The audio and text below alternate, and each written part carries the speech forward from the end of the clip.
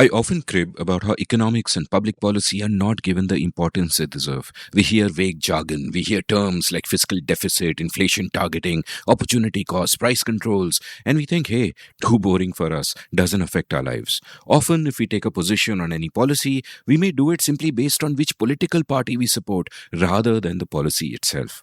And yet, economics matters, policy matters. Bad economics kept hundreds of millions of people in our country in poverty for decades longer than necessary. Good economics and good policy for about 20 years from 1991 brought hundreds of millions out of poverty. Policy has humanitarian consequences. That's why I refer to many of Indira Gandhi's economic policies as well as Modi's demonetization as crimes on humanity. And so, as concerned citizens, we must not leave economics to the experts. We must not leave public policy to those in power. We must make an effort to understand the forces that shape our lives. But this is easier said than done. Some of the basic truths of economics are counterintuitive, like the fact that at the level of a society or an economy, central planning always fails and everything good happens bottom up. Also, we are wired to think of the world in zero-sum ways, but actually, every voluntary transaction is a positive-sum game. It leaves both people better off in what John Stossel calls the double thank you moment. That's why markets are where magic happens and governments fail so often. Now, I'm someone who's tried for over 20 years to share these insights to a larger audience and to affect the demand side of the political marketplace. And for those of us who care about this, it's a constant problem. How do we take these insights to the public at large? The stakes are high and we must try. Welcome to The Seen and the Unseen, our weekly podcast on economics, politics, and behavioral science. Please welcome your host, Amit Verma.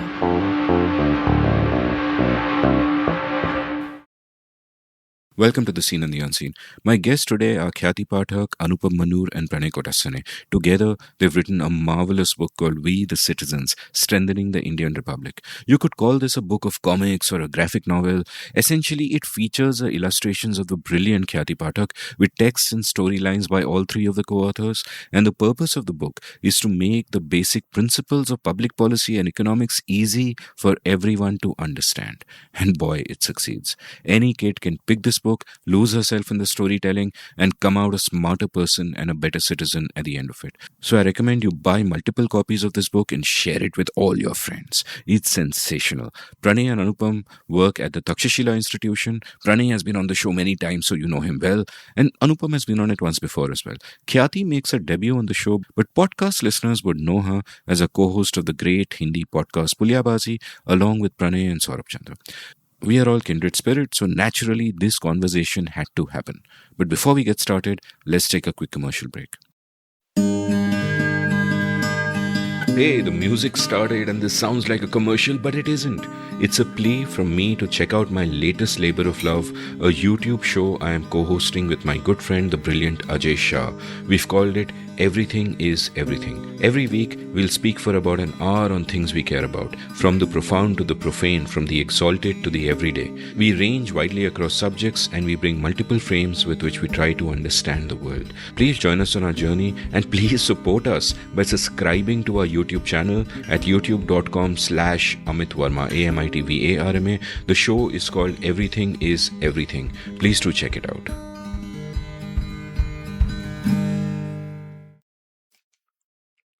I don't even know whose name to start with. Khyati, Anupam, and Pranay, welcome to The Seen and the Unseen.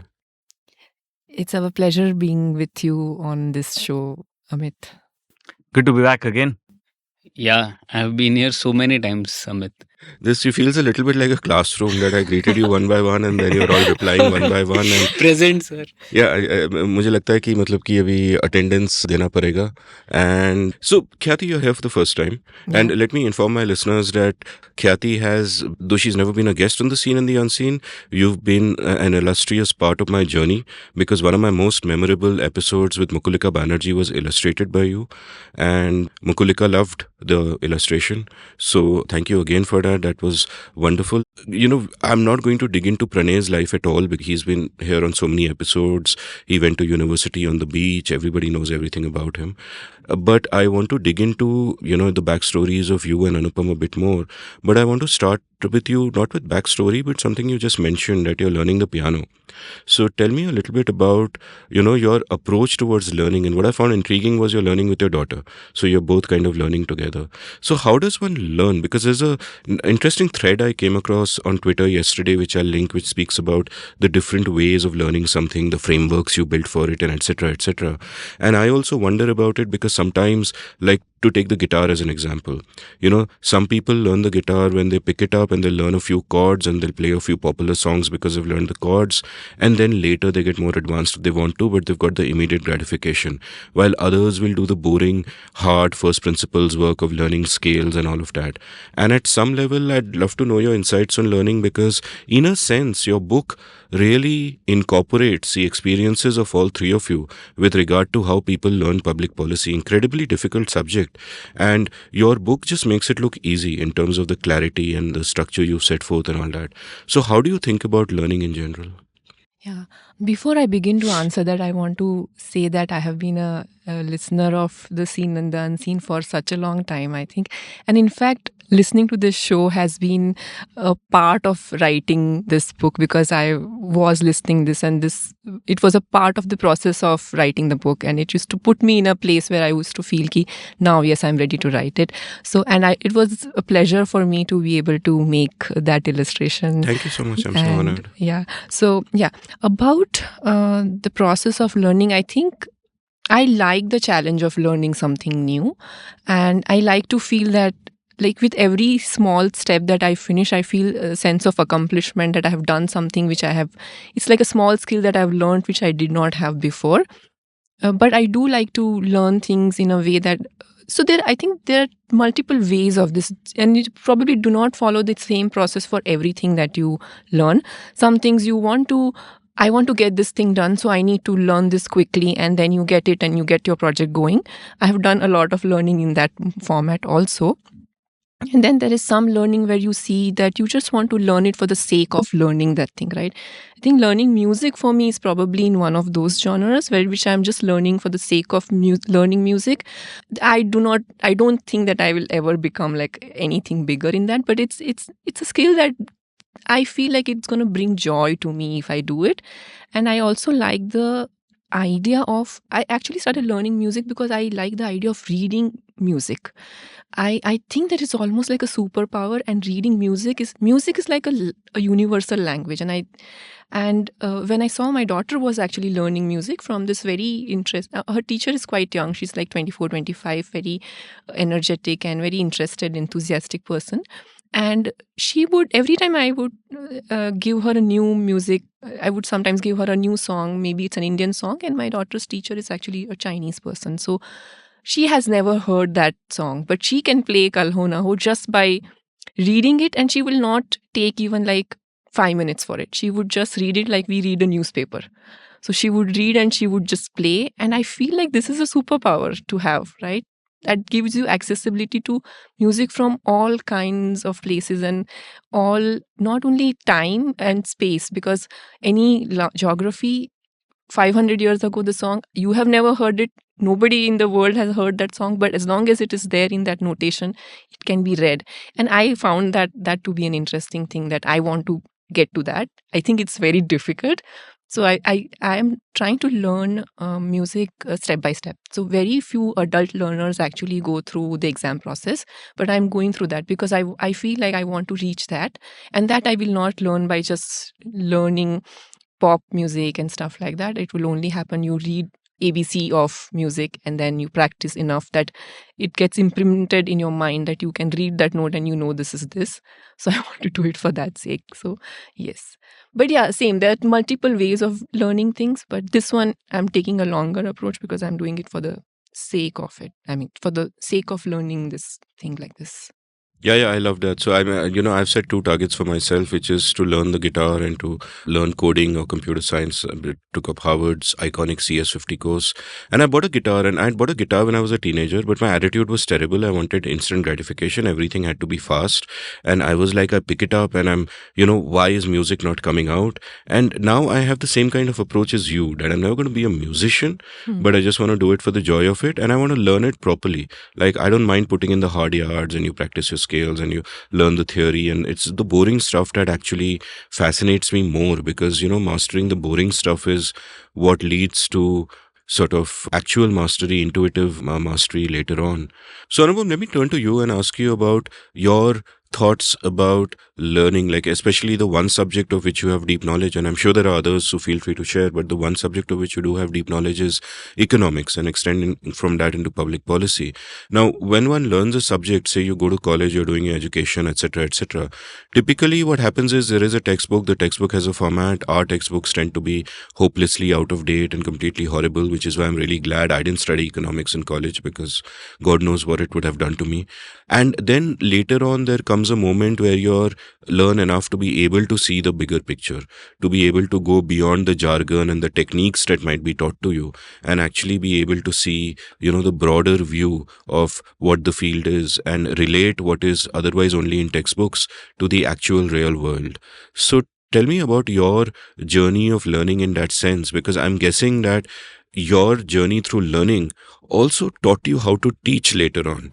Like, what observations were there in your own learning process which you could then apply as a teacher? And in that journey as well, what did you learn about learning? Yeah, there's actually multiple things that I want to say on this front. As you mentioned, I think economics, the way that it's taught in India, does a massive disservice to the domain, to the discipline. I'm sure that is replicated in many other disciplines as well. The way that it's taught, it's completely unrelatable. It seems like, let me tell you this, my the economics that I learned in 11th and 12th had pages and pages and pages dedicated to economic history without context. And as in, we had an entire section on 91, not going into so much about why it's important or what it did for India, or, why is it such a momentous kind of occasion, but rather focused on what were the precise laws that were changed. So it said, okay, there was this thing called MRTP Act. It gave the salient features of the MRTP Act, and then said why it was repealed and what came instead of it. Now, out of context, it's completely unrelatable. I mean, you're literally expected to learn by rote what are the features of a particular law that existed before your time, which I would find that very few very few students would be interested in. It would be a completely dry, boring subject. And then we had entire pages dedicated to, the different players, what they did. It's not really interesting, right? Just to again give an indication, you have the NET, the National Eligibility Test for Teachers. And at some point of time, I thought I should take it up, and I started preparing, as in just opened a sample question paper. My entire preparation journey of NET lasted 5 minutes. Okay. And the reason being, I opened a previous question paper. I looked at, I think, the second or third question, which said, who was the finance minister during in 1987, which did some reform? And I said, if that's what you expect me to know, the names of people at particular times without any of the context, I said, I don't want to do this. So who was it? VP I have Singh? no clue. In 87. I have no clue. I mean, I'm also, I'm going over the details I'm sure I'm making up some of these details, but I'm saying those were the kind of questions, right? Which doesn't do anybody any good. We had an entire paper on Indian economics, which, as I said, it was just this. And I don't like the notion of Indian economics at all. I mean, there's economics, which is applicable around the world. You don't have Indian physics the same way I don't think there is an Indian economics. You can have Indian economic history, which is different from Indian economics, right? But again, all of that meant that it was a lot of just historical facts put in place without context, without any kind of relatable content, which seems important. So even in my journey, I mean, for instance, when I did, and this, as I said, is across domain. So when I did mathematics, we'd learn trigonometry, and the same thing, right? Everybody would say, okay, at what point of life do you imagine us walking down the road? You look at a building and say, okay, I have to find out the sine and cos theta, right? Very rarely. And I think much of economics or at least mathematics, which was there, was in a similar fashion. You wouldn't find areas where you could possibly apply it. Now, jump forward a few years, and, when I started getting interested in economics, largely because of whatever reading I'd done on my own, and that had an overlap between studying kind of politics, political science, political economy, and finding out that economic systems are intricately kind of linked with political systems. I think reading things like 1984 or some other novels did a lot more to incite my interest in economics than my economics textbooks did. And that's when I kind of probably an insight which should have been very clear, but any of these domains can only be can be interesting when you make it relatable to people, right? And you have to move away from the classic textbook examples of, if you read a textbook version of comparative advantage and trade. Let me give you that example, right? It'll say, okay, England produces bushels of wheat and Portugal produces wine. And firstly, I have no clue what a bushel of wheat is. I don't think anybody does. I don't know what a bushel is, right? And then something else of cartons of wine and how they trade. And it's boring. I don't want to learn that. It's really boring. And so when I teach comparative advantage, I try to give the example of Virat Kohli, right? And I'll come back to that later, but the example should be something that people can relate to, right? Virat Kohli and the typist. Yeah. Huh? Shall I go into that example? Yeah. Okay. How do you understand comparative advantage, right? I give the example of understanding, or the example of Virat Kohli and a typist. So you have Virat Kohli, who's an excellent batsman, and obviously amazing, or was amazing. I don't want to get into that, but was amazing at what he does. But he also seems to have a lot of contracts that he has to, go into. And that requires a lot of typing. So Virat Kohli has a secretary who's an excellent typist, but it just so happens that Virat Kohli can type better than the typist. Is faster, makes lesser errors, and so on. So now you have a situation where Virat Kohli is better at batting, and obviously better at batting, but also better at typing than the typist. So should Virat Kohli do both? And immediately most people would say no. Right? Virat Kohli should not be typing. And you ask why, and you prod that a little bit further, and they say it's a waste of his time, he can do much better things. And there you have it. That's comparative advantage. So Virat Kohli has an absolute advantage in both batting and typing. But the opportunity cost for Virat Kohli while he's typing is extremely large, right? Every 1 hour that he spends, or every minute that Virat Kohli spends on typing, is a minute that he's not spending on batting, on practicing, or even doing ads, right? Which earns him a lot. Whereas for the typist, the opportunity cost is very low. And so therefore you say the typist has a comparative advantage, right? So the whole idea behind all of this is how can you make it relatable to students or anybody else, and that's when people's interest in that subject gets awakened. So you can give most of my examples back in the few years back when I started teaching was all to do with beer, because beer, snacks, things like that, which people use on a day-to-day basis and which makes it relatable. So the big kind of insight is, if you want to get people interested in the subject, make it relatable, remove the jargon. And I genuinely believe that you can explain the most complex ideas in a manner that is relatable to anybody, right? Without necessarily a background in that domain or without having spent years and years in that domain. You can actually make it relatable. And I think that is one of the challenges which we have failed in our Indian education system by and large. I mean, maybe elsewhere as well, but I know in the Indian education system we've failed. And as long as that happens, every single student of Takshashila's public policy course probably comes here saying, I hate economics, or I feared economics, or it was one of the most boring things. And then hopefully at the end of it, they go back saying, I actually enjoyed this bit.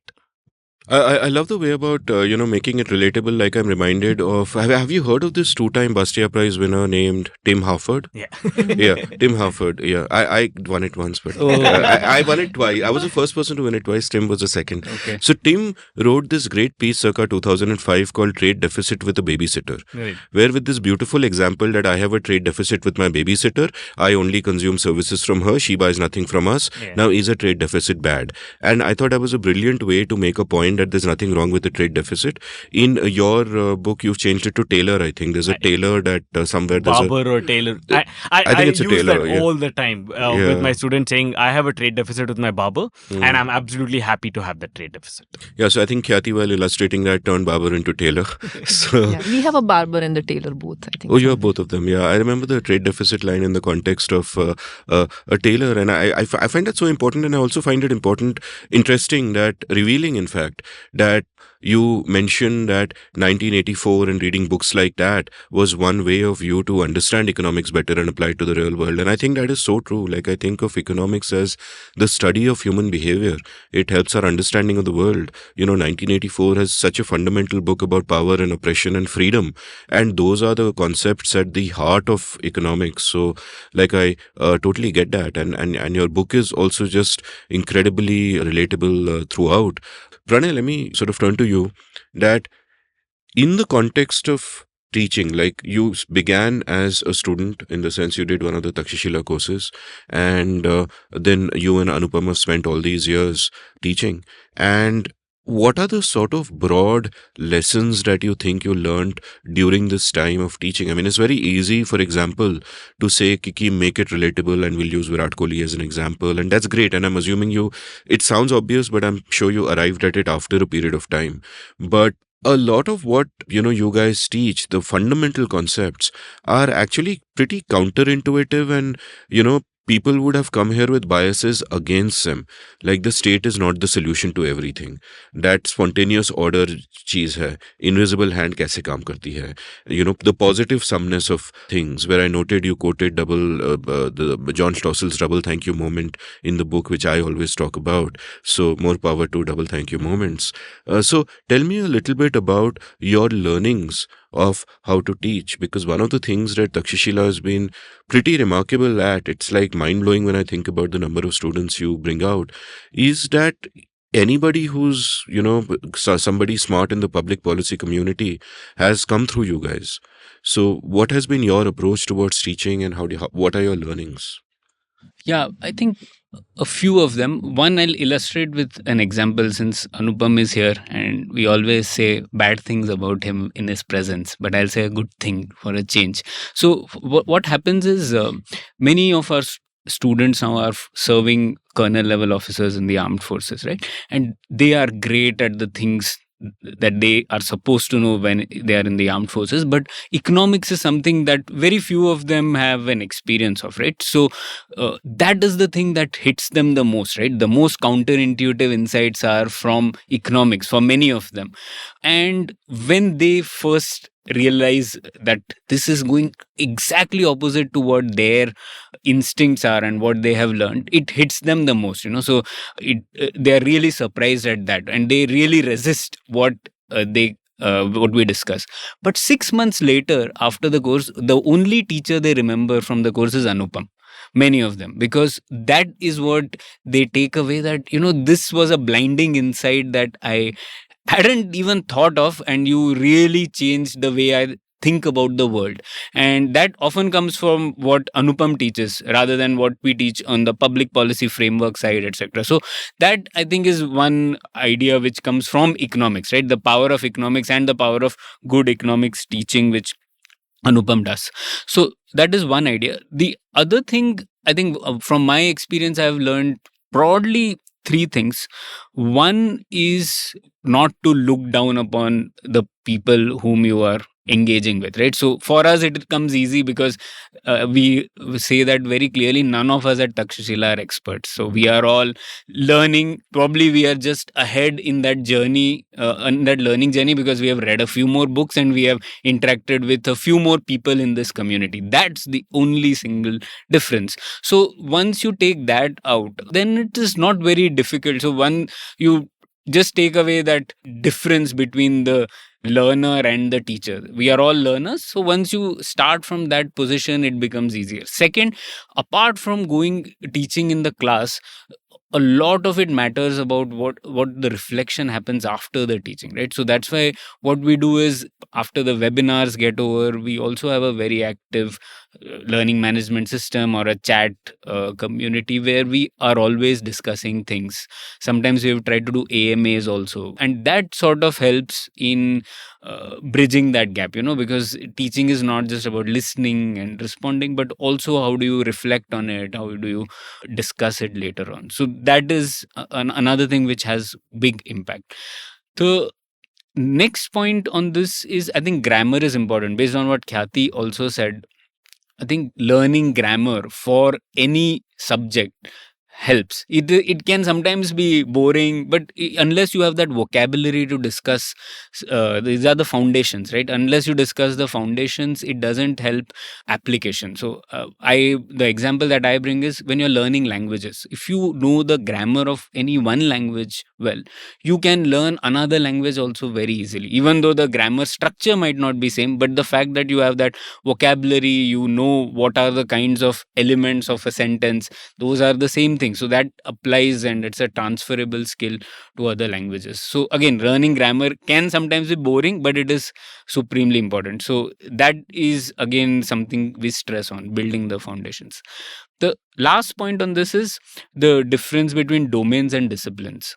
So economics to me is a discipline, not a domain, right? So many times people will sort of jump into health policy or international affairs.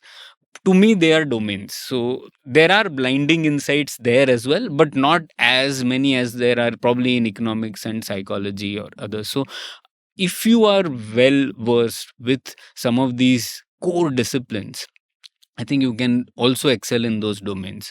So learning about those disciplines, spending time on learning them is really, really important. So that's why economic reasoning, probably public policy frameworks, and public finance, I would argue, psychology help you in really grasping things across many domains. So that's why our learning focuses a lot on really strengthening this grammar and teaching a lot about these disciplines before people go into a narrow discipline and try to become a health policy expert or whatever the field they might choose. But get the disciplines really, really well understood. And even the assignments that we try to do are all fun, application oriented. So the idea is not to grasp some kind of thing that Anupam gave an example of, but it is largely, are you able to apply concepts, and that too in a group. Sometimes we do a good group assignment, so it helps people bounce ideas of each other and come up with something. Those are some things that I can gather from our experience. Can I add to this? So I wanted to add a student perspective to what they were just talking about, and I want to also tie it up with the piano lessons that we started off with, right? So we often forget the importance of a good teacher and what the teacher brings into a class. They bring a certain energy. It is not just the content, but what energy they bring in makes a whole lot of difference. And that's why we see that even though there is Coursera and so many things, right? Most of us would have we would have tried those courses, but we often do not finish them because there is no teacher who is, there in the class, and we are not having that connection with that person, right? So that's one thing. And I feel like the importance of your peers also, the kind of peers that you meet, right? So the part of piano lesson that is interesting for me is that my daughter is also learning, right? And sometimes I am playing and my daughter will give me feedback because she's one level higher. So she'll tell me, Mama, you are playing this right. Oh, no. And sometimes I don't know how to read this note, and she will help me out, right? So I feel like that environment of having other people who are also a part of this journey, and if they being an interesting set of people that you want to know and learn with, I think that also adds to the kind of, and I think for me, Pranay was explaining about the grammar, right? So I knew about a lot of the concepts that I learned at Takshashi, right? It's not that the first time I was learning about them, but I think I had not unified them into a structure the way that it made sense after I studied this. So I think that's why probably if the book has some structure, is because I got that structure from here. I knew the concepts, but I think they made a bit more sense after learning about them in a more structured fashion. There's a great anecdote, and it's actually a piano anecdote, and it's about the importance of a good teacher, which is that it's a post I'll link from the show notes written by this guy called Derek Sivers.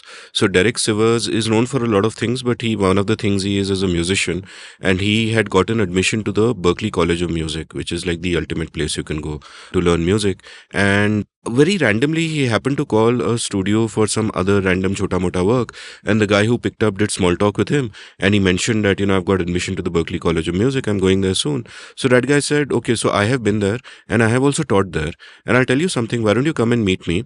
Tomorrow morning at 9 a.m., you come to my house, and I'll teach you in one afternoon so much that you will finish your Berkeley course in 2 years. Like normally it takes 4 years. So this guy lands up, and the person he's speaking to is Chemo Matthews. So Derek Sivers lands up at Chemo Matthews' house or wherever he had to go at 8:40, but he has to wait till 9. So he counts some minutes and he waits till 8:59. An important part of the story because it shows you the desire and the hunger. And at 8:59, he hits a button and Chemo opens, and Chemo is like surprised to see him because he tells every young person he meets that meet me tomorrow at 9 o'clock and I will teach you everything, and nobody ever comes. This is the first guy who showed up. And then he takes Sivers inside and they sit down at the piano. And according to Sivers, in 3 hours, he learns what they teach you in one semester at Berkeley. And then he has 2-3 more sessions with Chemo Matthews, and then he goes to Berkeley. And Berkeley also is a progressive kind of place where it's not like, nahi, nahi, aapko class aana hai, aapko baithna hai. They allow him to give exams early, and he finishes a course in 2 years. Right. And I find this is such a beautiful story. And at one level, of course, it illustrates a completely different point that I keep making about our education system, that people learn at different paces. It makes zero sense to me that we have a system where children of the same age study together, same bunch of subjects, that whole homogenized approach towards whatever, when everything else in our beautiful capitalist full of choice society is so personalized and individualized. And I think that's a problem to be solved. But also this tells you about the power of a good teacher. And my imagination here is that what Chemo Matthews would have done is, begun with a really great framework, began with the grammar, as you put it, Pranay. So then everything else kinds of falls into place. I have a tangential question for you, Pranay. You mentioned that you guys, teach a lot of people in the army and stuff. And I've done a bunch of episodes with Ajay on the subject. We did a deep dive into the Indian military, and before that, we have done deep dives on both the seen and the unseen, and everything is everything on Ukraine. And I was stunned by how beautifully, like, one, how deep his knowledge is of military, but also how beautifully he uses the tools of economics to understand wars. Like in this whole Russia versus Ukraine, did I say Russia versus Ukraine? I didn't know. Yeah. In this whole Russia versus Ukraine conflict, it reminds me of the question that when you have a bacon and eggs breakfast, what is the difference between the pig and the chicken? It's an economics answer. The chicken is involved, but the pig is committed. So it's about incentives. And I think of Ukraine as a pig, that you're going to die if you lose. And I think of Russia as a chicken. That theek hai, anda gaya. You're kind of involved, megalomaniac dictator, but the incentives are totally different. Ukraine is fighting for its survival. So thinking of the incentives helps you make sense of why Ukraine did not just roll over and die despite being a much smaller army. And also, you see the power of spontaneous order.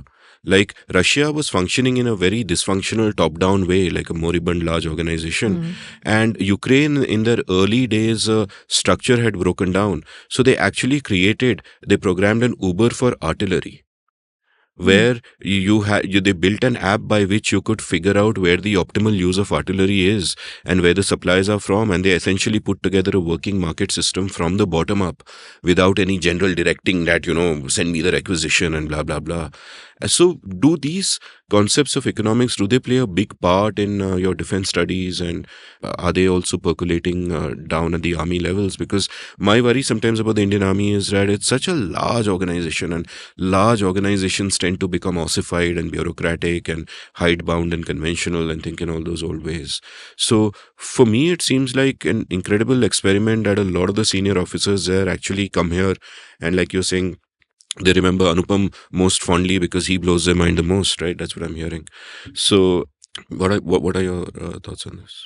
Yeah, so we do teach fundamentals of economics and strategic economics. Because economics is a discipline, it obviously has insights for defense as well. And in fact, one discipline which we wanted to build but haven't been able to is about defense economics, right? So there are lots of good books on this in UK, like Keith Hartley, etc., who've done applied economics to defense very systematically. Wow. To make to answer these kinds of questions, right? So if you have 1% additional GDP to spend, should you spend it on defense or not? What are the kinds of things you will answer to come to this conclusion? All this is systematically thought through, but that kind of discipline doesn't happen in India. So if you would have seen conversations when people in the defense think about economists, they think these are number guys. These are the people who will say, they think about budgeting, not economics. So economics, the fact that it tells you about these core concepts, you will think about opportunity cost, you will think about marginal gains, marginal benefits, marginal losses. All those are things that come through economics. So, I mean, the fact that now many of the people choose to come to this course and learn this, I think, is testament that they find something useful about these concepts. And yeah, hopefully we'll see policy changes also in that direction in the defense realm. Yeah. So just a couple of things. One, it's fascinating to see that, I mean, most of the people who come from the defense and from the armed forces largely look forward to the latter half, right? Before the course begins, because that's when we go deep dive into Arthashastra and strategic studies and so on. But at the end of the course, they generally mention that they enjoyed the first bit a lot, which is just a general introduction to economics. All you have to do is maybe fine tune the examples a little bit, but even just opening their eyes to something like the guns versus butter, right? The idea of opportunity cost. And they immediately start appreciating that there is something called opportunity cost. And even within their own, for example, domain. So you can, kind of tell them that every amount of whatever resources that you spend on buying a particular kind of equipment means that you have less for something else. And you can put things like pension, OROP, all of that in this context of just general broad economic ideas. And I think their appreciation of it goes up quite a bit. They're able to now use some of these ideas in their conversation. So I think that by itself is just a fascinating, for me, a takeaway. You also, as Pranay was mentioning, we are oversubscribed. What began as an experiment to say, okay, can we get some of the defense folks into the course? Now we are oversubscribed, where people, even though they're not nominated by their headquarters, they want to pay on their own, come and do this course. For me, that is a fascinating takeaway. The third bit, which, I mean, from the outside, I had the same kind of apprehensions of the Indian Army as you do. It's a large organizations, again, complex bureaucratic structure and so on. But increasingly now that, I have a glimpse into the inside, I can see genuine efforts from their side to, the amount of money and time and resources they spend on skilling on some of these things. They've invited me to go and talk about Bretton Woods and gold and a whole bunch of things in airfare, the Air Force and Warfare kind of college in Hyderabad. So for me, that's fascinating. The fact that they really want to learn about this and go deep into some of these things, which is not directly going to affect the way that their lives are run. These are all challenging things. I mean, these are all fascinating things for me. I speak to them on trade. Again, there's a lot of resistance. Let me also not say that, right? Immediately, there's a lot of resistance because they come from a particular background. And, when I make snide remarks about Atmanirbharta and so on, it doesn't sit very well right at the beginning. But, with enough time to digest, with just exposing them to some of the evidence, but more importantly, I think exposing them to a particular line of reasoning will in time, change their mindset. Not everybody, not all at once, but some of these things just fester, right? At least telling them that there's an alternative way to think about some of these things. I think that itself is just a good starting point. I just wanted to add General Menon, who has been on your podcast and who's the director of the Strategic Studies program. So he has conceptualized this course. A concrete example of how that has translated into something that is useful for defense is he's developed this military resource allocation framework. So this is actually taking all the insights of opportunity cost, limited resources, scarcity to literally identify, if you are in a particular resource scarce situation, what are the kinds of platforms you should buy, what would be the opportunity cost of that. So it has gone to that level of platforms of that Indian Army or Air Force or Navy will buy. So that is also something which is really useful to the people who take the course. And one more point I wanted to add, I think what Khyati said, a lot of learning in public policy is generally omnidirectional. So I don't think we can teach. As I said, none of us are experts. So we can only point them towards some readings. But a lot of people learn by talking to each other. So public policy really helps if there are more interactions with people, group assignments, or just group discussions on a broad range of topics. That really has much more impact in this discipline than others. This episode is now going to take an authoritarian turn, as I am going to unilaterally decide that every time any of you say something that my gentle listeners cannot understand, I will intervene on their behalf and ask you to explain. Guns and butter. Anupam, kindly explain. This is a curse of knowledge, just because you know doesn't mean everybody knows. What do you mean by guns and butter? What does it illustrate? Yeah. So this is a classic kind of example used in economics to just underscore the concept of opportunity cost, right? So if you're at a national level, you have X amount of resources, and resources are always scarce. You can spend on either one or the other, right? And the guns versus butter kind of debate is the classic thing saying, okay, if you have, as a government, have 100 rupees, and you can choose to spend X amount on guns, and guns here represents all kind of, let's say, defense, security, all of that, and or you can spend it on butter, and butter again represents all non-security expenditure. It could be school, health, actual food production, whole bunch of things. Again, you would probably ask the question, why should the government spend anything on butter at all? But we'll come to that later. This could be just any kind of subsidies, any kind of transfer payment, all non-security expenditure. And the idea is just to say that every 1 rupee that you spend on buying a gun is 1 rupee less for butter. And the other way around, every 1 rupee that you spend on butter is 1 rupee less for guns. And it's just trying to highlight the idea that there are opportunity costs, that at every decision, you have to make trade-offs, right? So resources are scarce, and so therefore you have to make a choice. Every time you make a choice, if you're choosing one, it means that you're giving up on something else. So I think that's the idea. And then you can go ahead and go deep dive into that. So even if you've decided to spend, 20 rupees on education, there again this entire guns versus butter comes in. I mean, here it's not really guns, but within that you're saying, okay, how much do you spend on primary education versus how much do you spend on higher education, and so on. And every rupee that you spend on higher education is 1 rupee less for primary education. So just really going into this idea of opportunity cost and trade-offs. People, you kind of also find that it's good to go from I always like to go from a micro to a macro level. So you start with saying, okay, 1 hour that you're spending here listening to, let's say, Amit Verma's podcast. I mean, generally it's about maybe 4 hours, but 4 hours that you spend listening to Amit Verma's podcast is 4 hours that you don't have to watch and, and do better things like, watch Netflix or go to the park or spend with family or any of those things. So that's the opportunity cost of listening to the seen and the unseen. So, and I think people understand it when you say that at a micro level, and then you've just got to extrapolate that to say, okay, the same thing applies at the community level, at the state level, at the national level, and even at the world level.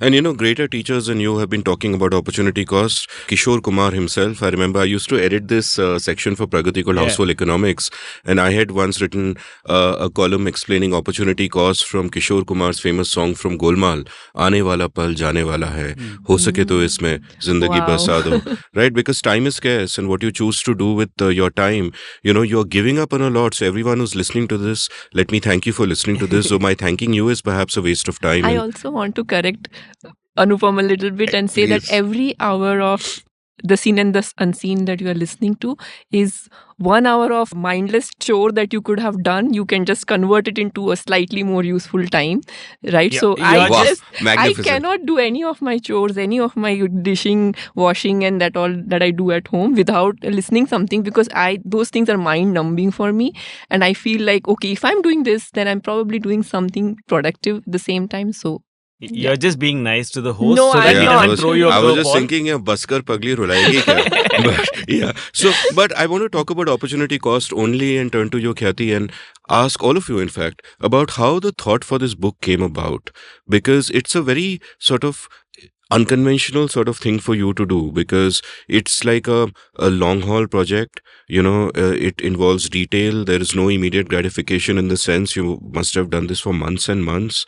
The art is so intricate and it's just like fantastic at every level. I loved it so much. But how do you come at the decision that, where did the idea for the book begin, etc., etc.? So I will begin and then I'll let them add, because I think it was a slow process that it evolved into this thing. Okay.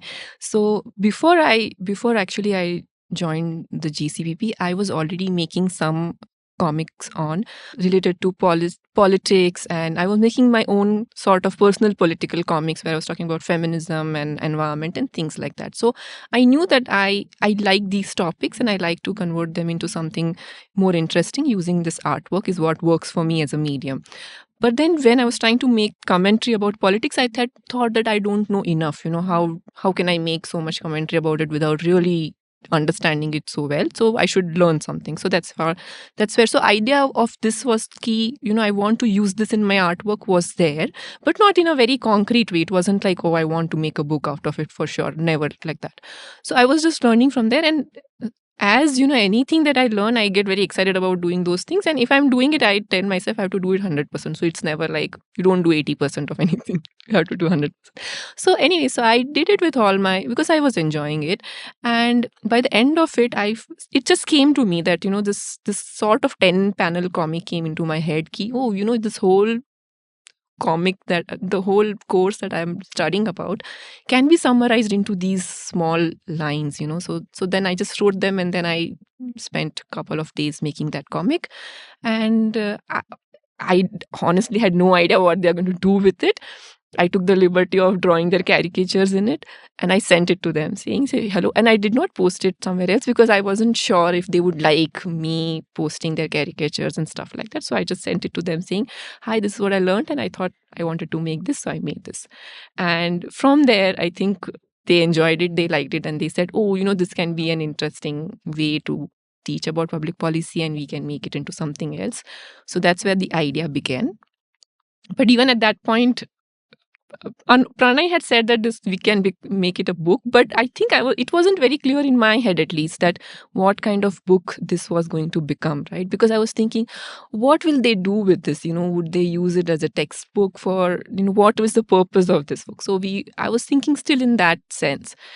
So then we decided to make a couple of pilot chapters and see if I can actually do this thing, if it can be done in an interesting way and if it makes sense to them also. So that's where we made a pilot chapter, and then at that point it became clear that, okay, we can actually make it into a book. But I didn't use those pilot chapters over here because I had made them in a very textbooky fashion. But when we decided, okay, this was going to be a book, then I said, no, I had to relook at it and look at it like how a normal person is going to read it, not a student of Takshashila. It's my daughter reading it, right? So what story would I like to tell her? So then that's where it became more clearer, but then it built by itself, step by step. That's how it emerged. Yeah, I have a very simple take on this. She's sent that bit over to us which encapsulated the 8 weeks, and I was mind blown because that in just that simple kind of, I think, 2 or 3 page comic, she had captured all of the big insights of our graduate certificate in public policy program over 3 months. And I would have been just happy with that. I mean, I would have paid her for that. Literally, I would have paid her for that and said, if I can share that with the students, right? But I think, maybe Pranay or someone had an idea, why don't we do more of this? And we jumped in. She had, I think, throughout the book, she was the one always in kind of self-doubt, saying, who will read this? Why would we do this? And how will it take? I think Pranay and I are always quite clear on that, saying if we have fun doing it, we should do it. And that was it for us. We had fun doing it. Khyati is obviously an amazing person to work with. The kind of efficiency and single-mindedness she has on the project, it is amazing. I think the biggest task that she had was trying to bring us in line and actually do some work, which we haven't done really. It's nearly all Khyati. So I think that's where it is. Yeah. See, I think this book is a continuation of the other work that we do, right? As that we did with Missing in Action, the course, the podcast, and the newsletters. The idea is that we are not looking at the normal end of the policy pipeline, which is the politicians and the bureaucrats. We are interested in the other side of the policy pipeline, which is citizens, right? If the idea is, if the Overton window moves, and we've talked about Overton window before, then the policies will also move. So we need large numbers of people to know that spontaneous order works, or the fact that there is someone called Hayek who has a paper called The Use of Knowledge in Society, and if we can simplify that to in a way that a person can understand, we will internalize those ideas in our policies also at a later point of time. So a lot of our work is essentially that whatever Takshashila does comes from that mindset. So then once you have that mindset, you're thinking, what are the ways in which you can get your message across? What are the different ways, right? So when we did this book on missing in action, and that was one way of telling the story. And by that time, I had also seen Brian Kaplan's book on open borders, which is again an illustrated comic making a case for immigration. And that also is again a counterintuitive idea about open immigration policies. And I thought that format was really good. And especially in Indian public policy context, I haven't come across any comic book. So when Khyati sent this, I thought, this can become a book which I haven't seen, and it's a new medium. Maybe we'll be able to get the message across in a way that writing alone can't. And that's how we thought about working on this and getting it done. I'll take a digression and ask a slightly broader question. If I zoom into this book, it seems like a great way of tackling, like you said, the demand end of the political marketplace, right? You make the common person understand this and blah, blah, blah. But I zoom out a bit, and suddenly I see a universe of Pranay Kotatsane books, because you seem to be writing a book every 2 weeks or something with different co-authors. And I see a universe of these books, and some of them are aiming at the same thing, and some of them are slightly different. Plus, I see that you are, of course, building Takshashila as well and doing all the things that you are doing. And in a sense, a question for both of you, even though Anupam, sadly, you have not been as prolific as him in terms of writing books. But I can only aspire. Where one can only aspire. He has shifted the Overton window of productivity, and, so which is a good thing. And my broader question then for both of you is about and even you, Khyati, I'm sorry, but they actually teach at Takshashila, so I thought, No, no. But my broader question is that what is the sense of purpose that sort of drives people who work in this field? Like, I know some people, like our friend Ajay, who talk of the long game.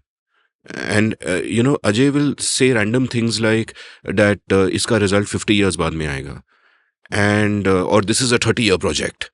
And the mind boggles a little bit at that, but he's totally genuine and committed and all of that.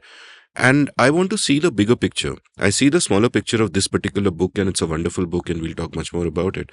But is there also a bigger picture in your minds where you see yourselves playing a role in this ecosystem and in this society, saying that, yeah, we got to change? What are the different vectors of change? What are the different locations we can take?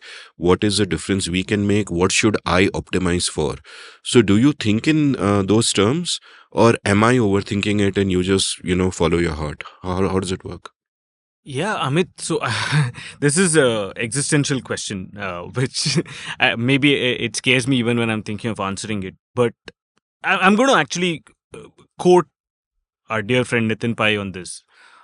Because, okay, so on yesterday, which is the 24th of February, Takshashila had a massive convocation where we gave, the scrolls to 120 odd the graduating students, or the people who are present. And so Nitin, he gave the address as the director, and he just spoke about two things, which, I mean, we've been saying it, and I'm sure on your podcast as well, Nitin has said the same thing, which is changing India as a marathon, right? That it's a long-term project. Things don't happen overnight. And I think we should be completely alive to that fact that, yeah, you can't bring about change overnight. And we've seen this. The second bit, which again is one of now Nitin's favorite metaphors, which he keeps saying, is about complexity, that, that Einstein was wrong. That when he said, or the quote at least attributed to Einstein most often, which is that, insanity is just doing the same thing over and over again and expecting different results, right? And Nitin has a different take on it, saying that's not insanity. In fact, that's how most of public policy works. You keep doing the same thing over and over again, and, maybe 9 times it'll fail, or maybe 99 times it'll fail, and 100 times something magic happens. Einstein was right in his context of controlled experiments in labs. Exactly. But not in the context of public policy. Exactly. Right? And I mean, in a way that at least I'm speaking just on my behalf and not Pranay's. In a way, that's what I think even drives me. I mean, I literally think I've written about 99 op-eds on price controls. It's, I mean, it's a joke amongst us that, I have a template and I just fix in, the variable of the day. Today it might be cab prices, tomorrow it's something else, or drug prices and so on. The price control on AI is actually called Anupam intelligence. I've actually written maybe 10 pieces on price controls in the last 20 years, but 99 is impressive. Yeah. I mean, it's a random number, but I think that's what it is. But there is hope that it will reach the maybe policymakers, but maybe enough people, because I think in the past we've had this the price controls on movie tickets or something of that sort, where I'd written, and there's a lot of people who said, yeah, I agree with you, even though ordinary movie goers who would normally, would rejoice at this. I think when I said, okay, these are the consequences of it, this was how it will affect something like the movie industry, eventually people do see it. And I genuinely believe that, right? If not, I think, yeah, there's no reason why I should be working in Takshila. Both Pranay and I will get hopefully better paying jobs in consulting firms and, retire peacefully. But we are in this because I think there is a belief that you can bring about change. It's not easy. It takes time. Ajay is right. It's sometimes a 30-year project. Sometimes it's a 50-year project. And I think we're okay with the fact that you might be doing things the results of which you might not see in your own lifetime, even. Right? I mean, I'm a lot younger than Pranay. Pranay is nearly getting grandfather status, but at least why not take Little slidings? laughter break. Yeah, Yes. maybe if you and Pranay are together on my episode, I should have those laugh tracks you have on comedies. So yeah, So I'm trying to add that. yeah, right. So you and I can be the laugh track. But that, I mean, I think on certain things you might not see the needle move at all, but in certain other things we have actually seen the needle move. Now, the other thing that I think you should be okay with is that the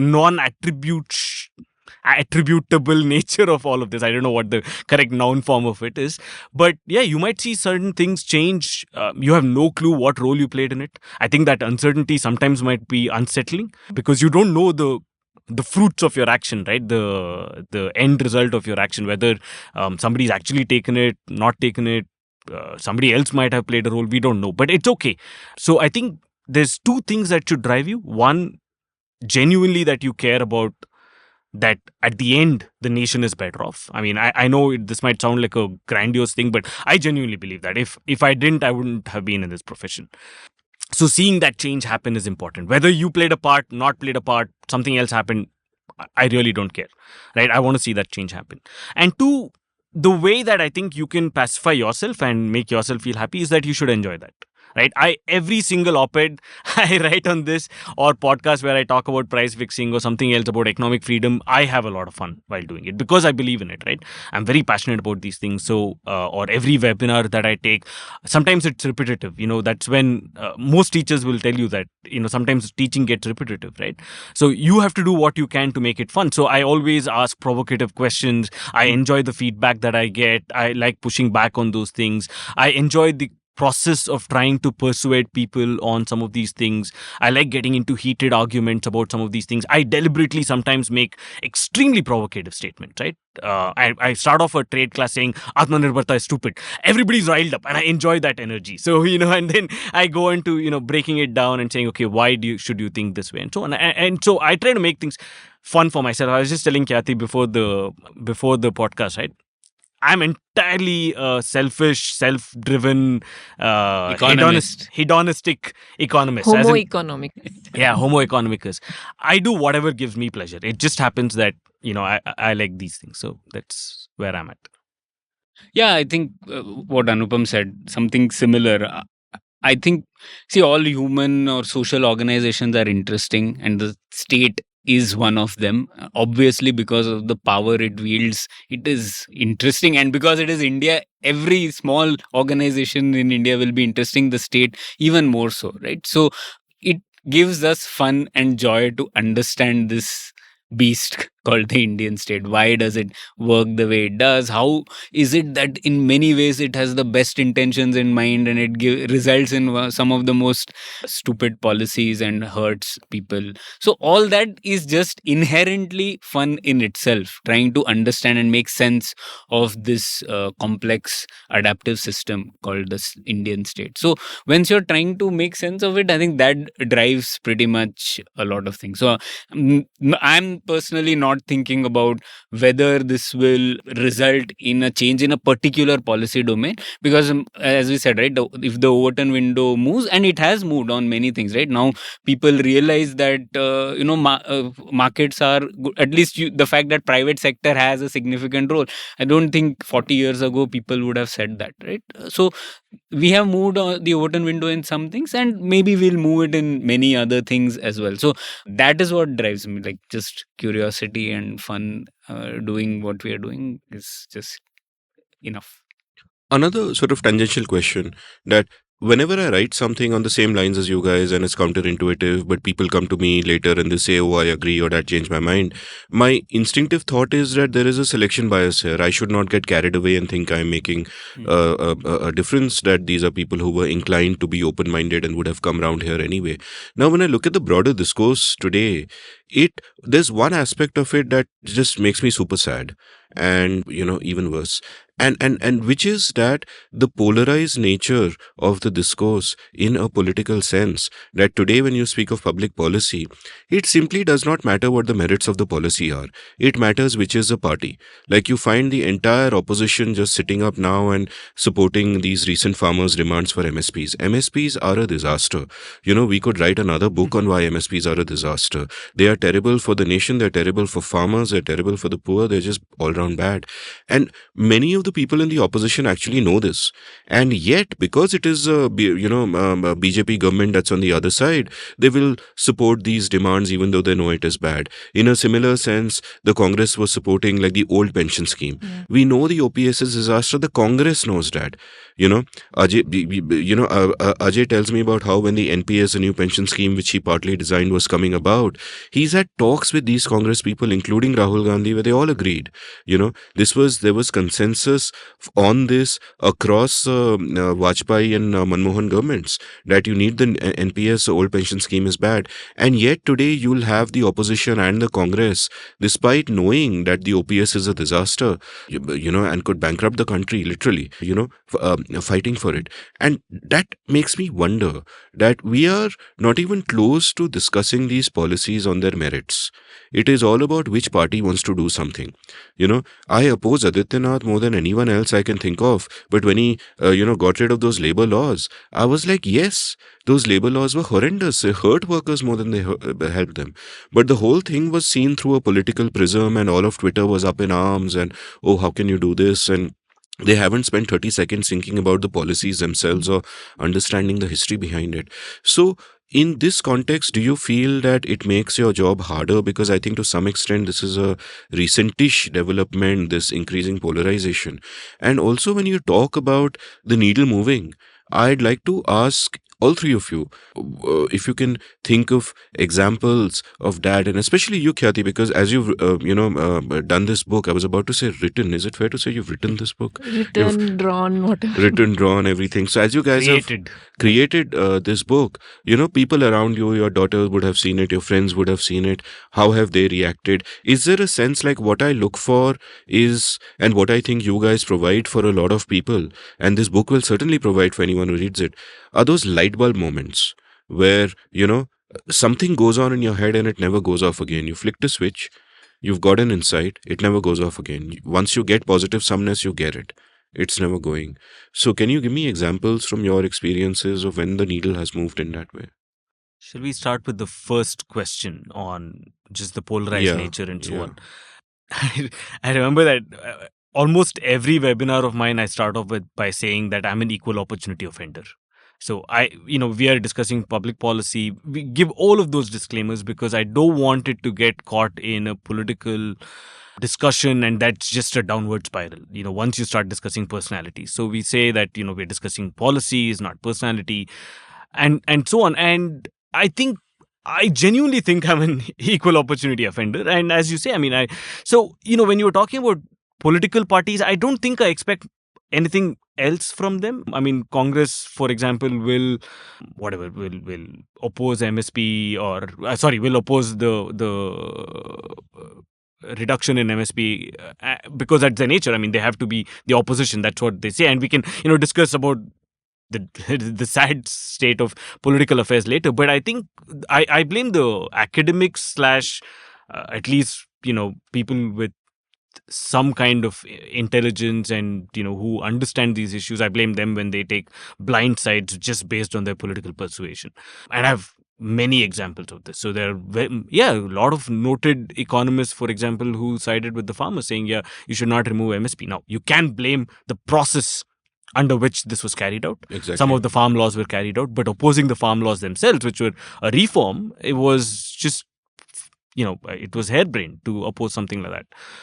So I think one is important thing is to try and maintain your own credibility, to say that we genuinely keep looking at policies across the spectrum, praise policies if it does good under your broader kind of agenda of whatever, transforming India, open markets, freer markets, etc., and irrespective of who's doing it. And I think we've tried to do that always, irrespective of which party.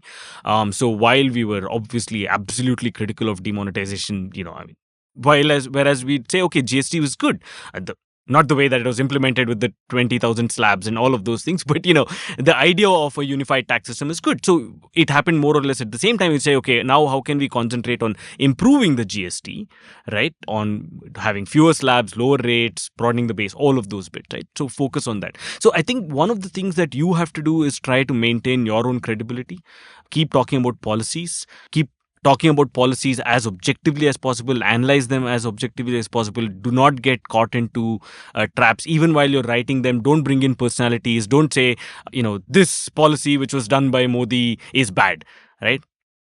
Remove the personality altogether, right? Say government instead. So I think those things are ways to maintain your credibility, which will probably have a slightly bigger impact in terms of seeming objective in all of this in your analysis, and therefore has a much higher chance of being accepted by a larger number of people.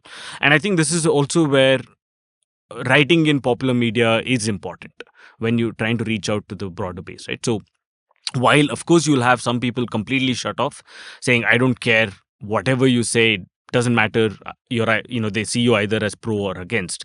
And of course, sometimes we want to make a compilation of all the wonderful things that Pranay and have been called, from lobby, of course, corporate lobbyist, everything else. Once I was called a lobbyist for chargers. Yeah. Lobbyist for chargers. Yeah, because I had written this like by mandating a USB-C charger is a stupid idea. You shouldn't do that. You don't need to mandate it. Already from 20 systems, the market itself has come to 2 different, and all the idea of the fact that you need innovation so someone told me you are a lobbyist for charging companies. Like, yeah, at least find some lobbyist of higher status. Yeah, it was like an insulting accusation almost.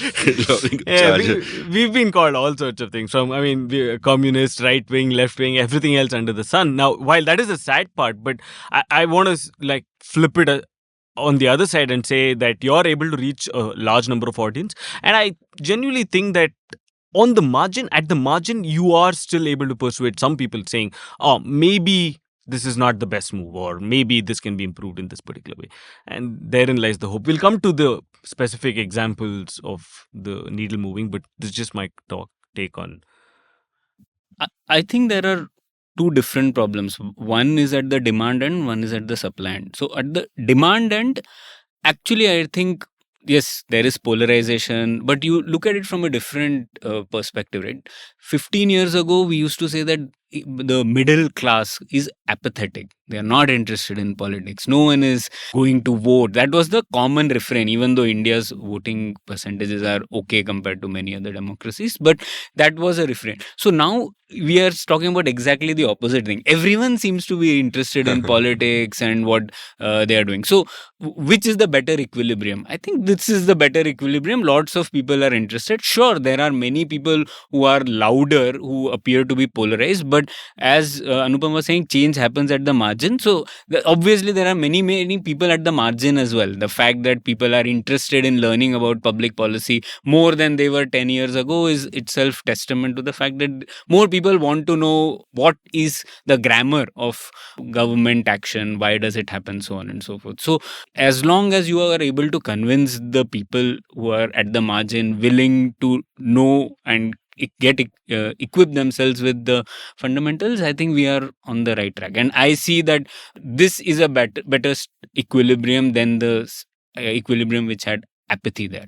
This is at the level of the demand end. At the supply end, a lot of the examples that you said are because we don't have, especially under the last 10 years or so, the mechanisms where parties spoke to each other and state and union governments spoke to each other, the what Dr. Rao calls intergovernmental bargaining mechanisms are missing, right? So farm laws, also nothing done through parliament. You bring in an ordinance. Even I would say for NPS, right? We thought 2004 NPS is done, no protests, great, victory achieved. But the real test of NPS it would come when those people start retiring, right? The people whom were onboarded in NPS in 2004, when they start retiring is when the rubber hits the road, right? That's the real test. So you actually had to have that political negotiation convincing to happen after NPS came into place. But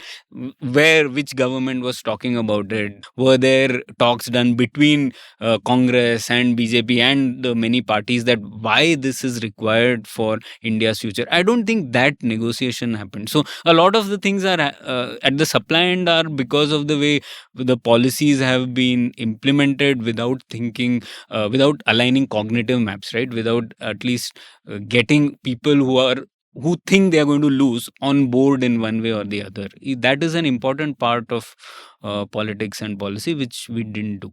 So those are the two reasons. I will try to answer your second question when you were trying to ask about the light bulb moments, right? So, one light bulb moment for me while studying this course was this framework around what should the government do? Because that is a question which is always, that is the central question in contention, right? Because nobody is saying there is no government, ऐसा तो कोई कह ही नहीं रहा ना. The whole point is that if there is a government, what are the things it should do? What are the things it should not do, right?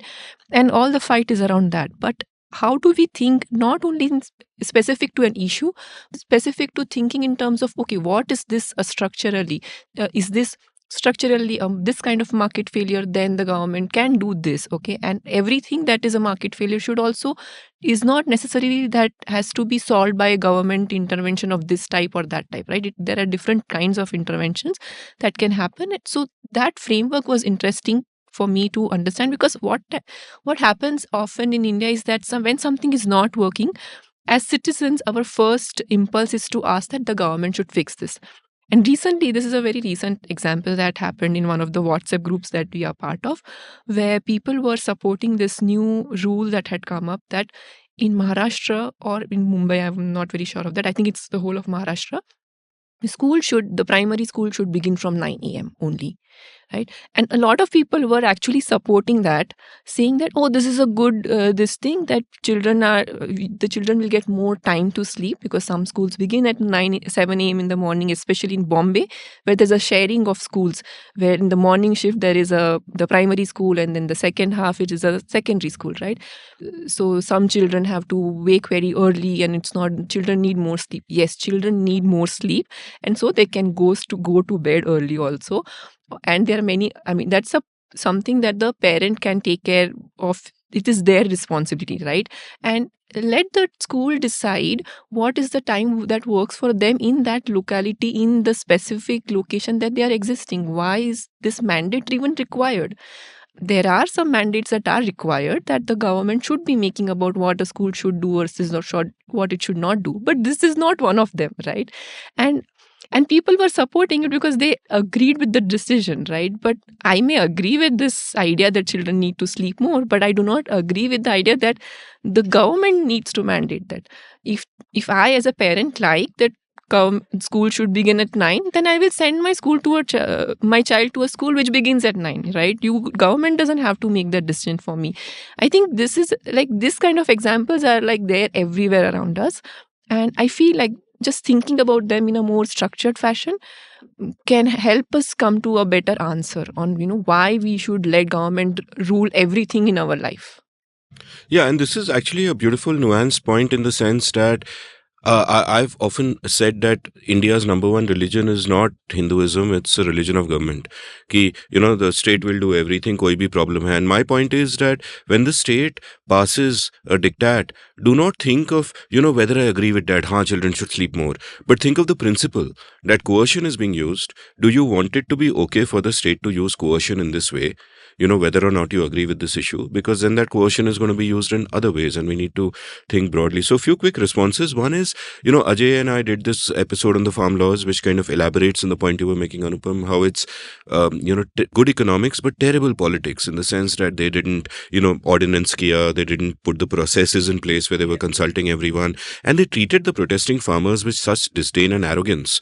And the politics was terrible, but those farm laws were something that essentially in the policy community across parties there was consensus on for like 20 years कि ये करना चाहिए, and anyway, regardless of that, I'll also say that one of the values about Takshashila that I've always appreciated is that non-partisan element of it.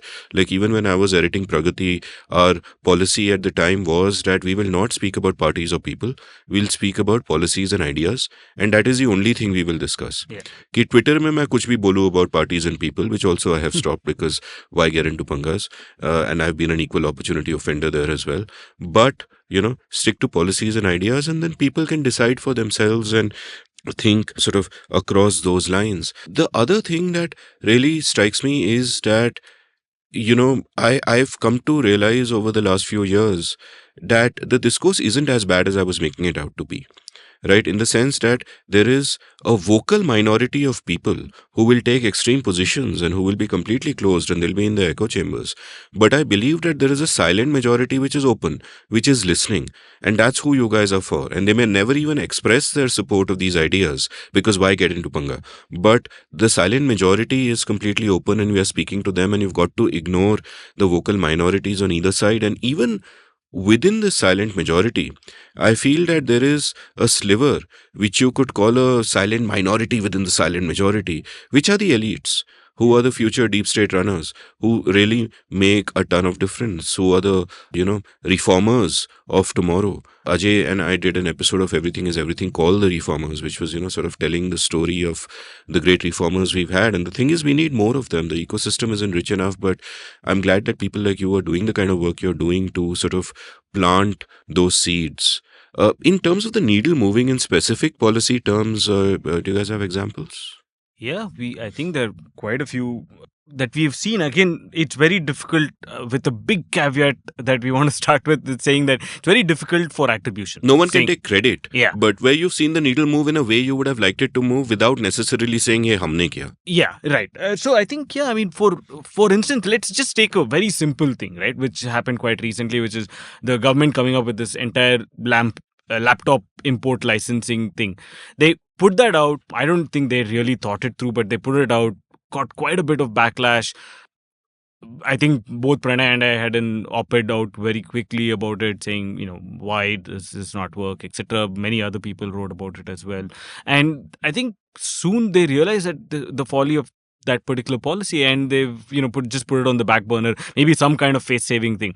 It's a simple example, but I mean, it has deep consequences, but it's a simple example where they've backtracked, and it's just saying that, I think that's not so much of the needle moving as much as saying that there is a constant kind of tug of war that happens. Sometimes you win, sometimes you lose, but it's important to just have your presence and state these things repeatedly over and over again. I don't think I've made a single new argument in that piece where I said why laptop import licenses are bad, but it's good to just make that again, right? Again, you might have influenced a few people, but it's just putting those ideas out there saying something like that is bad. But we can also take some larger kind of context, right? So where in places where Karnataka is something like, their regulatory approach towards technology and tech companies and startups, where sometimes they might reach out to us and saying, okay, what should we do, and we've given inputs, and you see at least some of those inputs going through. And again, the needles move. They've said, okay, let's at least create a regulatory sandbox where we allow for greater freedom, and that's not bad. There have been times when, for instance, I think, the labor reform thing is good. During the pandemic, I think many state governments looked at that and thought, okay, this is the opportunity to kind of relax some of the strict labor laws, and many state governments kind of followed suit, which for me was a brilliant indicator that there's clear understanding within the government that those labor laws are not good. The fact that they waited for an excuse to, kind of silently push through those labor reforms tells me that they understand that the current set of labor reforms are not, labor laws are not necessarily great, that it requires reforms, and yet probably, the understanding that I took was that they're afraid of the political economy aspect of it. They probably, according to me, they overestimate the potential kind of political consequences of that, but yet that is what they're scared of. So I'm taking the message that they're in favor of those reforms, but they're just afraid of the political backlash. But that moved. We're seeing kind of interesting forward steps, something like the space sector, which again Takshila has worked on. We've seen kind of privatization of an area which probably you would have never expected. I mean, that's a government monopoly. You have ISRO, and you said, this is one of those things where it's kind of fixed for life, but we've seen that change happen. We've seen them being open to private entities, maybe in the components, maybe in some other parts.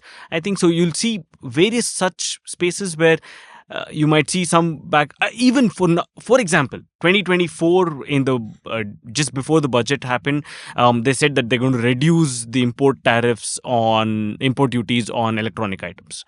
For me, that was just a great indication. So they're realizing that if you want to be part of the global value chains, you cannot have high import duties, right?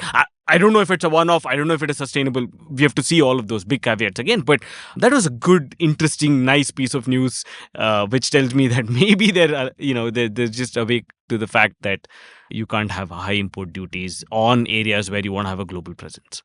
So you can look at many of these things. Maybe it's instead of looking at grand kind of needle moving where suddenly the government wakes up and says, okay, we're going to be libertarian, we're going to not impose our will on people, and we're going to have free markets. I think it's more individual small pieces of victories, right? So it's like that tug of war. Some places you go back, in other places you move forward. For me, that's the way I kind of look at this.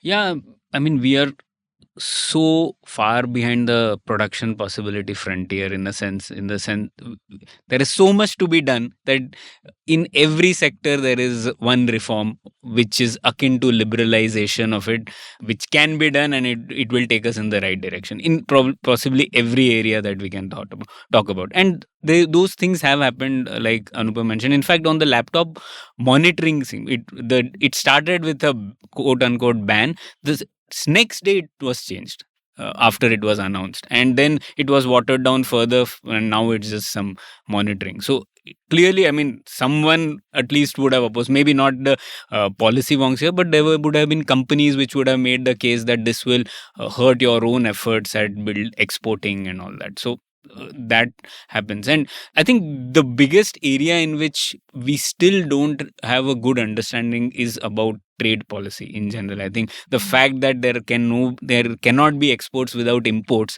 is I think the most heretical idea still within the government in many areas. So when that happens, I see it as a big victory. So all this, even the mobile phone components, first there were bans. So like we were discussing earlier, every government has some sort of production linked incentive schemes. Even the US has some industrial policies there in many governments across the world.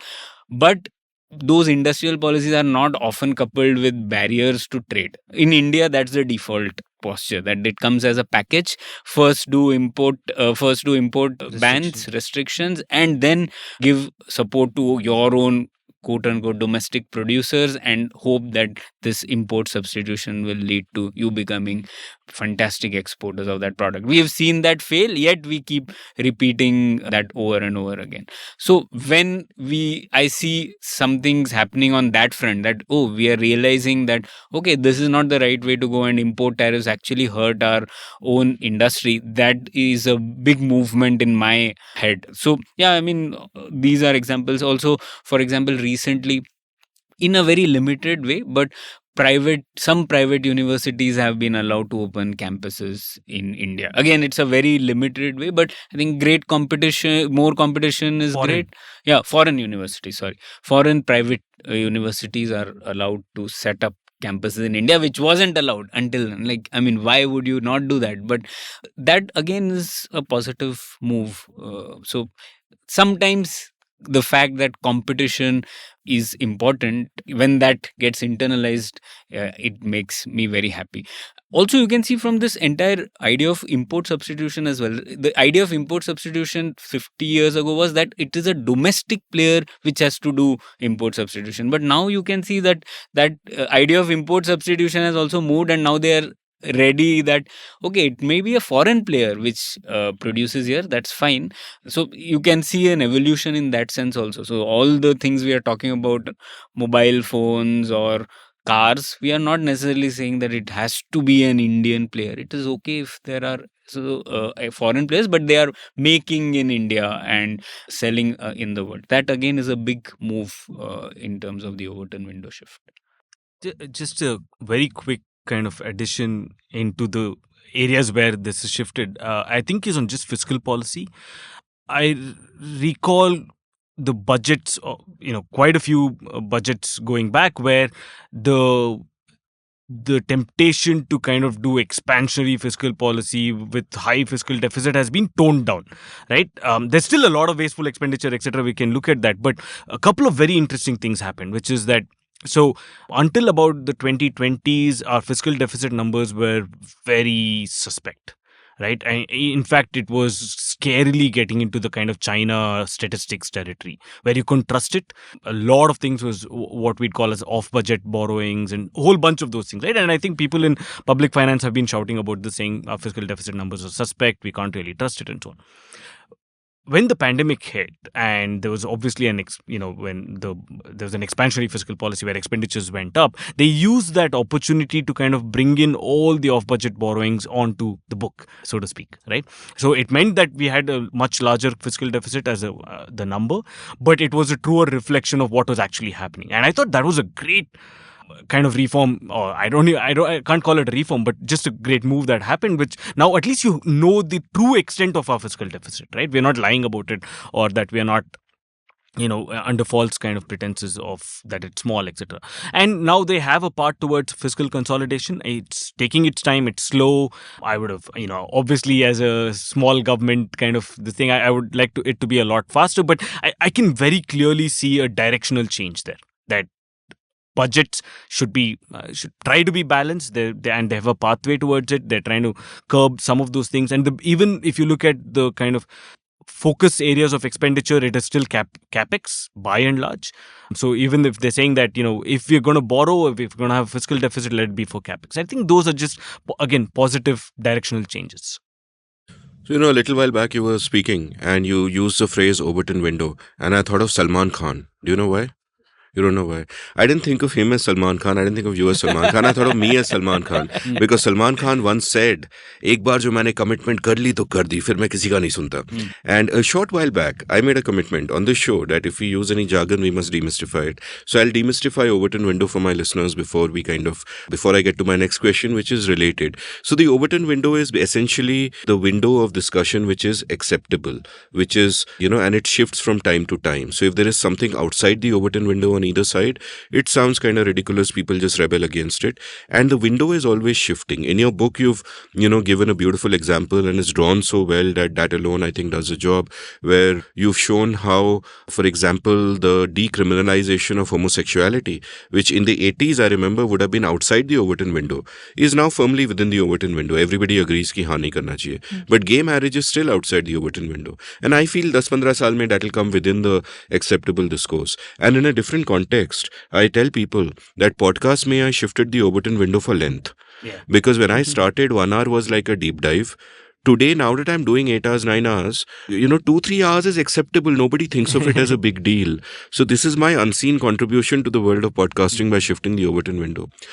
But my question is about the work you do in terms of expanding the public consciousness of these ideas, where I see this inherent tension in what you guys do. That on the one hand, a good way of shifting the Overton window is you go to the extreme. Right? Private roads for everyone, as our friend Yazid Jal says.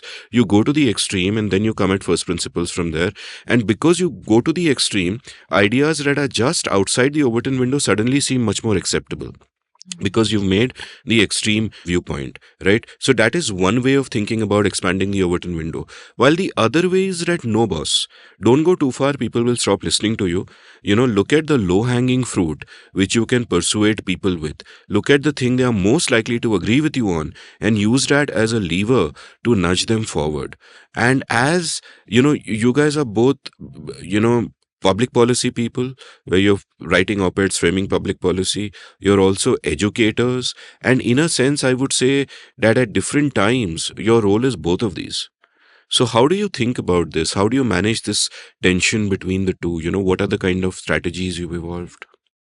Yeah, I think for us, it is more of the former. That is, we are trying to put new ideas into the public domain, which might, fully knowing that it might not get implemented. But the fact that as Overton window, the insight from that is one of the ways of getting change is to actually put a radical idea into the public domain, make a convincing case of it, and maybe over time that will shift, right? When people debate it, people think about it. And because our focus is more on the demand side of the public policy pipeline, we do more of this. So that's why even the areas that we choose very carefully. If some things are very obvious, we don't get into it. And our comparative advantage doesn't lie in making that incremental change happen, because one, we are not even in Delhi, or we are not talking to the policy makers. So people who are in committees, people who want to see that change happen and know the government structure very well,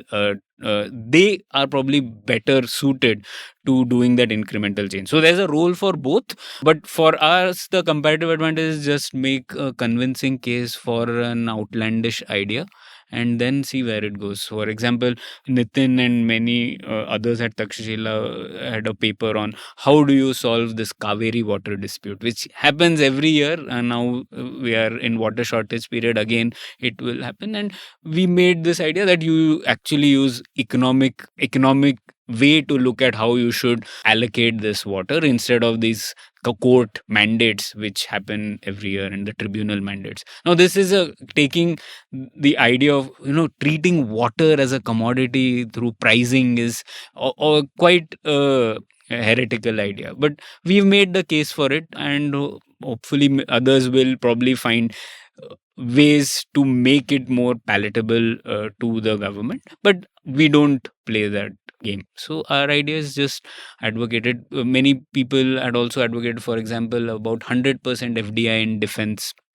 Long back, I think 2008-9 or so, people from Takshashila. And you have seen that move. It's not 100% in many areas, but it has moved in the direction that you would want. So for us, it is just make a convincing case for an idea that whose time hasn't come yet.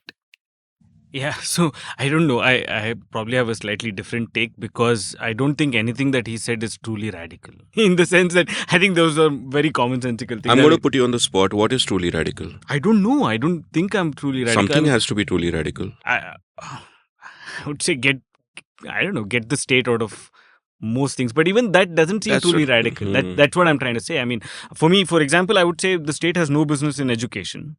It can subsidize but not run schools. I'll tell you a radical idea, which in fact I released an episode today with Yugang Goel, and he gave me a radical idea. He said that there should be no elections, but you choose your leaders by drawing lots. right? And he made an advanced argument for it. And now that is truly radical. Yeah. You know, Right. another radical idea which Deepak VS made a few days ago with me, which I absolutely loved, and it's a thought experiment he's come up with. And his question was that what if instead of IIT entrance exams, what you do now, instead of that you have swimming tests, because there is enough coastline in India, and you have a swimming exam, and whoever is the fastest over a particular period of time or the longest over a particular whatever, you put them into IIT, and he made a detailed argument for why the results would be as good. And of course the system would degrade because next year all the quota colleges would have swimming classes, Yeah. and you'd have coaches in speedos on billboards and all that. Those are radical. This is not radical, Anupam. I expect better. Give me something radical. That's what I'm saying. There I is don't one think radical idea that we had discussed. I am forgetting it now. The quadratic voting one, and there was one more that we had discussed.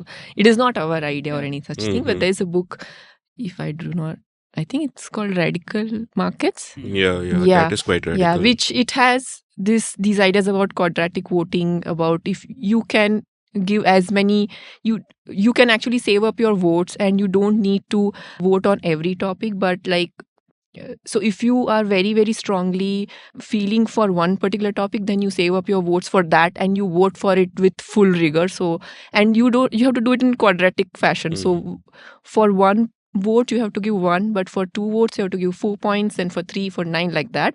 So like you really have to put your resources in it to be showing your backing. But so these were some of the radical ideas. We had one pulyabazi on it, but yeah. But I think, see, for a policy analyst, these kinds of ideas are great. I mean, we can have debate about that. But when your role as a policy analyst, you are thinking about making that policy change happen. So obviously, you're not thinking about, okay, changing India's governance system. Yeah, that's a meta change that you would want to. But when you're thinking about a specific question, when we think about Overton window, the Overton window is the range of possibilities on that particular policy. It's not so much about changing India's political system itself.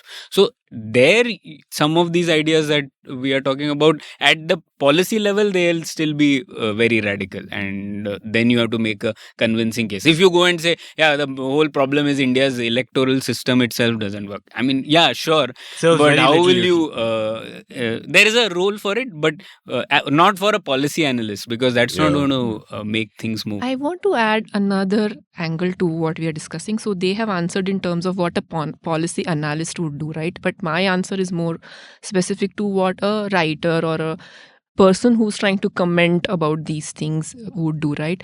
And so I was trying to make different kinds of art forms, and there was a short period of time where I tried to make one panel comics also. Oh. But I realized that if you want to make one panel comics, you essentially have to make an extreme point of view, right? You have to take and it would be understood, there would be a lot of context that would also go into it, and it would be understood by two kinds of people who are on your side completely, and it will also be understood by the other side because they know that you are making a snarky remark on them, right? But sometimes the middle is still the confused set of people who really do not know, and they have not made up of they have not made up their mind, right?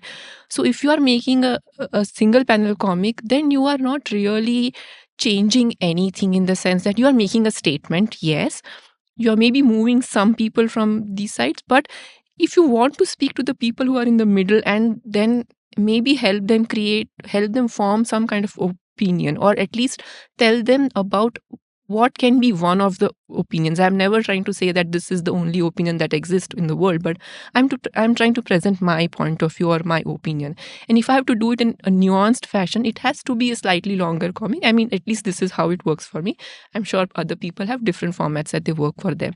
But I felt that this is, and I feel like I would find more value in talking to people while being centered around a topic and speaking to every kind of people. And sometimes I may change people's mind, or I may not, I don't know, but at least I'm trying an effort. There is an effort.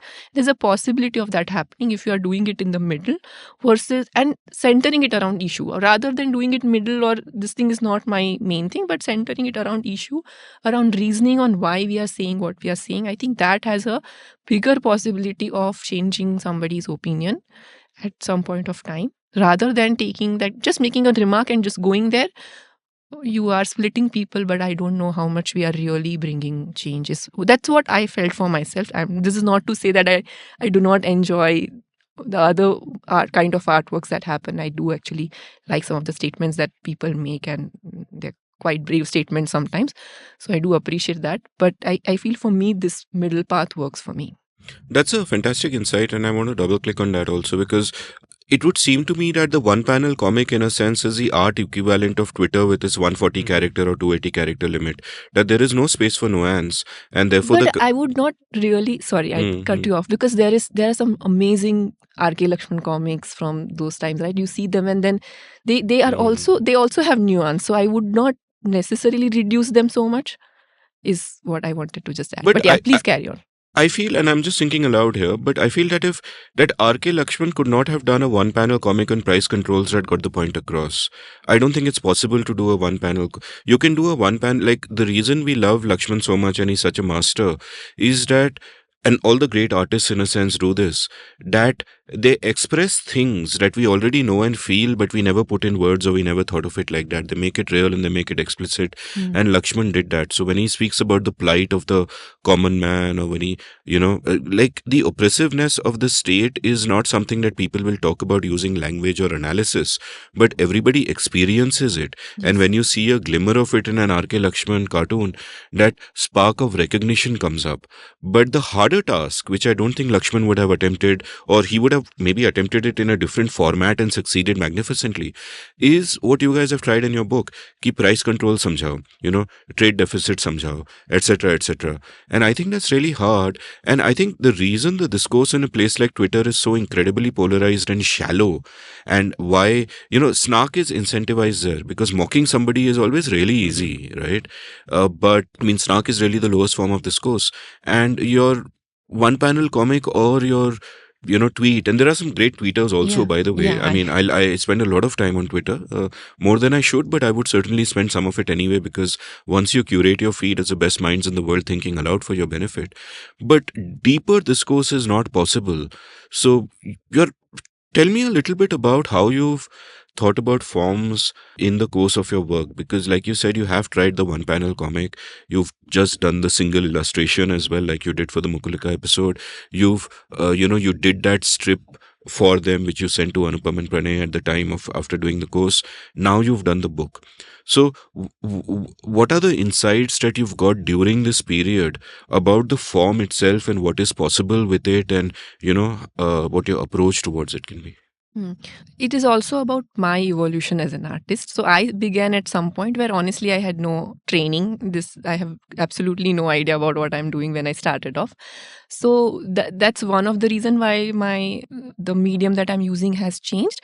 And part of it is also figuring out what is my voice, what is right. And I think that happens only after you have written enough. So I started off writing about very silly comics. I made a lot of comics about introversion and being a bookworm, right? Because that was my weird thing that I was, right? I'm generally a socially awkward person, is how I see myself. So I started writing about those. But then slowly I evolved from there, and that was no longer that interesting for me. So I was looking at different topics, and then I just went ahead with, okay, what are the topics that interest me? And while doing all of this, I came across other people's artwork also. So where I came across this very beautiful comic written by Varun Grover and illustrated by, I'm forgetting his name. So this comic is called Karejwa. It's a very, very long form comic and very beautifully illustrated. I have to recall the art illustrator's name, but it's fine. Ankit Kapoor. Yes. Ankit Kapoor. Ankit Kapoor, Sumit Kumar. Yeah. Yeah, so Karejwa is this beautiful comic that is written by Varun Grover and illustrated by Ankit Kapoor and Sumit Kumar. Sumit Kumar runs this platform called Buckermax, where he has posted it. So this was a very incredibly long comic, which I had never seen before. But it was so fascinating. It was like a storytelling it was almost like a narration that was being done. And I was totally engaged in that. So I got really fascinated by that as one of the things. And then there was another comic that Sumit had made where he had talked about Harishankar Parsai. Okay, that was another, because he was talking about a very Indian form of art. He was talking about a very Indian topic, something that we all had known, and he had talked about So I had never seen a comic about a writer or an author, So I thought this is a completely different genre. This is a different kind of topics that these guys are handling, and they are doing it very well.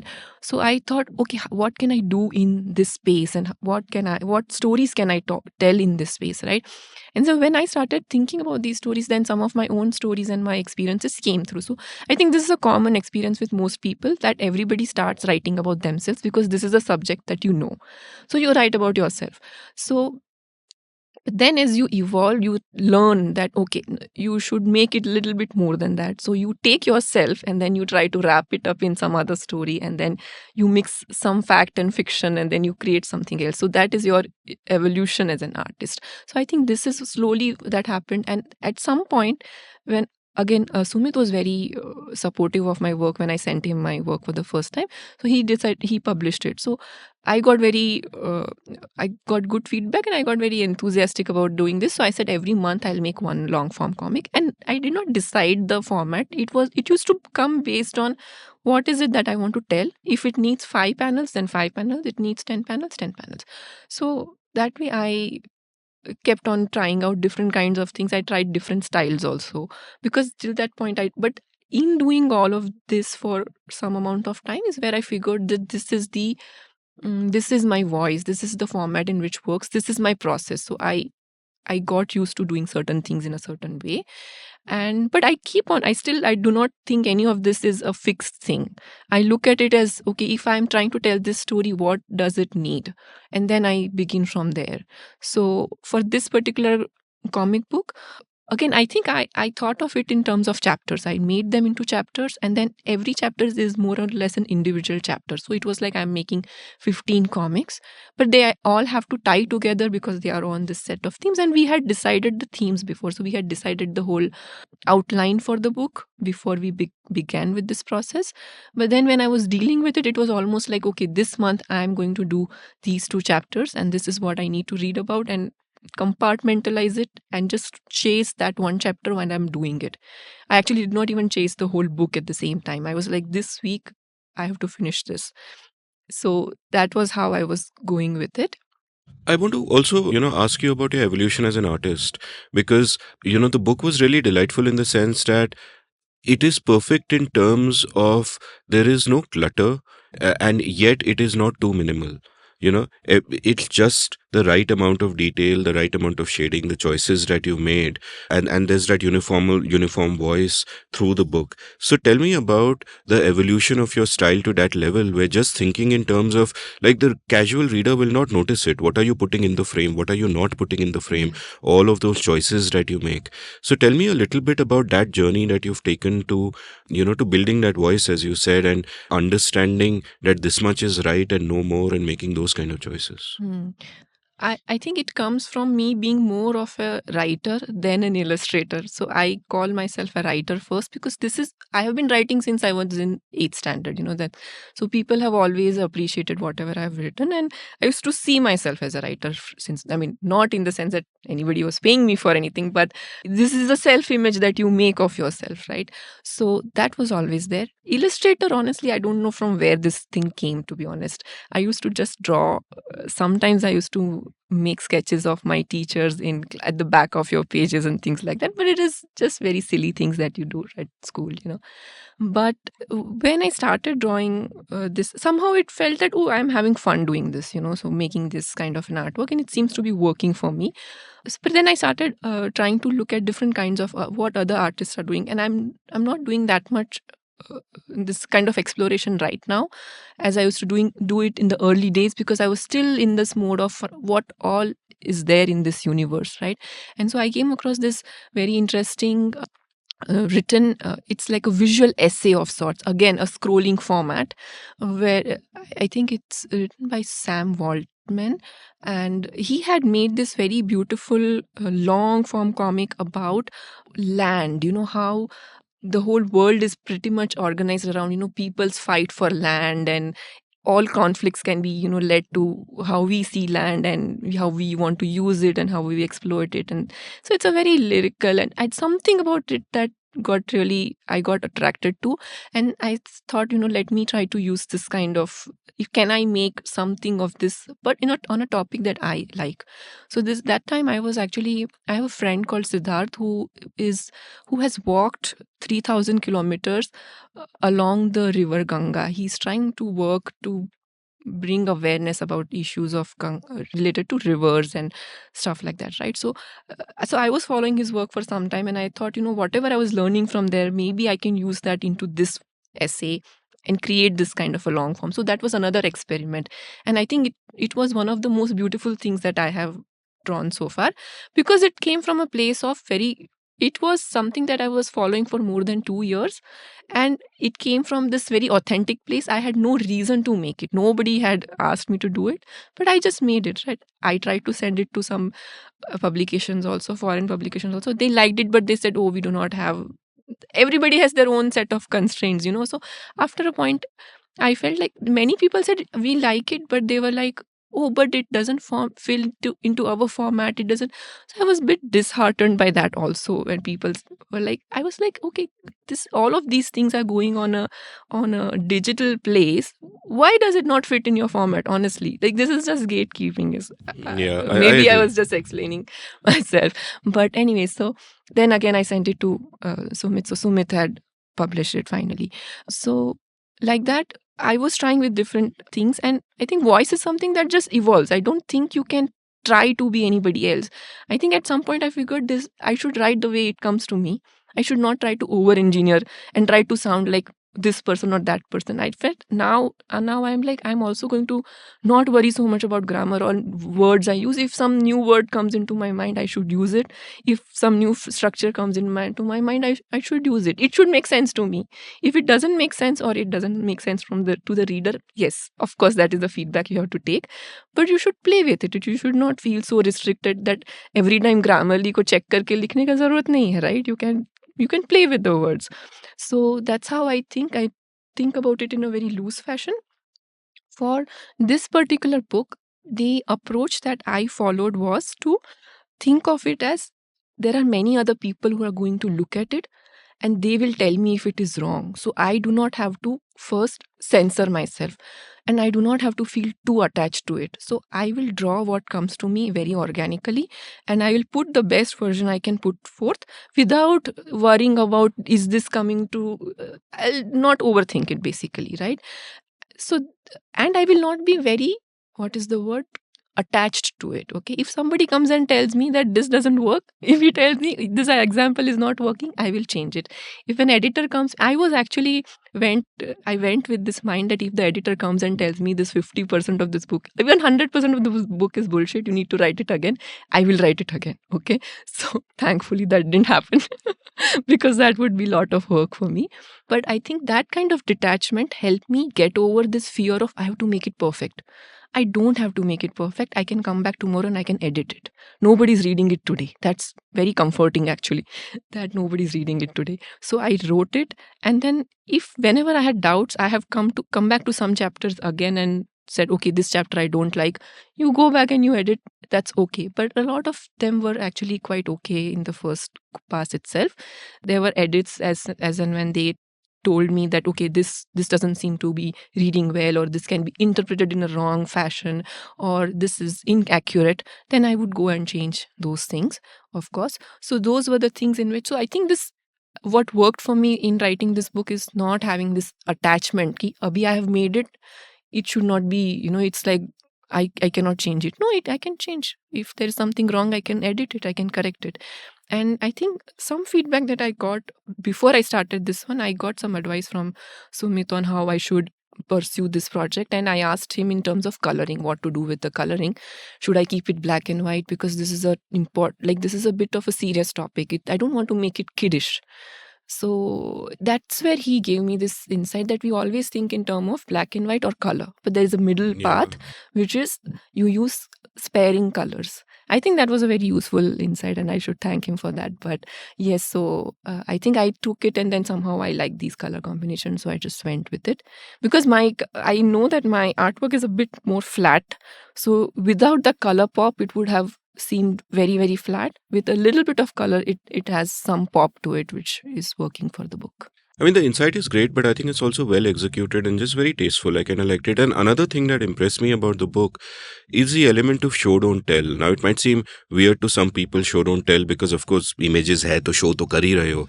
But what I mean is that right at the start of the book, where you talk about community, you're actually showing a scene where a last ball six is required and somebody hits a six and everybody's celebrating.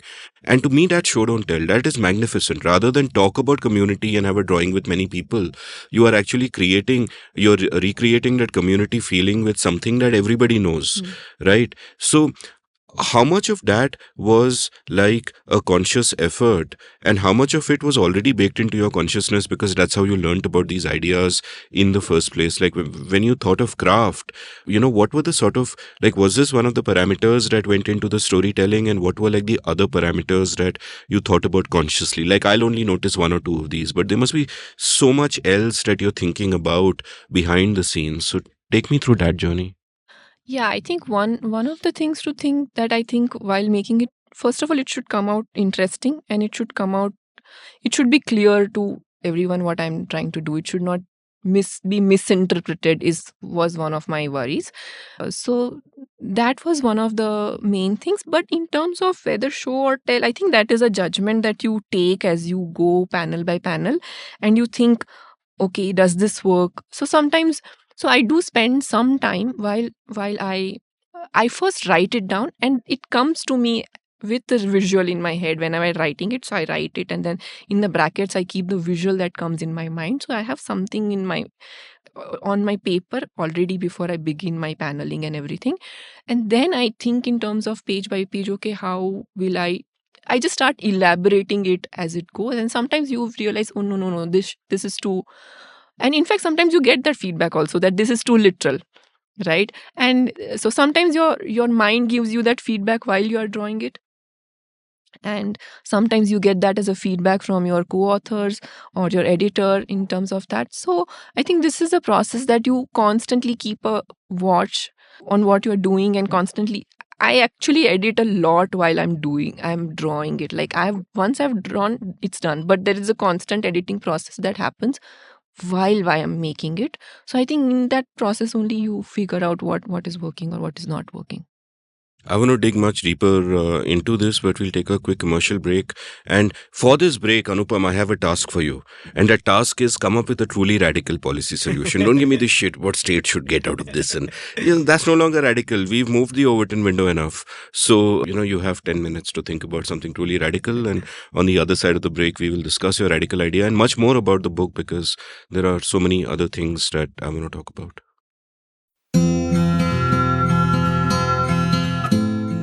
Have you always wanted to be a writer but never quite gotten down to it? Well, I'd love to help you. Since April 2020, I've enjoyed teaching 27 cohorts of my online course, The Art of Clear Writing, and an online community has now sprung up of all my past students. We have workshops, a newsletter to showcase the work of students, and vibrant community interaction. In the course itself, through 4 webinars spread over 4 weekends, I share all I know about the craft and practice of clear writing. There are many exercises, much interaction, and a lovely and lively community at the end of it. The course costs ₹10,000 plus GST, or about $150. If you're interested, head on over to register at indiauncut.com/clearwriting. That's indiauncut.com/clearwriting. Being a good writer doesn't require God-given talent, just a willingness to work hard and a clear idea of what you need to do to refine your skills. I can help you. Welcome back to The Seen and the Unseen. I'm still chatting with Khyati, Anupam and Pranay about their wonderful book, We the Citizens. And my attention is my attention is drawn to this wonderful panel, which unfortunately I failed to notice the nuance of it that you pointed out during the break, Khyati, which is on page 105. All readers go to page 105, where there's this beautiful panel of a marketplace where all the signs on the stores are written in different languages. And that is a detail that I completely missed. And that's an example of the kind of detail that is in this book. Like, it is, so thoughtful and well thought out and all of that. So tell me a little bit about that, because that's also such a great example of show don't tell, right? Like, and how, and a lot of these details I feel nobody would notice. Most people would not even notice them, but you're doing them because, it's It's the art. Even if only you do it, you want to do it. So, and I'll before you answer that question, this reminded me of the musician Rubinstein. Have you heard of Rubinstein? Anupam, you're going to see a Beethoven concert this evening. You never heard of Rubinstein. No. Okay, so Rubinstein was a great musician of some sort. Even I don't know much more than that because I've just heard this anecdote. So Rubinstein once said that, if I don't practice for one day, only I know. If I don't practice for 2 days, the critics know. If I don't practice for 3 days, everybody knows. And the kind of artists I respect are in that one day category where they will not even let the one day happen. And you seem to be in that category where these little things matter even if no one notices them. So tell me a little bit about, your approach towards this art, especially when you're doing a long book like this. The temptation must be ki bhai, keep it simple, keep it easy, don't make it too complicated. I did an episode with Manjula Padmanabhan recently, and she of course read the comic strip Suki for many years and all of that. And she would say that she would choose the characters in Suki according to how easy they are to draw, because she would know कि इसको एक panel में डाला तो और एक panel में same character करना पड़ेगा. Keep it simple. And you take shortcuts like that. So what were the trade-offs you faced, and what were the approaches, and what are the little things you've done in this book that none of us would notice? Yeah, so thank you for those flattering words. I don't know if I deserve them, but so uh, uh, one way to make it interesting, I thought, was to infuse a lot of pop culture. And I think it's just about that I like to observe so many things, and I feel like I don't really know what to do with it, So I thought finally there is this one moment where whatever I've observed in this world, there is I can use it and apply it somewhere. So I think that was the reason where everywhere there's a little bit of a nod to the Bob Dylan song, and that there is one very that panel I also like very much, where it's a yin and yang between a grandmother and the girl, where the grandmother is telling her that कितना भी पढ़ाई कर ले तुम्हें खाना kitchen तो तुम्हें संभालना ही पड़ेगा, right? Something to that effect is what that the grandmother is saying in that panel, and the girl is saying zamana badal raha hai, the times are changing. I think I just thought that this It's a cute touch. Yeah, it's a cute thing to add to make it a little more interesting. So I mean, some of these things actually came organically. I can't say that I have overthought about it or have thought that this should go there. It's just that it comes, and if I find joy in that moment, then I think that even the reader will find it interesting. That's the marker that I apply. Let's cut it short. That basically is a message from Khyati to her grandmother, but written through the book, okay? Yes. But yeah. So but you'll find... So Khyati will deny this, but she's kind of narcissistic in the sense that the main character is based on herself. You can see it. It's a self-portrayal.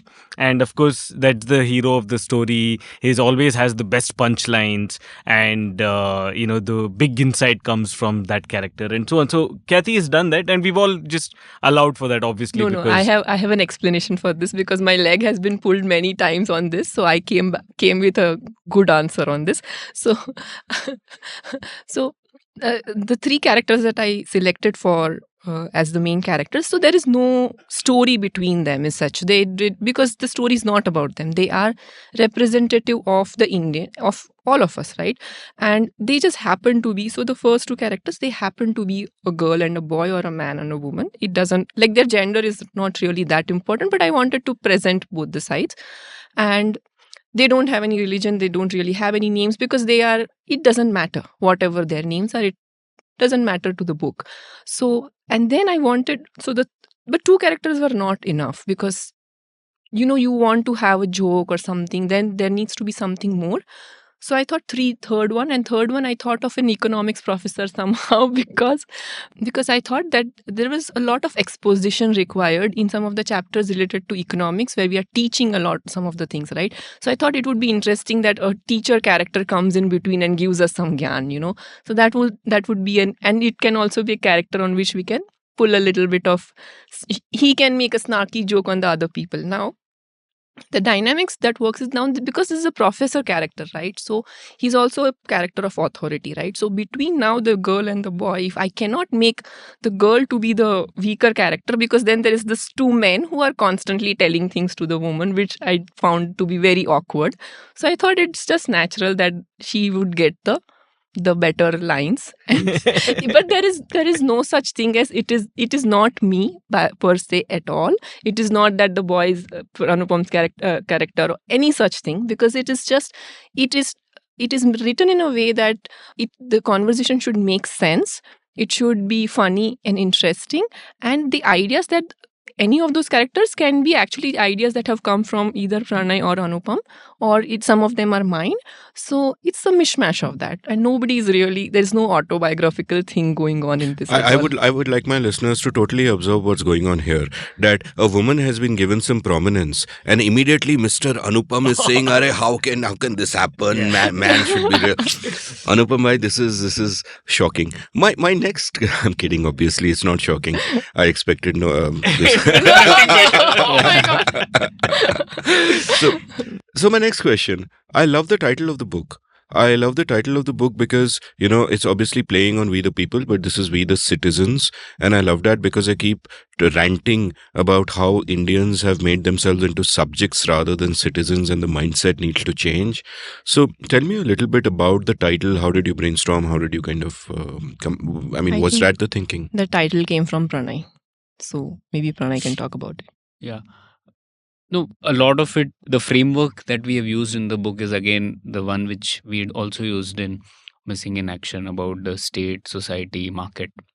So we were looking at the title which conveys all three vertices of that triangle appropriately, right? And so we brainstormed on a few options. And also because the book is a lot about the Republic as such, not specifically about the Constitution, but the fact that the Republic is something we should strengthen, uphold, not just the democracy part of it. So what would send this message was a question for us, and that's where we thought we the citizens has that collective part of Samaj which we talk about. It is talking about the citizen, which is also the individual here, and of course the context is the state. So that sort of fit all these three arms, and that's why we went ahead with that title. Of course, the working title was something called Ganatantra for Republic, Yeah. and I vetoed it because I would have trouble pronouncing it for the third time consecutively. So I said, Forget pronouncing Ganatantra for the entirety of this episode. You've been referring to Khyati as Kathy. Listeners will wonder, ये Kathy कौन है? Kathy का मतलब cover पे तो नाम नहीं दिख रहा है. But my pronunciations are terrible. And here's how I think about pronunciations. Very serious point. That when people get snobbish about pronunciations, I get pissed off. Whenever I hear someone pronounce a word, especially a complicated word, badly, I feel it reflects well on them. It means that they haven't been in those circles where the word is being spoken a lot, right. Yeah. but they have actually, through the dint of their hard work and their initiative, they have read about it a lot and they've internalized the word, but simply never spoken it. I think extra credit must be given to that person. Doesn't excuse you, but or me for that matter, because I just get so much wrong. I did this episode with Irfan Saab recently, and Irfan Saab was, going on and on about, अरे आजकल के बच्चे ये pronounce करते हैं, इसको ये कहते हैं, उसको वो कहते हैं, and I was throughout thinking that, Irfan Saab, I don't think you've heard many of my episodes because I am like culprit number one. And I also must, while we are on pronunciations, I must tell you this Ira Pandey anecdote that she was once at the Jaipur Lit Fest, and at the Jaipur Lit Fest, Mr. William Dalrymple was referring to Bahadur Shah Zafar as Zafar, Bahadur Shah Zafar.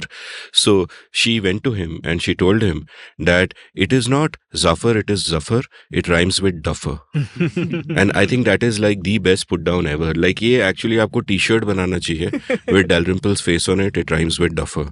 So leaving that aside, let's get back to your book.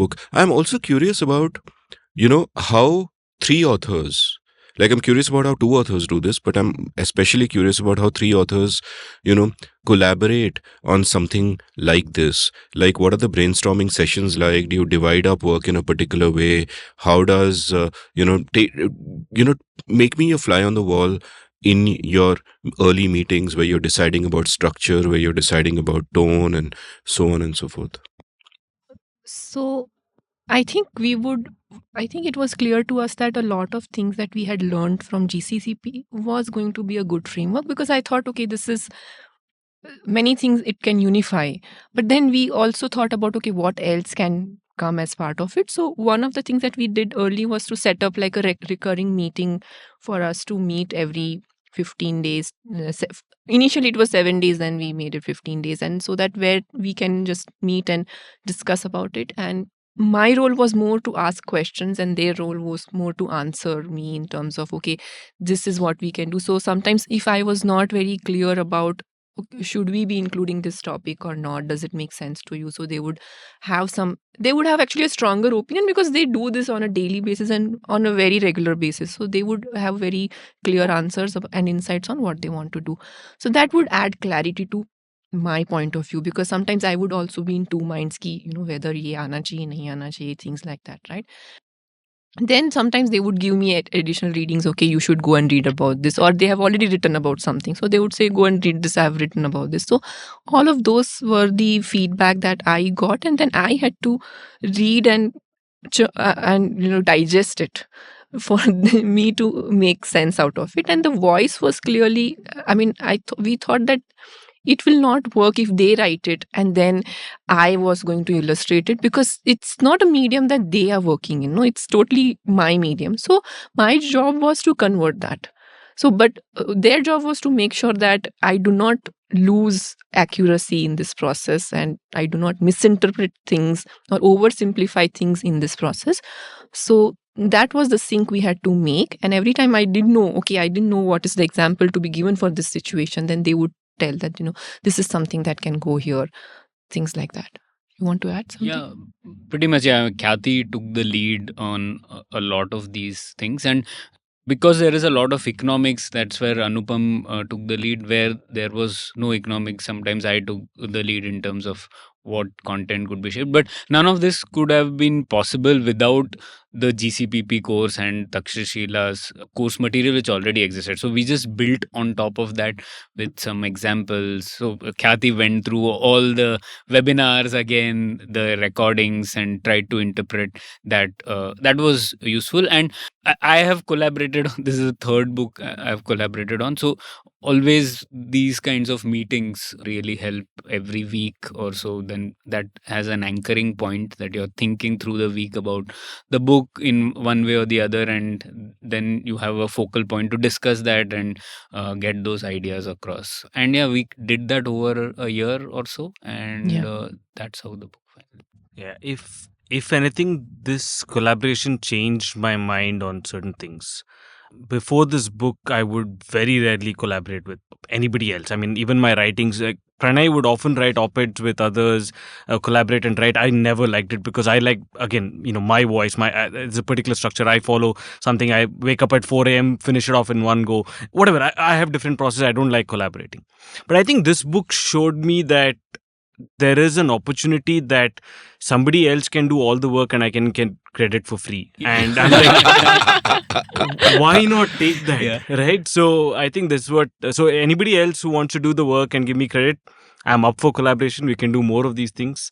But yeah, I think it just puts in, the best part about something like this is that I think you can hold each other accountable on days that, I mean, very rarely would Khyati be the Khyati. You actually got it right the first time. Yes. Now you're thinking too hard. I've been practicing this. I'm not even listening to you guys anymore because I'm practicing how to pronounce it. In your head, yeah. Blimey. Don't worry, it's fine. I'm used to everybody saying me with different names, so it's okay. Okay, but there'd be many days, where one of us would not be available, or we are not done the review, etc. But I think this is just a way to keep each other accountable, and we do. So, as she mentioned, I think large parts of the storyboard, the conceptualization of how to put in or how to express those ideas, all Khyati's. We would brainstorm initially on what are the examples to use. Then she would again put that in a kind of whatever storyboard format, etc. And then that would come out, and then we'd do a review and say, okay, maybe this is not working. Maybe we can use some other example, or etc. I think that was generally the process, which meant she did all the work. We were just... No, but I would say that actually Anupam is very good at storyboarding. He would give me very critical things. He said, you need to end it with something like this. So he would give me very critical feedback that sometimes, you are missing on your own, and you get that. And I think Pranay is very good at filtering out a topic and saying this is in 2 lines, this is what I want to communicate in this chapter. So if I can catch it from him, and then I know, okay, this is what I need to explain, then I can build rest of it on it. So I think that clarity always helps. And if I was left to do this on myself, I would have probably just wasted a lot of time in self-doubt and figuring out, is this right? It's too much of questioning. Here there is somebody who's telling you, no, this is okay, this is, you can go ahead. I think that has a lot of value, that somebody is showing trust and they are showing you the path. Okay, agar galti bhi hui, they will tell you, they will give you proper feedback. It's not that you are left alone by yourself. So that has a lot of value, and that is why we were able to make progress. It took more than a year actually, but yeah, I think it was No, fairly okay. I love what you said about keeping each other accountable. And I think one of the benefits of collaboration must be that you don't have to be self-driven, and self-doubt is really not a problem. Both of those, So like you said, the imposter syndrome can't come in, because if Anupam says the chapter on economics is perfect, then it's perfect. That's the end of the story. Yeah. You don't have to overthink it. And equally, if you have, like, I'm presuming you had regular Zoom calls at regular whatever. So that's another way of kind of making sure that you don't let the other two people down. Is this why, Pranay, all your books are co-written with people? Yeah, what Anupam said. Someone else does the writing, I take the credit. Yeah. No. Exactly. I see. No, everyone listening to this knows that that's BS. Your productivity is incredible. I've got to tell people that there was a couple of days back, I happened to be in office finishing work late, and there was some other meeting that went on. That meeting got over, and then there were a bunch of Takshashila people, including our man Anupam, in a very snazzy blazer and all that. Did you have? Yeah, you had a blazer. And we were standing in this tall table at the entrance of Takshashila, and for 10 minutes, 7 people tried to bitch about you. But all that came out of their mouths were good things. Things like, that guy writes too many books, yeah, the pressure on us is crazy, etc., etc. So, sort of a testament to the incredible regard that you're sort of held in. I have a question about the tone also. You mentioned your grandmother Khyati, and then Anupam also mentioned your grandmother. My grandmother, I have never met my grandmother, by the way. There you go. So, but I will nevertheless add to the list and mention your grandmother. And so when I teach my writing course, I have this thing called the Naniji test. And that is for non-fiction writers writing for a large audience, like op-eds and all that.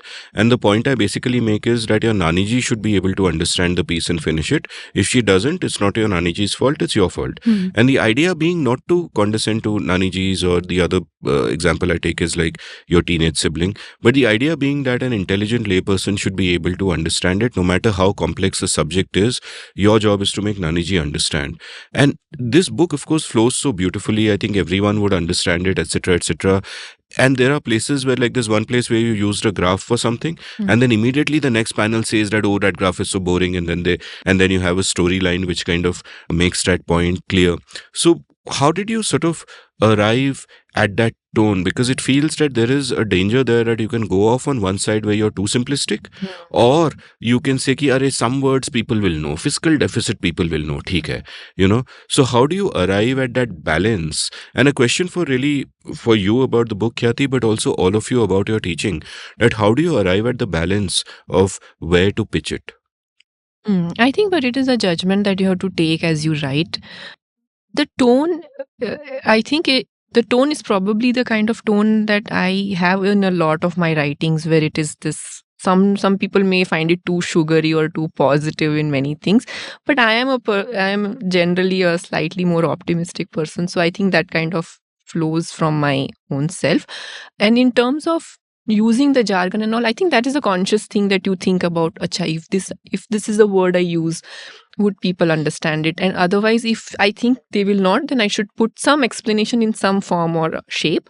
So that's what we try to do. And the whole idea was to take a complicated thing and break it down. So, and I think I like doing that. Like, I like taking something which I feel like I don't know what it means, but then can I draw it and make it explicit, and just if this abstract idea can be drawn and can be made more understandable. So I find that challenge. So I think there's a lot of thinking just in making sure that you are being self-aware ki, okay, if I have used these words, should I use? And sometimes the feedback comes from them in terms of, okay, this is, you should break it down, or you should explain this in more detail.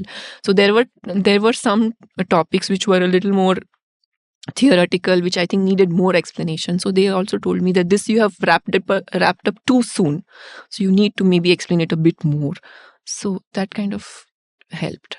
Can you give me an example? Yeah, so one example about the government's toolkit, right? It's got 1, 2, 3 many things, right? So that's where I was explaining it in one example, but then we felt that we needs a little bit more explanation. So you then expand on that example a little bit more, or you put more wordings to then explain that, okay, if it's not very understandable from the graphic itself, then at least the words would do the job.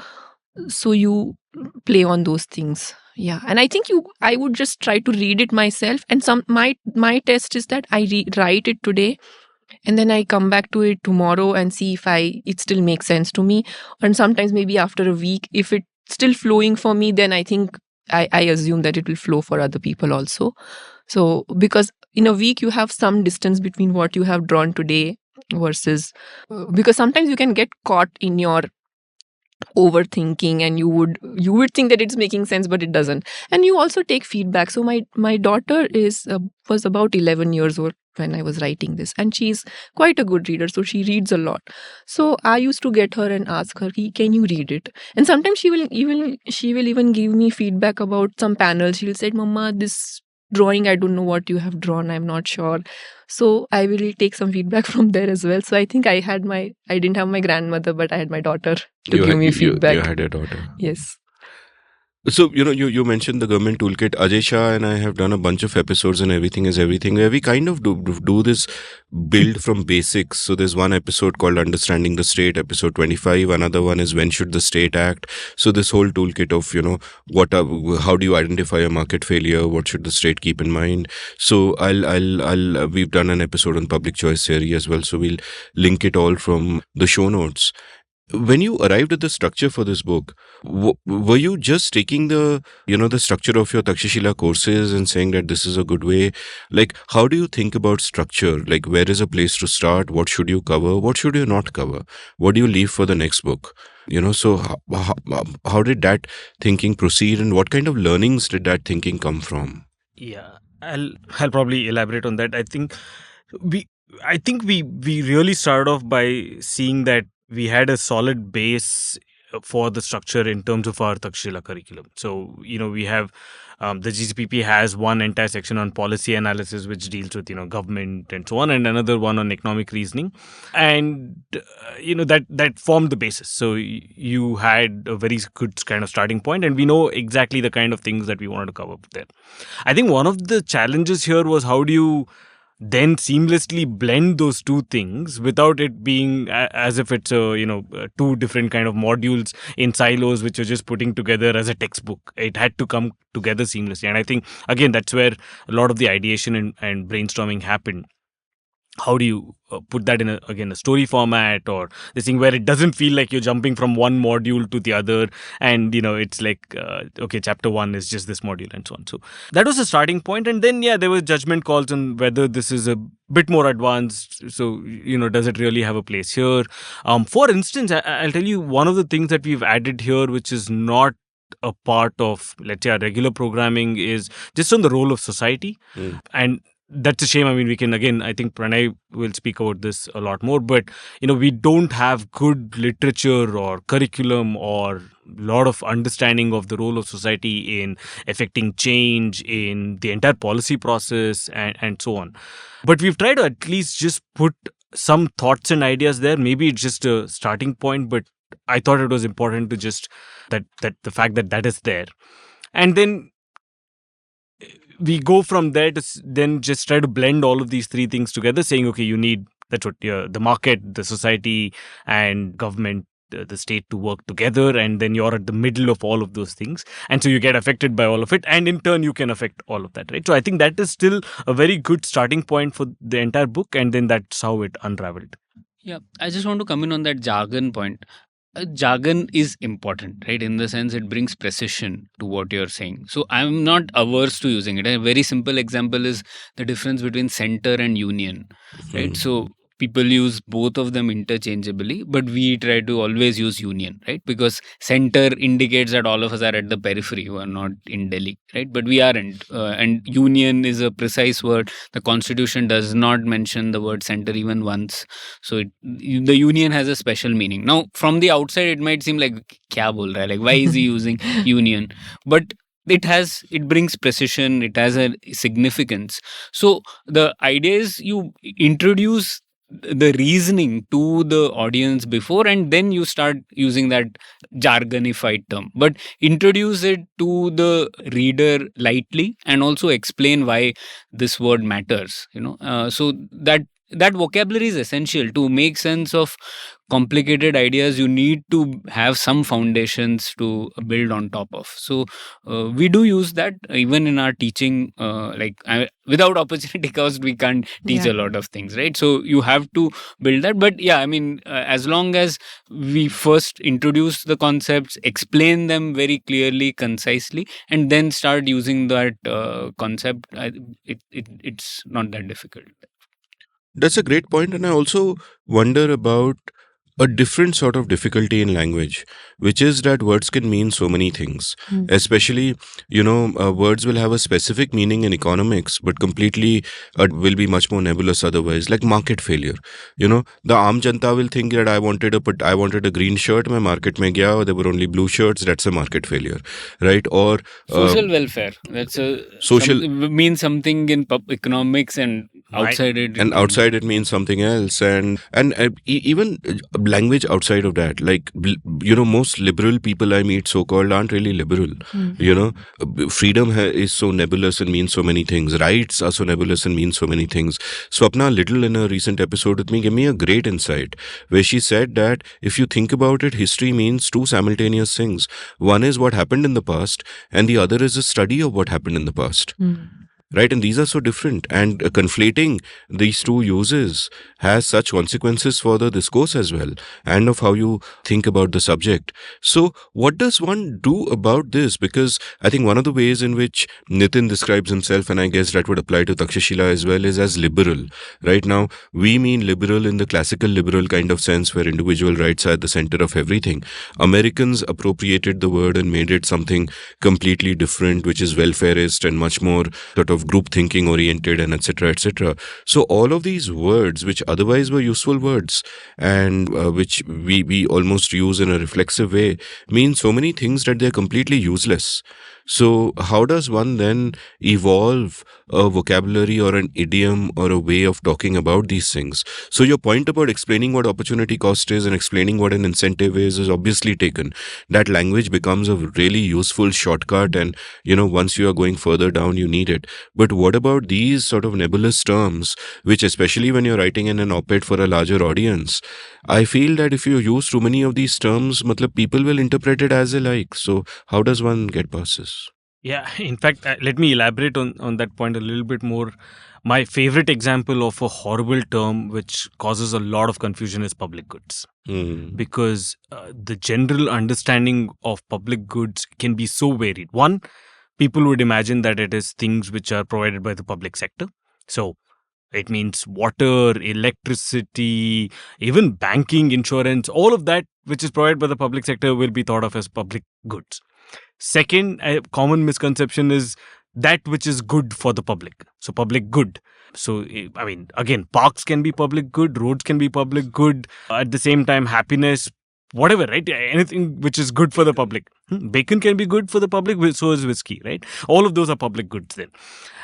And so from there to go to using, to try and use it in a very particular sense of it being both non-rival and non-excludable is a big jump, right? It takes some time to say, okay, these are all not public goods. This is what it means in economics to say public goods. So from there, would I then try to avoid using the term public goods in an op-ed, even when I'm talking about things like market failure, etc., because it requires all of this explanation. If I just throw the term public good in an op-ed without saying non-rival and non-excludable, it loses meaning, and then it perhaps does more damage to the overall meaning that I'm trying to convey than help me with it. But then putting in every time I say public good, if I put it in a bracket saying non-rival, non-excludable, I've lost my audience, because again, that also requires explanation. These are not popular terms.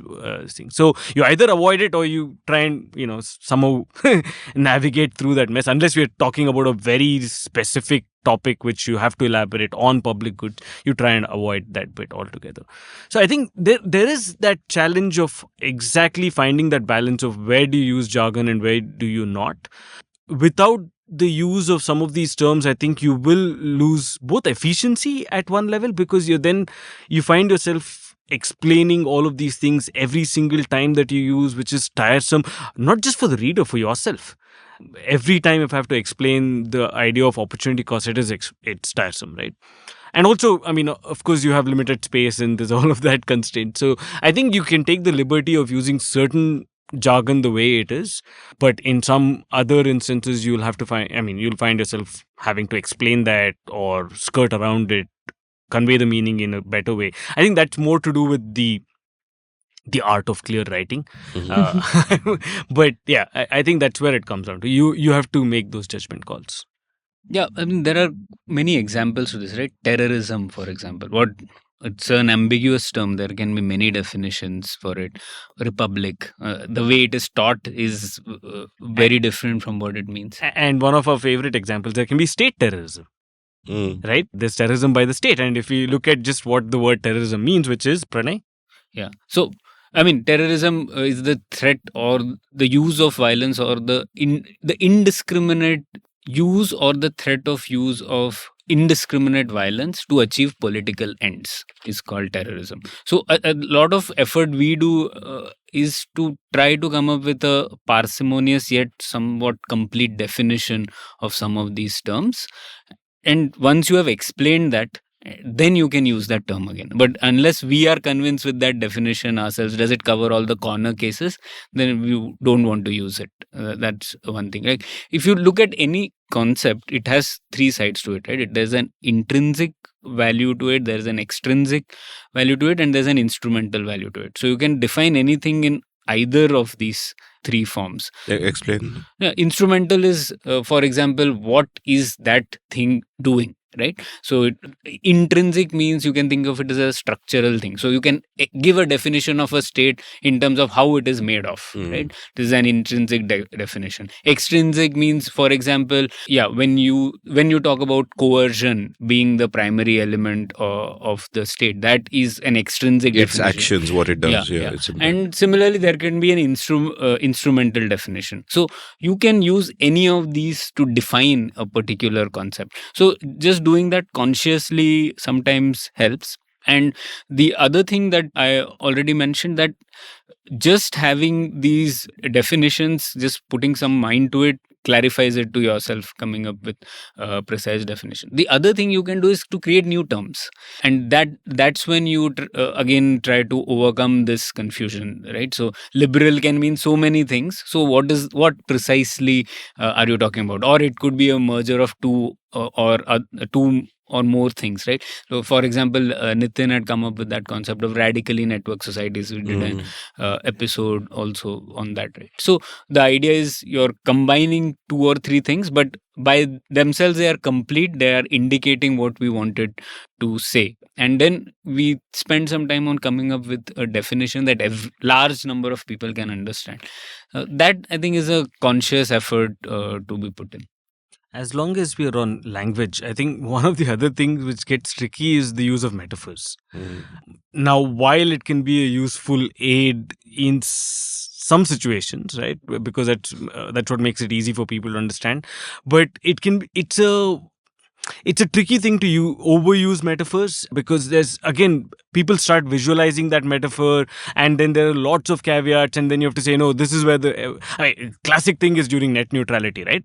Everybody's saying net neutrality is like a highway.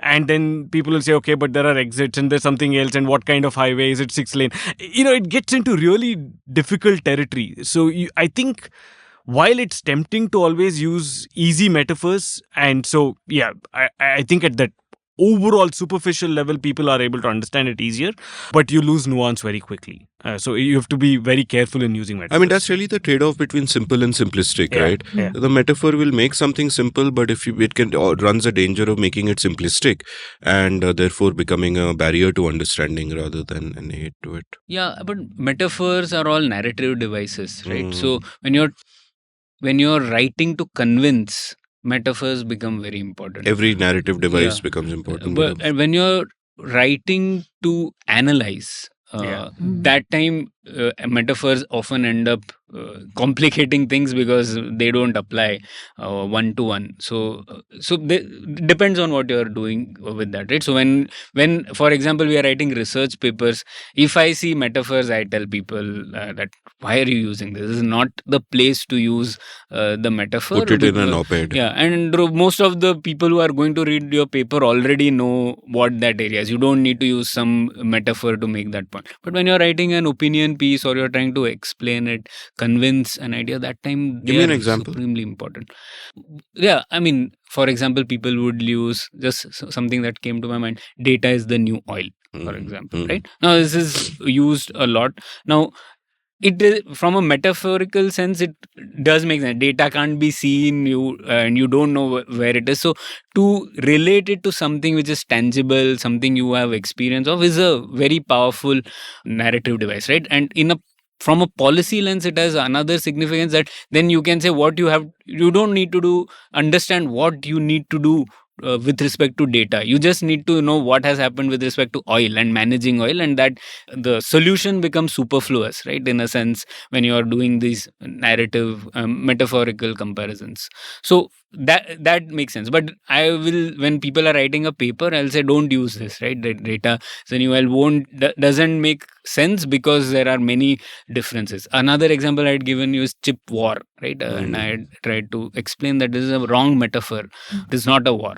But once you put this in the war reference, you are essentially thinking of a zero-sum game. Only either US can win or China can win. And but the reality is, in fact, both of them are benefiting. So, but see, the war metaphor has stuck, right? That's how everyone talks about. No one talks about semiconductor geopolitics. Chip war is a powerful metaphor. Everyone is using it. So that's the power of metaphors. So to be able to see through them is important.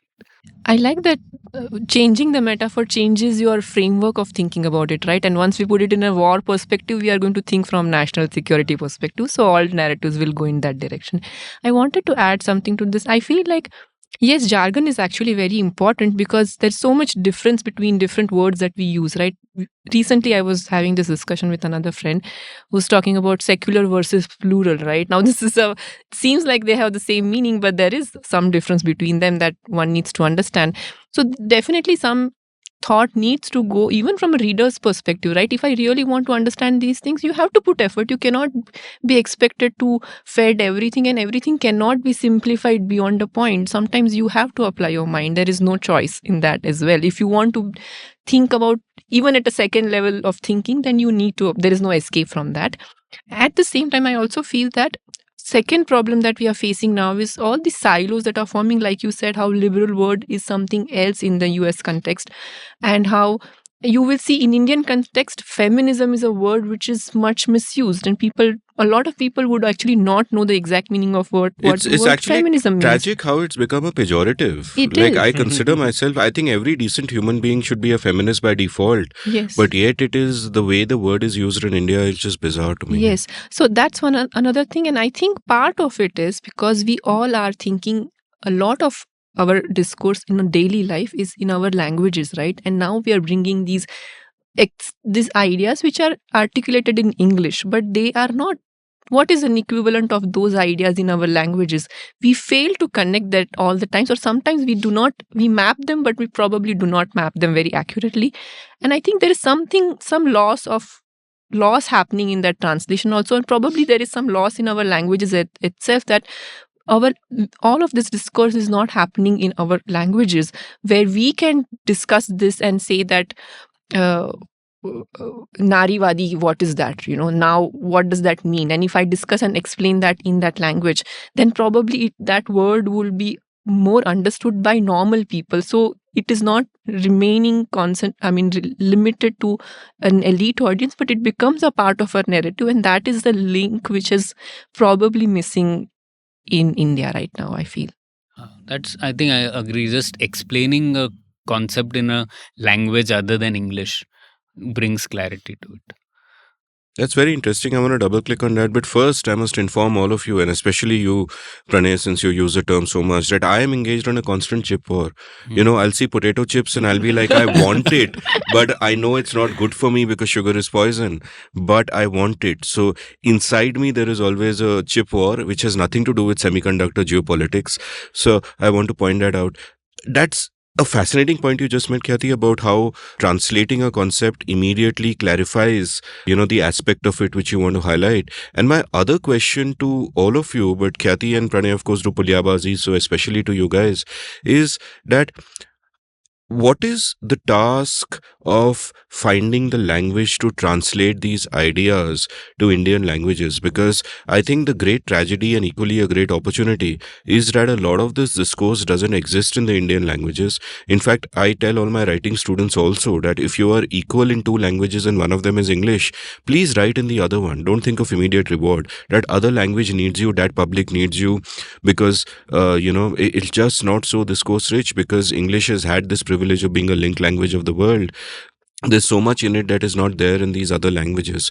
So how do you guys think about that? Because again, I know that all of you think deeply about the long game and the purpose of what you're doing. And to me, it seems that, the biggest thing, and of course you guys do this with Pulyabazi, but the biggest thing you can do is take these ideas into the languages. And I feel like the benefit of that will be exponentially higher than in the English space where everything is cluttered and everything is messy.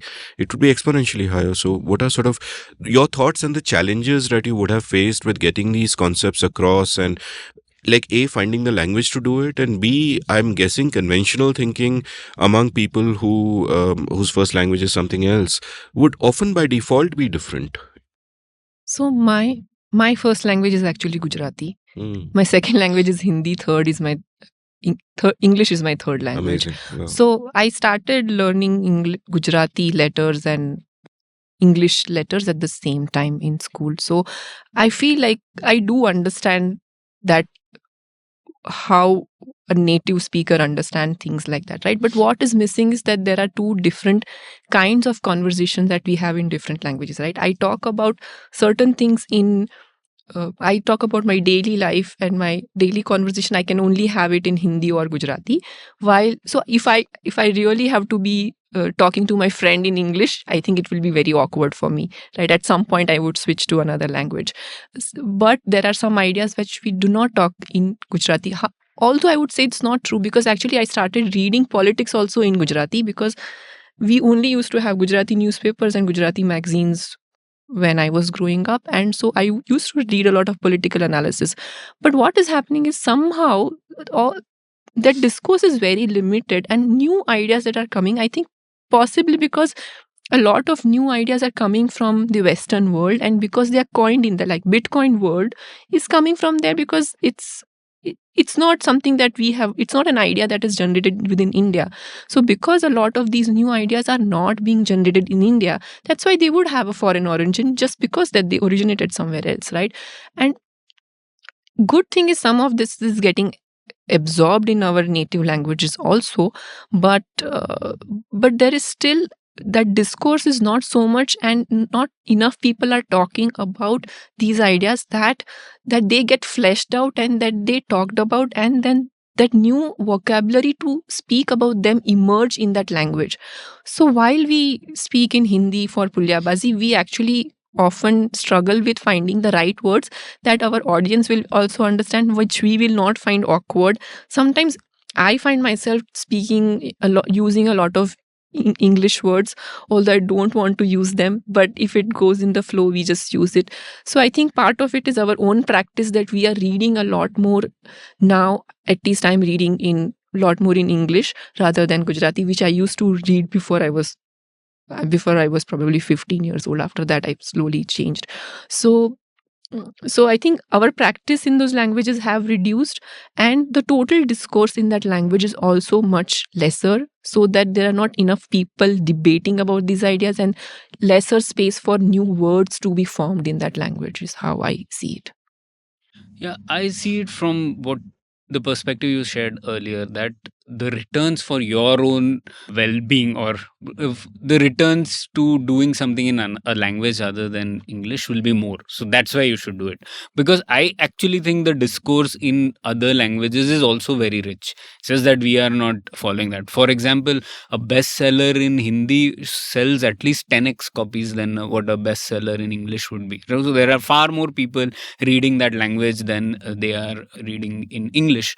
So, but yeah, I mean, some of these concepts, like Khyati was mentioning, the ones we are interested in, politics, policy, for that the space is narrower. But maybe for, say, subjects related to spiritualism or things, maybe the discourse and the vocabulary in the languages will be far richer than what we use in English. So in our subject this applies, and that's why it is important to think deeply. So we make an effort to not think so much about one-to-one mapping of what is a term for radically network society in Hindi. Don't need to do that. We use radically network society itself, but explain it give a definition to it in the most clearest terms possible. If you have done that job in Hindi once, then you can keep using radically network society. That, I think, is also a strength of Hindi. I have read Marathi newspapers and Hindi newspapers, for example, and I realized the difference. Marathi newspapers tend to use very precise terms in Marathi, whereas Hindi just appropriates a lot of words which are in English. So in fact, Hindi is pretty much like what English is, right? It appropriates from many languages and just presents it. So it's not stuck up on inventing one precise word for that particular language. So that works well. So focus should be on giving a precise definition for opportunity cost, right? Like कुछ पाने के लिए कुछ खोना पड़ता है, explains opportunity cost, right? You don't need to can use अवसर लागत and all that, but if you are able to explain this, Sorry, what is that? Kindly explain. What is Afsar Lagat? opportunity cost. Oh, Avsar, okay. opportunity. Yeah, Afsar Lagat, Lagat, I thought apply an officer. अवसर खोना पड़ता है. Correct. I know, I got that. And Yeah. I mean, there are precise differences between like cost, price, value also in Hindi, right? So I mean, as long as you are able to differentiate these concepts and explain that all three mean different things, right? Cost means different thing. Cost is lagat, price is कीमत, and then value is मूल्य. All these are different words. So as long as we are able to identify that these are three different things, they mean different things, then you can use price, cost, value in Hindi. No one will be agitated about it. I was today years old when I learned the word Lagat in this context. So, yeah. I think of language not just as a way in which we express ourselves, but also a way in which it shapes our thinking. And I think different languages can lead to different kinds of thinking because of the words that you have available to describe your universe. Like the Eskimos apparently have 40 words for snow or something like that, right? Ira Pandeji was lamenting how, our polyglottedness, as it were, is under threat. And she was saying that where she comes from, there were so many words for different kinds of smells, like the smell of a wet towel, and there's a particular word for that.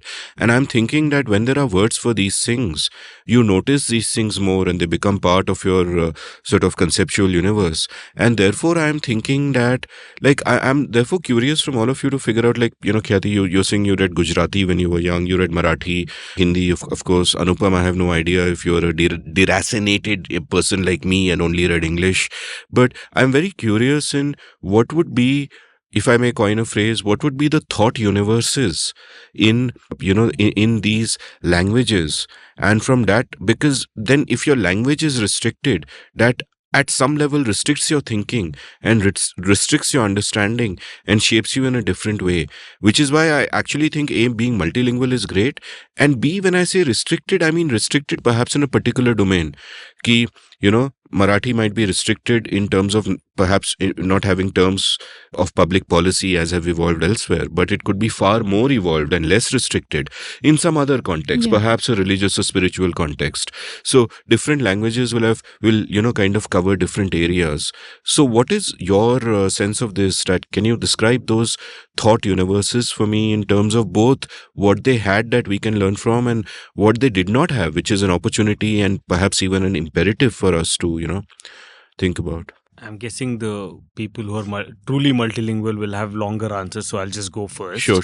Which is, as long as you're not too stuck up about my language and attach too much pride into all of that, I think it's just a matter of best of all worlds. As in, can you derive the best of all worlds and communicate in the most effective way possible, right? I'm an economist even in this. I think I really value efficiency and effectiveness both more than anything else. So, I mean, I speak Kannada at home, and I think there are certain words in Kannada for feelings / relationships and things like that which you can never capture in English. And for that, I'm comfortable speaking in Kannada, but again, for all technical terms, I have no clue how I will say GDP or any of those things in Kannada. And I just use English for the same, right? I think so. It really comes down to just being effective and using things from all over the place. And sometimes it's confusing because I speak French and I speak Nepali now, thanks to my wife, right? I've learned Nepali to impress the in-laws. Wow. And are the in-laws impressed? No, not really. See, opportunity cost. You could have learned something else. Yeah, I could have learned something else. And it's fascinating. When the whole point, I don't know if you guys have done this where Pranay has learned Chinese recently, right? Mandarin. So when you're learning a language as an adult, it's a fascinating experience. You can just look at your own kind of learning, the process of learning. How do you pick up words? And sometimes you're just excited by the fact that you yourself have used a new word, right, in that language. And yeah, even in Nepali, for example, there are certain words that is not. There are at least like 2 or 3 words for just cold, which I don't know here. There's a word for cold due to the wind and things like that, which I don't know in English or Kannada. So yes, there are those things. I think if you can try and pick up as many languages as possible, the better for you. My question was actually not from the point of view of we multilingual individuals, where of course we can take the best of all these universes. My question was more from the point of view of someone who is in that universe, who is primarily reading in Gujarati or reading in Marathi, and thinking about what is their thought universe and what can we bring into it. I think a lot of cultural context is in that language, right? So what are the daily things that you do? What are the religious practices that you have? What is the different kinds of food you eat exactly? Sometimes you do not have a very good you cannot translate some of the foods that we eat into English, right? You have a very dirty dirty translations for them. So I remember when I was younger and I used to read some Gujarati, which was very old Gujarati, right? I would also find difficult because this is Gujarati only, but it is again in a different time frame, and I have lost some of that context because I now don't understand what they mean by that particular verb. So sometimes you use that verb or you hear that verb in some phrase where you probably now know the meaning of that phrase, that this is what they want to say, but I don't exactly know where that came from, that verb, because I have lost that context. An right? example for our Gujarati listeners? I'm not very sure that this is the one, but my grandmother uses this term called "Hu aragwa gaya che." Matlab, it's like why did you go there like that, right? So I know it like that, but aragu is a word, and if I'm not wrong, right, it has some ritualistic meaning in terms of some puja ke liye you go somewhere and put something and something like that, right? But now I don't really know that. But I know what it means if she says this to me. Nobody really uses that phrase around me other than my maternal grandmother, my nani. So she says it like that. But I somehow, somewhere I heard this word being used in some puja that okay, this is what she's trying to say. But that's a thing that gets lost, and I don't know what that verb no longer can be translated into some other language, right? And probably after my nani's generation, people may not be using it that much. So something like that. Yeah. Yeah. I don't have precise thought universes of these languages either. But what I can say is that technology, for example, is one area where a lot of these languages are missing out on, right? We are not having great terms on the new things that we talk about. And there we start using the English equivalents as well. So that's fine. But I remember like the only way to overcome, like Peggy Mohan had said when she was on Pulyabazi, is that we are not multilingual, we are not bilingual, we are diglossic. And Yeah. the idea is that the only way you and diglossic means that we actually can't, we have different contexts and we use different languages in different contexts. So bilingual would mean someone who can say the same thing. So you can talk about artificial intelligence in Marathi and in English, then you would be a bilingual. But most of us can't, I can't. So we speak about certain specific things in Marathi or Hindi when we are chatting about cricket or what you had for food that time, it's Hindi, or politics. But when we are talking about opportunity cost, it is in English. So that is the diglossia, and the only way to overcome it, she said, and which really drove the point home to me, was she said the only way you overcome that is you put yourself in that situation. You put yourself in a situation where you have to explain opportunity cost in Hindi. So how will you do that, right? You will have to come up with a way to explain it using the metaphors that are there in Hindi, using the similes or other figures of speech in Hindi, and or references to movies, right? You will not think of a Hindi movie when you are giving the definition of opportunity cost in English, but when you're thinking about that, you will say बाजीगर, कुछ खो के हार कर जीतने वाले को बाजीगर कहते हैं.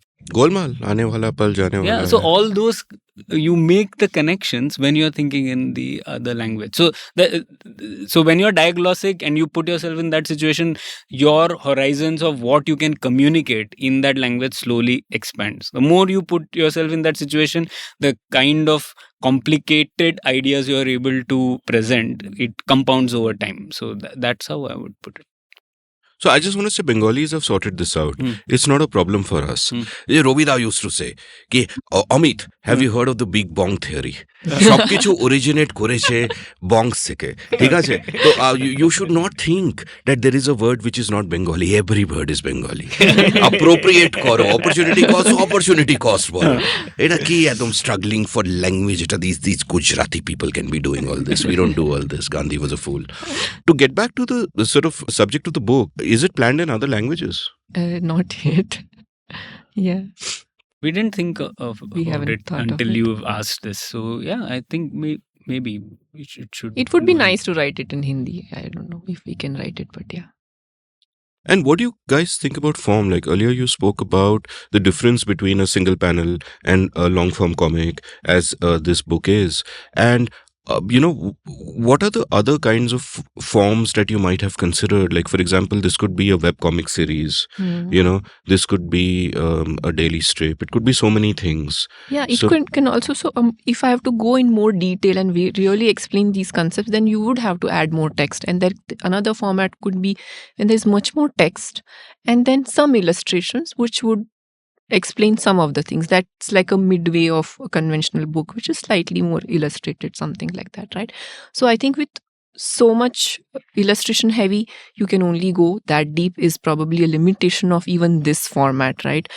Because the moment I start explaining everything, then it's going to be like 600 pages long. So that's a trade-off that I could see that so if I have to probably write a more detailed version of all of these concepts, then it has to be a more text heavy book. But then in a way, Pranay is already written Missing in Action. So yes. I think we established that I didn't write it. RSJ wrote it. We've established that RSJ wrote it. Whoever RSJ is, you could be RSJ. We don't even know who is RSJ. Right. So one thing I've thought about this form idea is, see, the book has, I think, 8,000 or so words. But it communicates so much more because of that, the images that are put in, right? That, for example, that image about the Overton window and where there's a phone used by Khyati to show. I think for me to be able to explain that would have taken many, many more words, and yet it would have left the reader unsatisfied, but that particular picture itself tells many stories, and the reader can take it in multiple directions, right? Like the importance of the phone in moving the Overton window, and the fact that people can move it in different directions, it can be stretched, so on and so forth, are illustrated. I mean, an illustration works a lot better for this compared to you writing reams about explaining what this Overton window is. So that, Yeah, and it's absolutely wonderful because it is also seamless. It is not like words are written separately, images are written separately. It's completely seamless. So well done with that. And I actually hope that, within a couple of years, maybe you'll have AI that is powerful enough that you can feed in the base characters and then create an animated film featuring these characters and all these things actually happening. It's going to be possible. And I'm totally kind of encouraging you guys to do it. Yeah, I want to add something to this, that we have said that this book is for a beginner, but today I read a review that our friend Ashish Kulkarni has written. I realized this, that there are different kinds of beginners also, right? There can be a beginner who is a 14-year-old, is a different kind of beginner versus a 25-year-old who has maybe studied a little bit economics but not studied about public policy as such, right? So they both may consider themselves beginners, but they would be able to catch different contexts in this book at a different level. So I see that somebody would get a gist of it, but if later on they understand a few more concepts and they come back, they would probably see a layer to it that they had not seen before. So, and some of the people who also understand it, but they would be able to actually get all the jokes in the book, right? So there are different readers would gather some different things out of the book, but I hope that the idea was to keep it simple and not make it, at least it should not be inaccurate. That was one of the things. So yeah. Actually, I think that's one thing where I'd push back a little and say I don't think this book should be targeted as being for the beginner. It's simple that everyone can understand it, but I don't think it's for the beginner, because anyone who has not really thought deeply about public policy would, have those light bulb moments. And, I'll sometimes get a query for my writing course from people who will say that, can I enroll my son for this? He's 14 years old, he's 12 years old. And the correct answer I have realized, which is what I now say, is that yes, this is the time. It will actually be more useful for them than for adults, because adults come in with all kinds of preconceived notions about the world and you have to break through them first. And if you're getting a 12-year-old, 13-year-old in, it's far more useful for them because they have a solid set of first principles to work with, instead of bad habits that are picked up by osmosis and, impressionistic thinking. So what is, your sense on that as educators and as people who are learning, that how much harder is it to teach people who have already learned a set of conventions that are wrong? Like Paul Graham has this great essay, The Four Quadrants of Conformism, where he talks about how the enemy of progress is actually the aggressively conventional, and who will, not have anything new to say, but will be aggressive about being conventional and will constantly hit out at anyone who tries remotely to think radically, which, by the way, you haven't come up with a radical thing yet, Anupam, but by the end of this episode, you must, or we will continue till you do, no matter how long it takes. But so what is your sort of thinking on that? What is your experience with that? I think both unlearning to learn and learning to unlearn, both are important. Wow.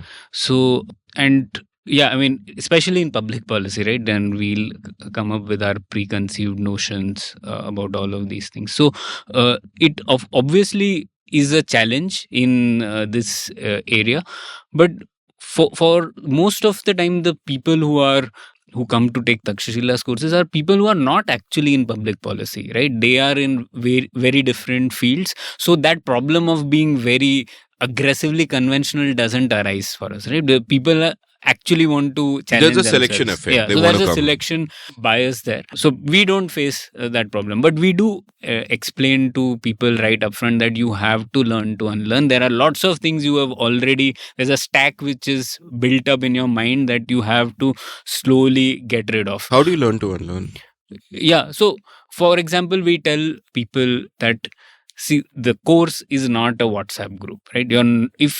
If by the end of this course you are going to only go away reaffirming your existing bias, then it's a waste of your time, energy, money that you have come here.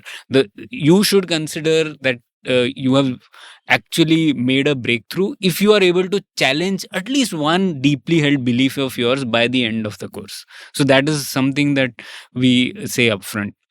And then to help people unlearn, you have to give those foundational concepts, right, on based on which you can break down deeply held beliefs, right? So I mean, for example, a deeply held belief people always think about is population is India's problem.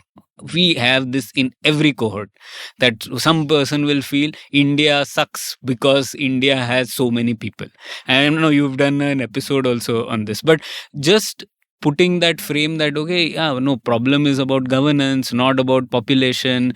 And I mean, so what if we have more people? There are so many We are advantages to brains, that. not Yeah. stomachs. So I mean, just putting that frame in mind. Or you can give analogies, right, that you can the land in India is actually not that restricted. It's not as if there are so many people that we are bursting at the seams. That's not the problem. So explaining those kinds of things takes more time. So we've made a list of things that people must unlearn before beginning to learn. So we talk about that in What the is that beginning of list the like?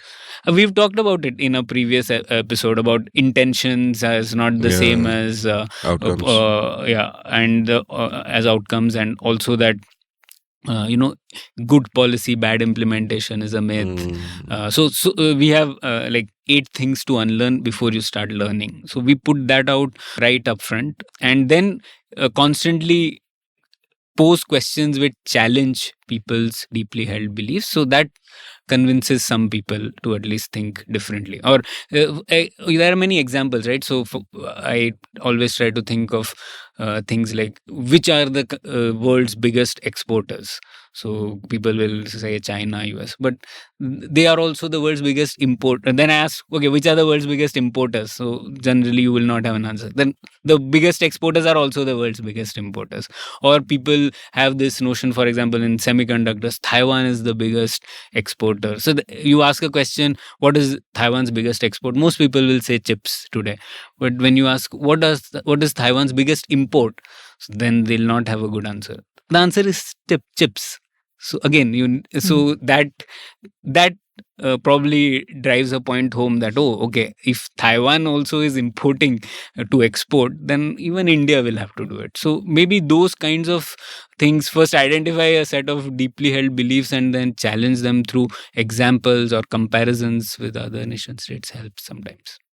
The fascinating thing is that the student profile of a cohort is so diverse. So if you ask me to kind of characterize a typical cohort, I cannot, because there's nothing called a typical cohort for us.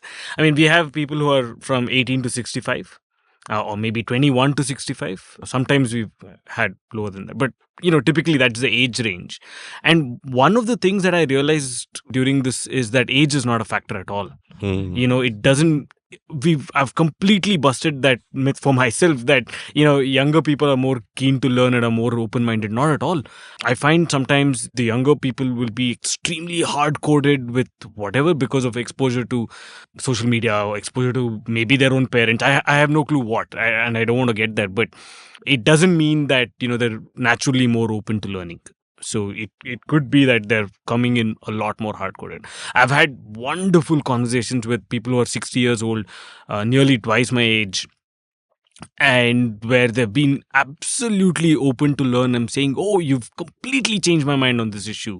I've really thought, I used to think this, now I think this makes sense. So I don't think age is a factor. I don't think occupation is a factor. Again, I've had people, let's say from the armed forces, who are completely unmoving. And I've also met people in the armed forces who've been extraordinarily curious to learn and who said, yeah, maybe this is not the right approach.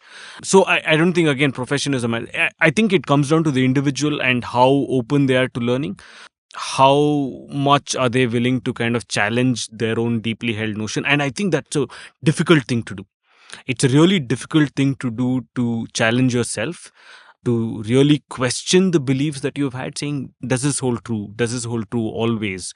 What are possibly the exceptions to it? When do you think you should kind of tone it down, etc.? I think even all of us, if you challenge yourself, right, we are very firm in our own beliefs. So challenging that is never going to be easy. So you've got to press it upon to the students that should, as Pranay was saying, that you're here to learn. So just, I always try to tell, at the end of my webinar saying, I don't expect you to change overnight. I don't expect you to magically believe in what I say just because I'm saying. Because one of the things we say, don't defer to authority, right? Just because some idiot called Anupam is saying trade is great doesn't make it so, right? You have to really think through it yourself, be convinced of the arguments from a logical point of view, look at the evidence, inspect it, see if that convinces you that that argument makes sense, right? My job is to just lay those arguments in front of you and lay out the evidence in front of you. So, and some of these things, I think it's wonderful. I mean, as an experience, it's absolutely wonderful for me, because you're going to go and say things that they've sometimes never thought about in their life. They just take it as a given. So if I say, for example, you should not give water for free at all, you should charge market price for water, that really rattles them. Right? I'm like, what are you saying? Because that's probably something that they've not thought about. And then I'll say, the reason why you have water shortage is because you're not pricing water correctly. The reason why, Pranay uses water to wash his Mercedes-Benz 3 times a day is because, you price water too You cheaply. mean he gets it washed 3 times a Gets it day? washed, of course. Nobody with a Mercedes-Benz is going to wash Wash it their own themselves. car. Yeah, come on. He gets it washed. Yeah. Your lies are so transparent by now.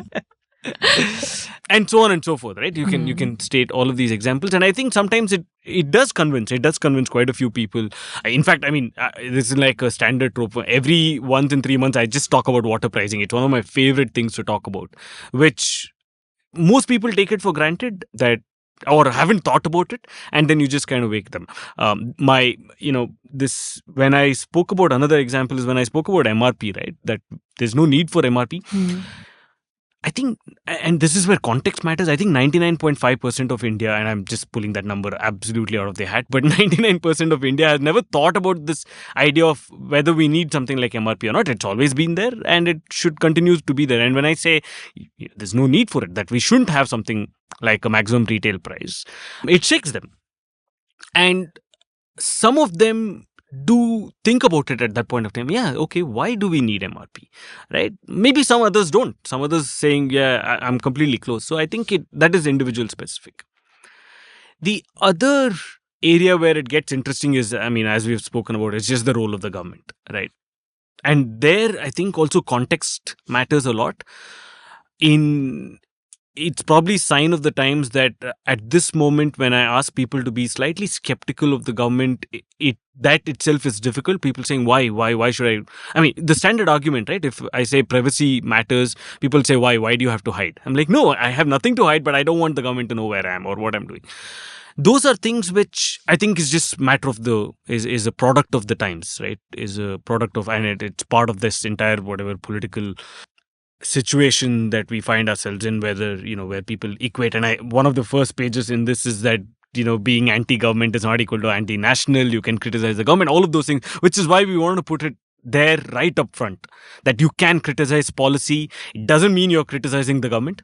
If you criticize the government, doesn't mean that you're criticizing the nation. Or if you criticize even the people, it doesn't mean that you're criticizing the state, and so on and so forth. Country, you have to distinguish between all of these things. It's okay to criticize some of these things. But those are, again, ideas which people have very strong notions about. And you have to just prod them enough to say, okay, just think about it.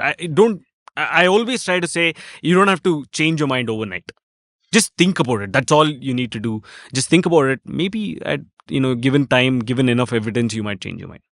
I think there is a tendency, and I'm speaking from a student perspective, and I do see the dynamics that he's talking about, right? That you see certain tension with people, that when you hear this statement from a teacher, then it's very quick, and probably it's the the discourse of the day, that people are very quick to put it into, oh, is this my side or that side, or is this ideology or that ideology. So suddenly the urge to put everything under the prism of that ideology is so strong that you are really not paying attention to the question that is being asked about the water scarcity, right? So from one side, people will say, oh, this means they are saying that garib insan ko bhi pani ko paisa bharna chahiye. That is not necessarily the thing that he's saying. He is saying that, okay, if everybody gets charged, actually there would be more water for people who actually need it, and they would be able to get it for free. But that whole thing doesn't, it never. But all the faculty takes a lot of time to explain that. But as a student, I know the dynamics that he's talking about. I feel that within the group also, that I know how other people are thinking about it, and I feel like that stress you feel. And I think as a student also, you are also making sense, okay, if that is the sense, should I make sure that I don't bring in my own bias, and also try to not oversimplify things and try to focus on the point that is being made right now. Yeah. And, curiously, if I may go on, I'm also experimenting with narratives in a session, right? So if I'm talking about a particular thing, I think even we have to learn to use effective narratives well. It's not just about presenting arguments. If you're trying to persuade people, again, if you're teaching science, if you're teaching chemistry or biology, there's no space for narratives. It's a fact, you're just stating it. But here you are trying to persuade people. You're trying to persuade in at a time, you're trying to persuade 300 people, right? And so you have to figure out what is the most effective ways to convince them. Can I give a couple of examples? Please, I want you to, yeah. So one of the things that I changed, so, we collect feedback for webinars and so on. And generally the ones that I do on trade get a lot of reactions. It's not bad feedback. It's just that I can't believe you're saying things like that and so on, right? So I try to, change the way that I do some of these things. So when I teach trade, I'll say, okay, do you not believe in Indian companies to be strong enough to fight against global competition? Instead of saying, just let, the standard free market thing, saying trade is better, etc. So now this time I just try to put a spin on it, saying, I believe in Indian companies. Do you not? If you believe in Indian companies, then we should have a free trade policy. And many of the Indian companies is truly strong enough to take on the rest of the world, right? Protectionism is equal to not believing in ourselves.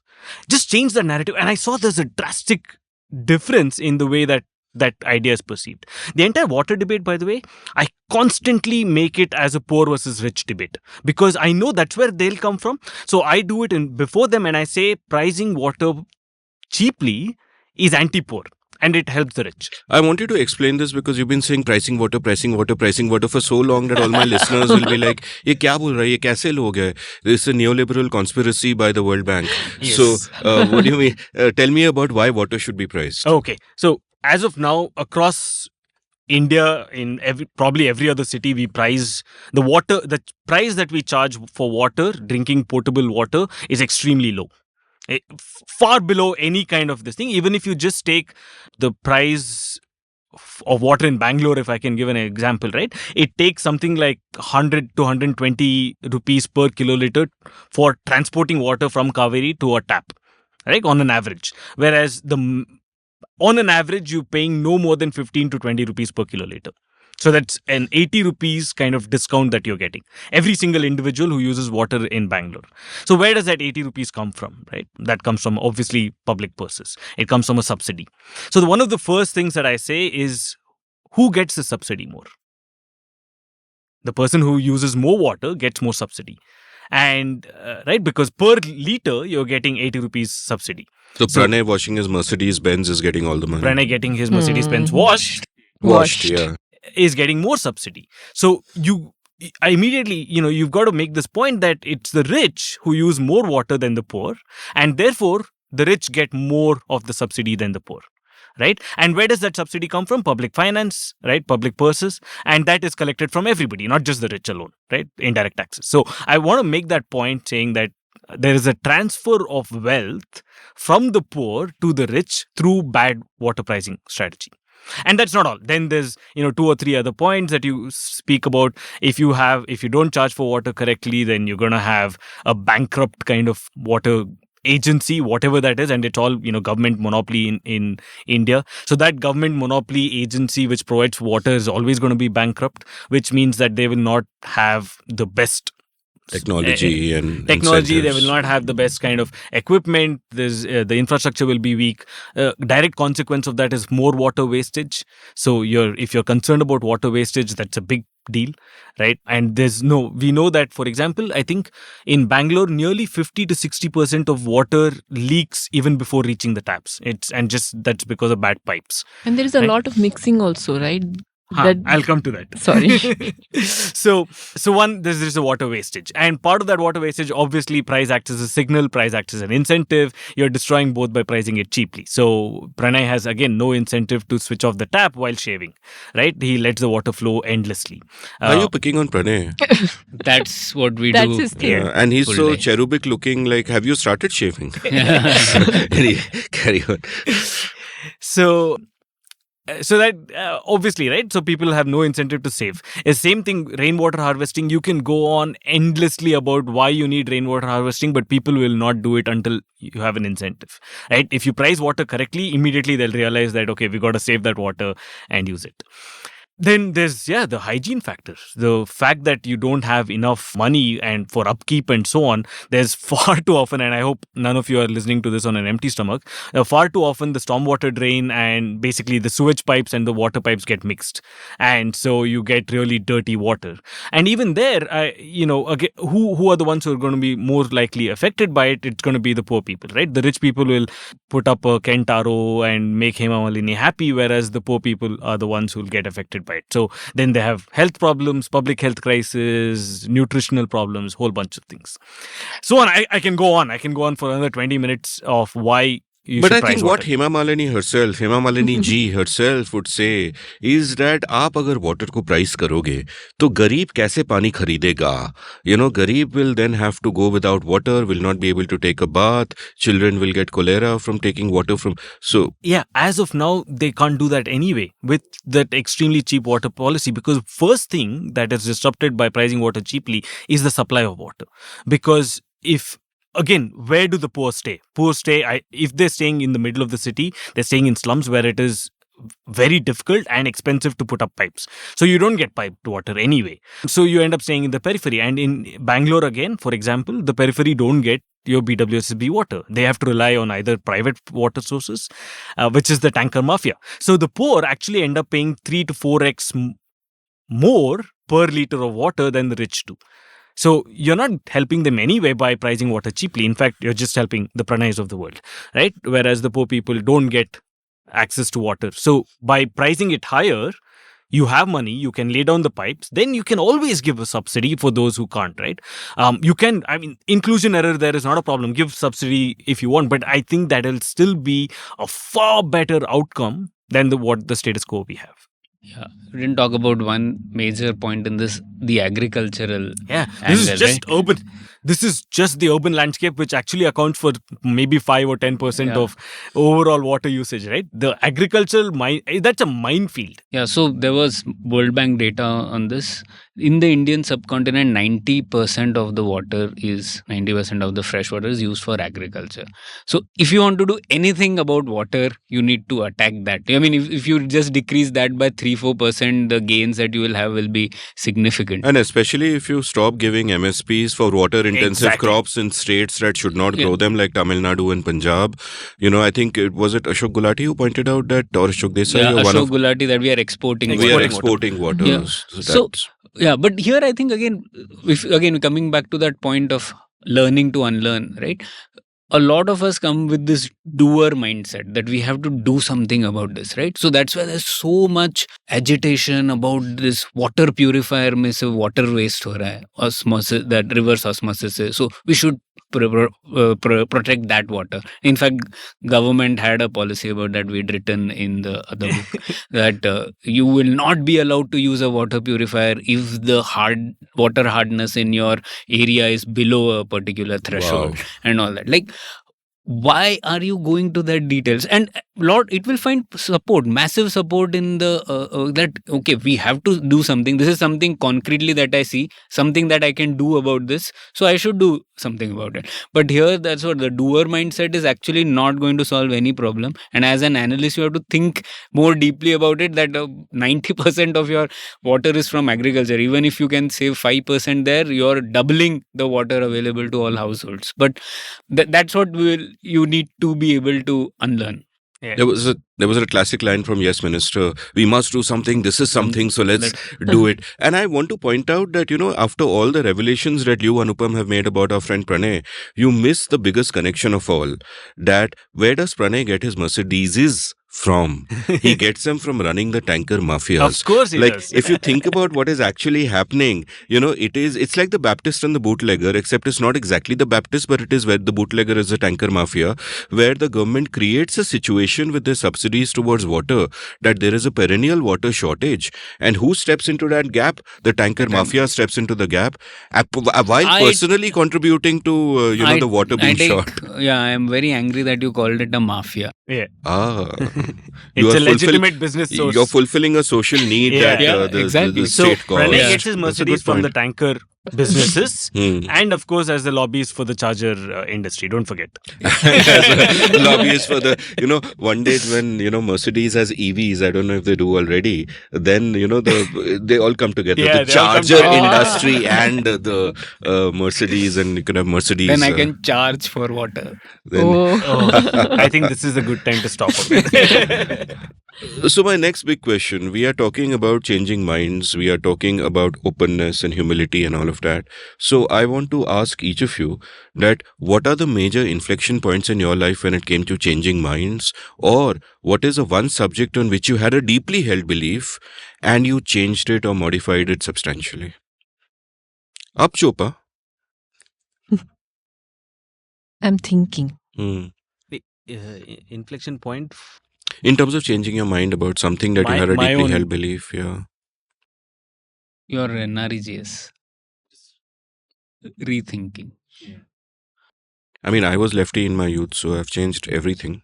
Yeah, for me it's I'll be.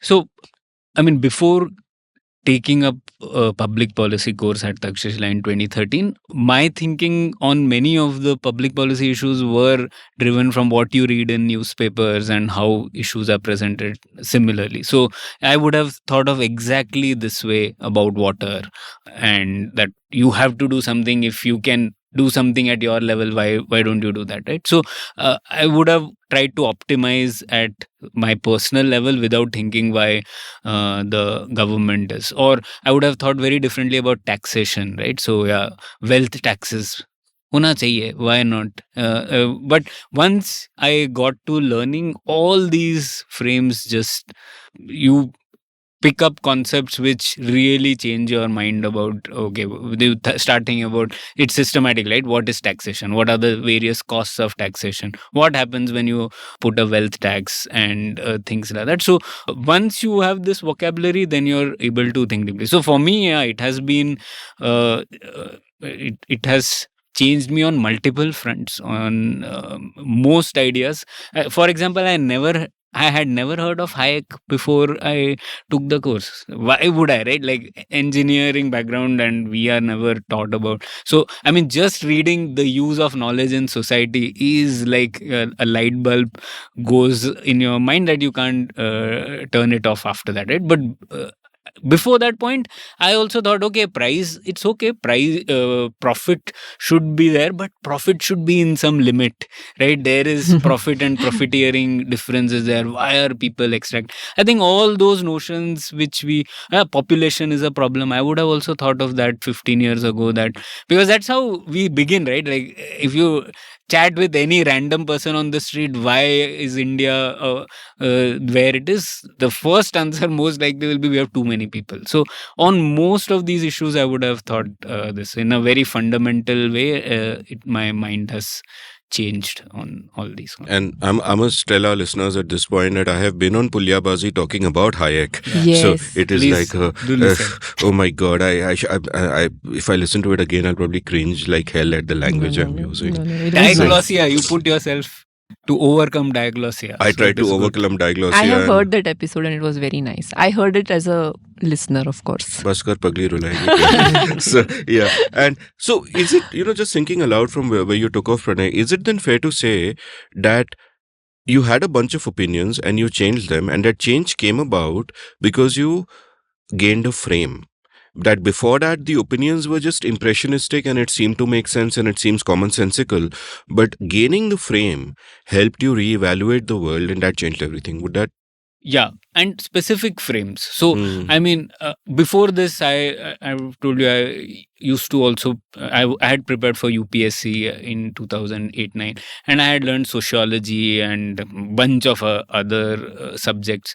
But unless you pick up a discipline like economics or maybe psychology, I don't think that just having other frames would have helped me change my mind. So I learned sociology that helped me in some areas, but on most of these, I would not have thought any differently.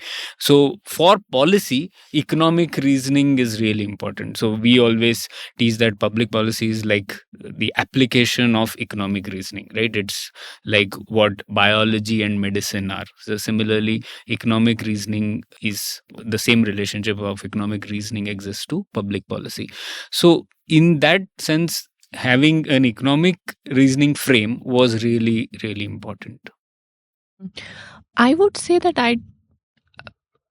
I began, so I come from this small town in India, in Gujarat, right? So I won't say my journey is anywhere where one thing has made a big difference, but these have been like very small things. Every few years you figure out something. Acha, there is a different way of doing things, right? And that has happened with traveling for me. I feel like every time you travel and suddenly you had some notions of the world which was supposed to be like this, right? And things were right in your world based on this funda.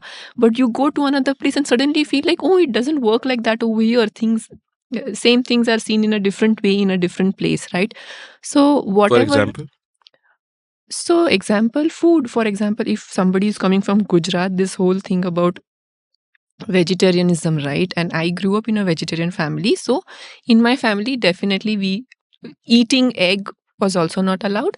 I mean, my parents tried to feed me, but we never ate. But in my family, other members would not like to have it. So basically it was a taboo. And later on, even though some of my aunts who asked me, Ki, you should have it because you are growing up, you are too thin. I was always a very thin child. So they was like, you need more protein, you need to have it. But I was like, no, I will not have it, right? But then, and my parents were also not very comfortable with eating in a place where there would be non-veg prepared, right? So in Gujarat, most of the hotels are by default pure veg only. If there is a non-vegetarian restaurant, it would be on the highways most of the time, right? So I grew up with this setup, and then I went to Hyderabad to live and for my work, and suddenly everywhere you see with food, and then it takes some time. Initially, you will also react like how you have seen other people react, right? Because you have influences which you cannot shed yourself completely from your environment. But then you start to think, okay, this is also food. Somebody is eating their food. Why should I have any kind of value judgment about what they are eating? And today, from there, then you go to another country where they are eating something else only. That also is food for them, right? So you start to respect that, okay, people everywhere in the world are eating what they find around them, right? That's how food has evolved primarily. Before we start bringing our religious notions on top of it, that's how people, if you are living on the sea coast, you are going to eat fish. If you are living in a place where there is so much water, you will have coconut. So whatever. So you will eat those things, right? So I disconnected, and then I made when I actually have my daughter, I figured out growing children need protein to grow. So I have made a conscious decision of feeding everything to my daughter, which means that I have started eating. I mean, I don't eat, but I also cook sometimes at home, and I feed it to her because I think that is the right decision for my child. If I want her to grow well, then I want to feed her everything, and I also want her to go out in the world and be comfortable, travel anywhere in the world, and she should not struggle about these basic things. That these are no longer restrictions for her. She can go anywhere and be assimilated without worrying about these kind of things, right? So this is a conscious choice. So, but this is a very personal thing. But there were many such things where you feel, and I think traveling and going to another world where you see, okay, policies also work differently. You go to, like the example of MRP, you go to Singapore where there is no concept of MRP, and you suddenly realize, acha, things are not necessarily the same price everywhere, and you have to see the price at which you're buying before you actually buy, right? So I sometimes have to remind my mother-in-law, ki, Mama, it's not the same everywhere. You have to see the price, like that. So you see that there are different ways of doing things and they work with some context, and you start to figure out that you have to see everything in the context where it is operating. That's one of the things. And I think if you have to really talk about some policy, then maybe MSP is something where I probably have changed my mind from the first to now. I feel I'm closer to being less supportive of MSP. Yes. I'm quite happy if I just reflect upon some of these things. I'm quite happy to think that I have changed my mind on quite a few things. While, I mean, the standard cliche applies, which I will not go into, which is that, maybe at 18, 19, you're a leftist. I think the line is something to the effect of, if you're not a communist at 18, you don't have a heart. If you're still a communist at 26, you don't have a brain. Yeah. Something like that. I think that applies very much so. There was a very brief moment when Che Guevara seemed like like a hero and things like that. But it was very brief. I think I got over it very quickly because, as I was mentioning earlier, just after this romance, I happened to read 1984, and there's an Ayn Rand book, We the Citizens, or We the Living, something like that. Something where like that, yeah. she basically talks about her escape from Russia, so it's not really her other kind of thing, which was just is very interesting at that point of time. Then, so that I got over quite quickly.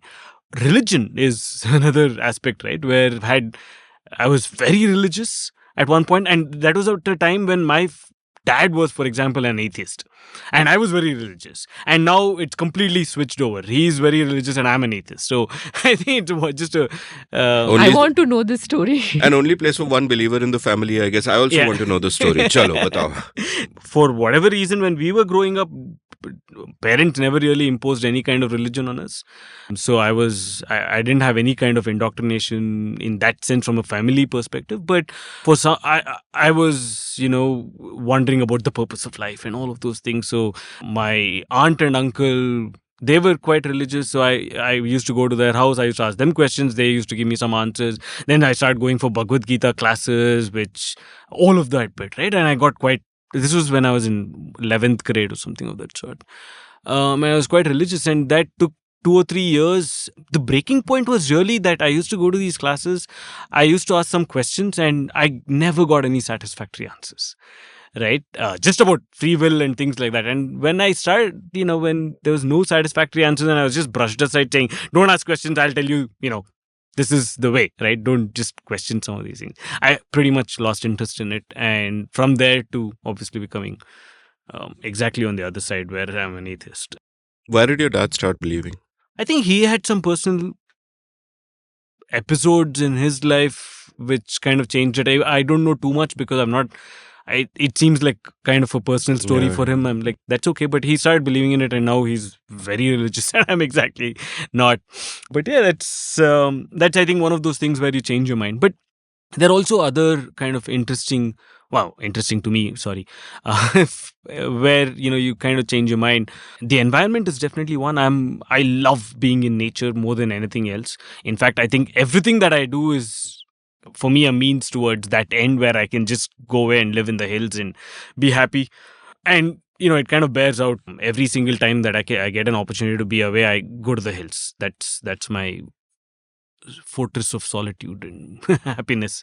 So I do that quite often. And then, once you're kind of connected to the nature, and I would like to believe a vegan by choice.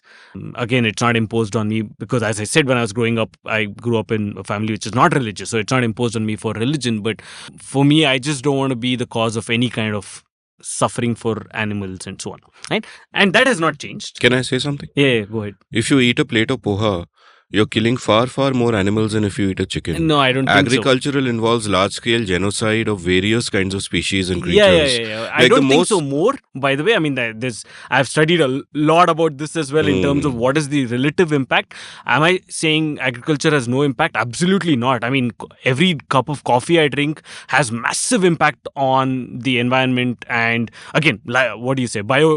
Ecological impact. Yeah, it has ecological impact on just biodiversity, for example, right? So your forests are cleared for coffee plantations. I have no two doubts about that. I just don't like the large scale mechanized farming, of animals, right? Mechanized whatever of animals. I was with you till farming when you said of animals. No, I millions of creatures under the soil and blah, blah, blah. Yeah, all it's of just that. horrendous. I think if you care about animals, the most moral thing you can do is only eat large animals. Because in each meal has a lowest per capita destruction I don't of care animals. about But the- I'm just Yeah. I'm just being He's just provocative. going- No, that's I'm fine. just being provocative. But even there, I don't mind so much about the killing of animals. I think that's, whatever you kill animals, etc. What I really don't like is what happens before the killing, right? Small spaces, extremely this thing. All of those things is what gets me. If you think about somebody who is living in a village who has a farm behind, they are rearing 5 chickens and they are getting I eggs have every day. absolutely no problem. So I'm saying, again, that is a context, and we are eating something like avocado sitting here, and that avocado has come from where? So we don't know about the ecological Sure. footprint of that. So Yeah. it's probably No, I'm with you on it. I'm still saying why I changed my mind about it. Sure. Let me No, finish. no. Yeah, of course. I was Sorry. just being We are provocative. not- We're not trying to change your mind. Though maybe, 10 years later, if somebody asks him what is the one big thing you changed your mind on, and Anupam will say, I only eat big animals. But no, on the environment, right? So I'm saying from a position where I felt very strongly about some of these things, and where I would always imagine that my desire was that the government should go and stop all of these things, ban plastic because of the danger it does, etc. And then again, as even Pranay was saying, once you start learning things like public policy or economic reasoning, you realize, for example, banning is definitely not the way to go forward. And then I, again, with my purely from economic freedom / personal individual freedom, as I said, I might not eat anything, but I will defend, until death, your right to eat whatever you want, right? So those are, I think, nuances that have been built over time. So I don't know if it is a change of mind really, but just nuances that you can still, I still dream about bringing about some of these changes, but can I think about doing it through better regulations? Where can you, for example, I don't know, I've not really thought about deeply, but again, even the use of plastic can be regulated in a better way, right? Instead of banning it, obviously, providing alternatives, making it slightly more expensive at the margin, etc., etc., etc. So the same thing goes for even how many whatever animals you put in a square meter. Can you just increase that by regulation? Yes, it will add cost. Can you negate that cost through some other ways? I'm saying policy solutions which are subtle, which are nuanced, which are sophisticated, which uses a scalpel instead of like a hammer. And I think that's where you begin to learn the nuances better, right? You begin to appreciate the nuances of these things better than saying, government should go and ban things. And that's exactly what I try to teach all of the students as well, that there are nuances. Whatever you care about, it's not binary in nature. That's pretty much the starting line of the entire GCPP that I begin with, saying things are never binary. It's all about nuances, or as you also say, right? We all contain multitudes and all of those things. Yeah. Magnificent. I'm being quoted back at me. So before we wrap up, and at the end, as you know, I will ask you all for recommendations, etc. But before we wrap up, a question for Khyati about the book, which kind of fascinates me, which is about the actual mechanistic process of making these illustrations and these drawing. Like, how long do they take? Do you use pen and paper and scan it? Do you use a software? What kind of software? Take me into the engine room of the creation of something like this. I don't use pen and paper. I make some art using pen and paper, but so I try to do sometimes something called urban sketching, where you just go and if there's a old heritage building, you just try to draw. So it's more of a practice that I try to do, if you can draw it or not.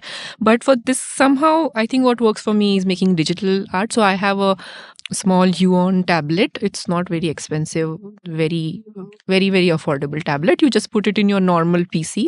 And I used to use this free software called Sketchbook. It's probably one time paying or something like that.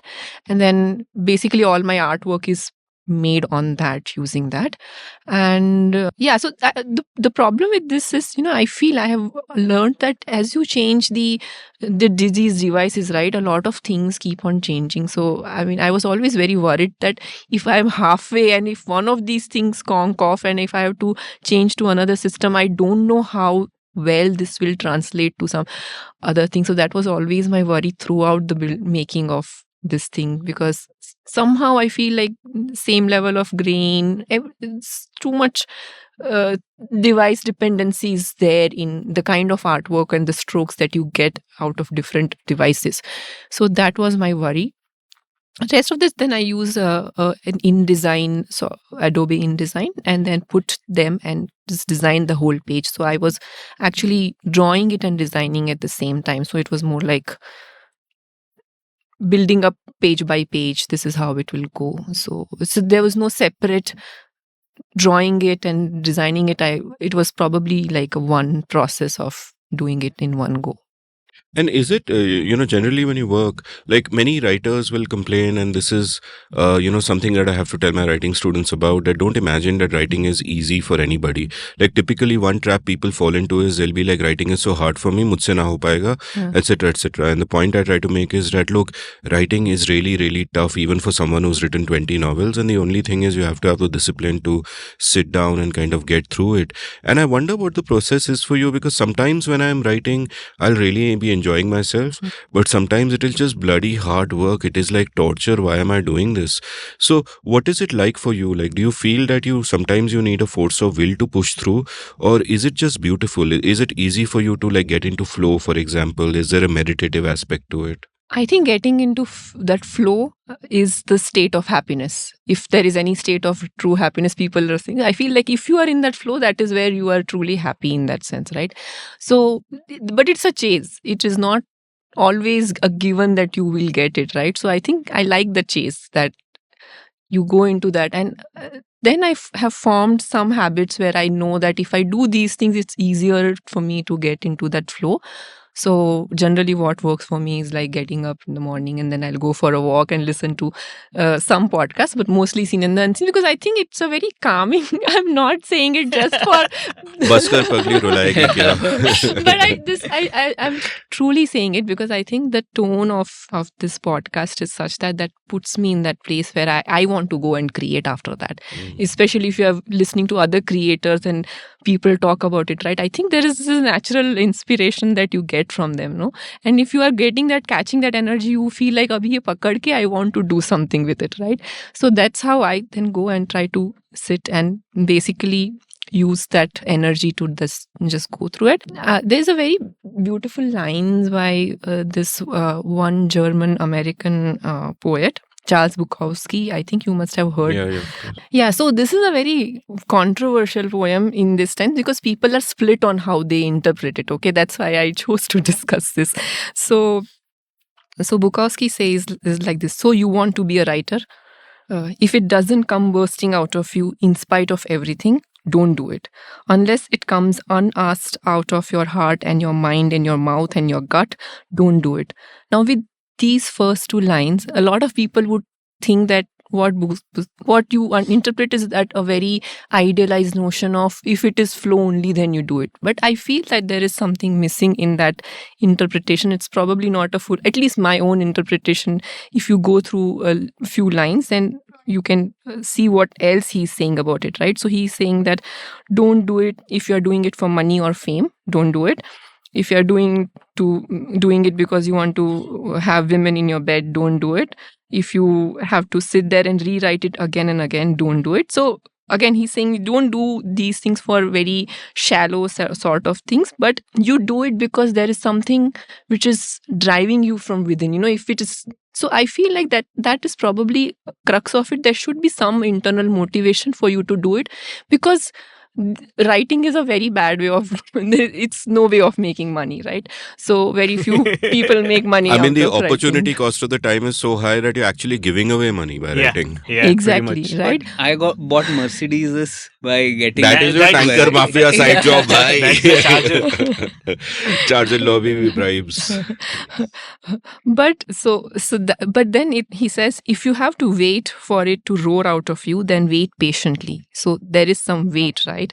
And if it never does, then you do something else. And I'll just end this. Unless it comes out of your soul like a rocket, unless being still would drive you to madness or suicide or murder, don't do it.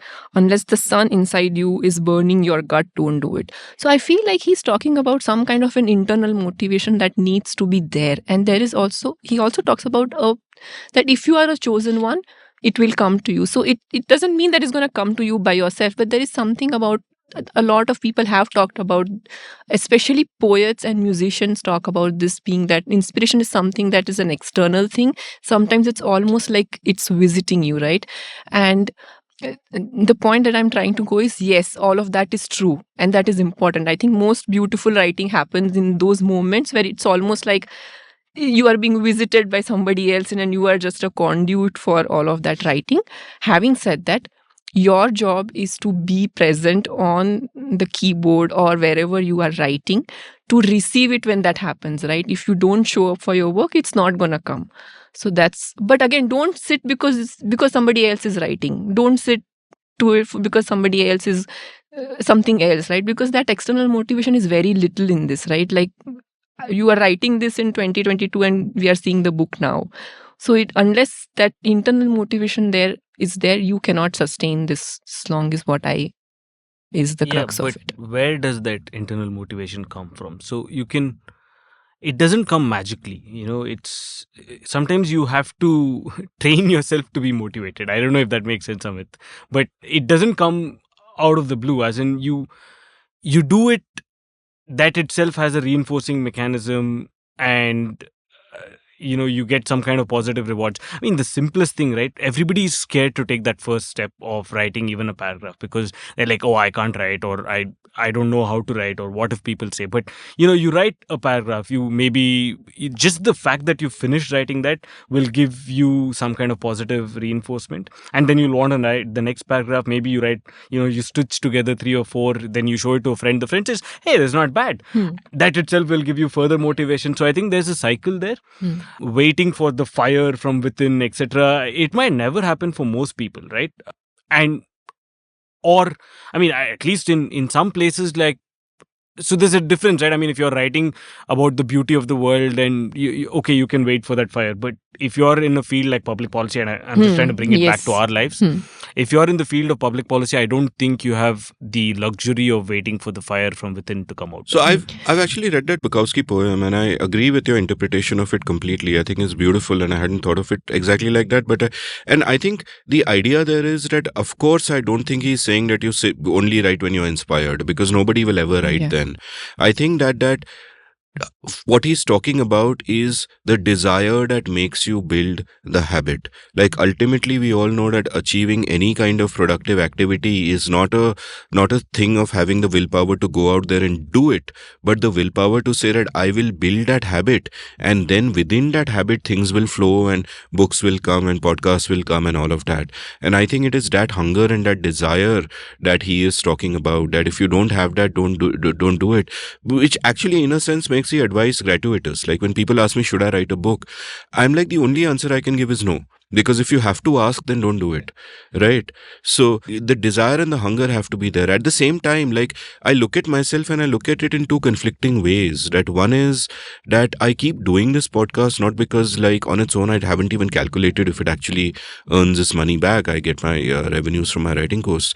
But I still put in the work and do it because it is so rewarding for me, and I don't even know why. Sometimes I kind of question it, but there is that hunger and I'm doing it, and I think Bukowski would approve. But at the same time, there are things I want much more that I haven't had the strength of character to do, to build the discipline and actually build the habit. So I think that there is this tragic confluence where you might have the desire and the hunger, but perhaps a weakness in character, or perhaps, other things that are happening, perhaps even at a biological level, which make it hard. Yeah, sometimes life comes in the way, right? Life comes in the way often. Of course, right? And to add to Anupam's point of view, yeah, I do agree with what he's saying. Sometimes you cannot wait for motivation all the time. And for that, I got a good advice from Pranay one day about when we were doing the course. Pranay gives good advice. Yes.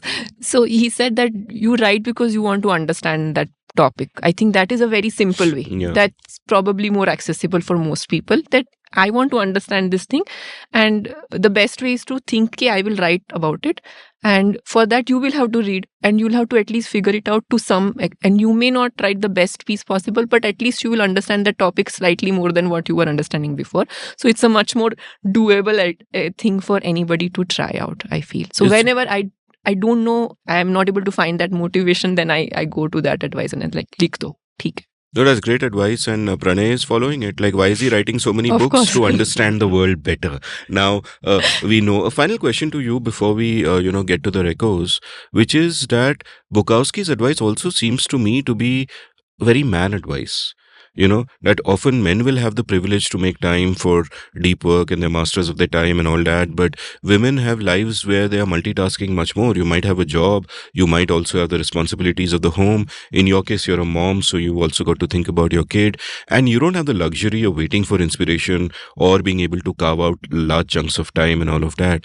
So what are your writing habits like? Like, how have you managed, how have you built that discipline within yourself to do a big project like this? Yeah, I actually am a very bad multitasker, and I feel it's a myth that women are better multitaskers, because I think we are forced to multitask. You're forced to, that's what I meant. But yeah, I know that you were not saying that, but some people actually think that women are good multitasker. There is no choice, we have to do it, and it gives me a lot of heartburn when I have to multitask. So I like when I don't have 5 things, I'm just doing one thing. That is the best day of my life, and no small chitter-putter tasks are there, and only sit and do this, and I have my time for it, right? But what I have unlearned is to feel guilt about it, because I used to feel a lot of guilt about when I have to take time out from other people. I have learned that I should not feel guilt about it. मुझे अपना time चाहिए, मैं निकालूंगी, and I will have to voice, and I'll have to fight for it, and I will also have to fight some conventions that I have put on myself. Some of the pressure is self-generated, that my house has to be like this, I have to cook 5 different things. Anyways, I never had the cooking bug, but even the little bit I try to optimize time so that I'm spending much less time in doing those things. And because that's how, if I were doing a 9 to 5 job, then I would be forced to do this, right? So if I'm trying to do, only because I'm working on my own time and myself, I shouldn't think that I have infinite time. I have to reduce time in those spaces. Only then I can work. So opportunity cost. Yes, exactly. So I do not, and I tell my family members also, I don't enjoy my time in kitchen. Don't expect that from me. मैं नहीं करूँगी. जितना चाहिए उतना करूँगी. I will do what is required for us to have good, happy, like healthy meals and all. Yes, but don't expect too much beyond that. Itna hai. So I just put those boundaries, and I have stopped feeling guilty about it. It has taken a lot of time for me to reach that space, and it still needs to be reiterated again and again for me to remember this. I loved your phrase, chitter putter. English doesn't have words like this. Chitter putter is beautiful. You should write a book called The War Against Chitter Putter.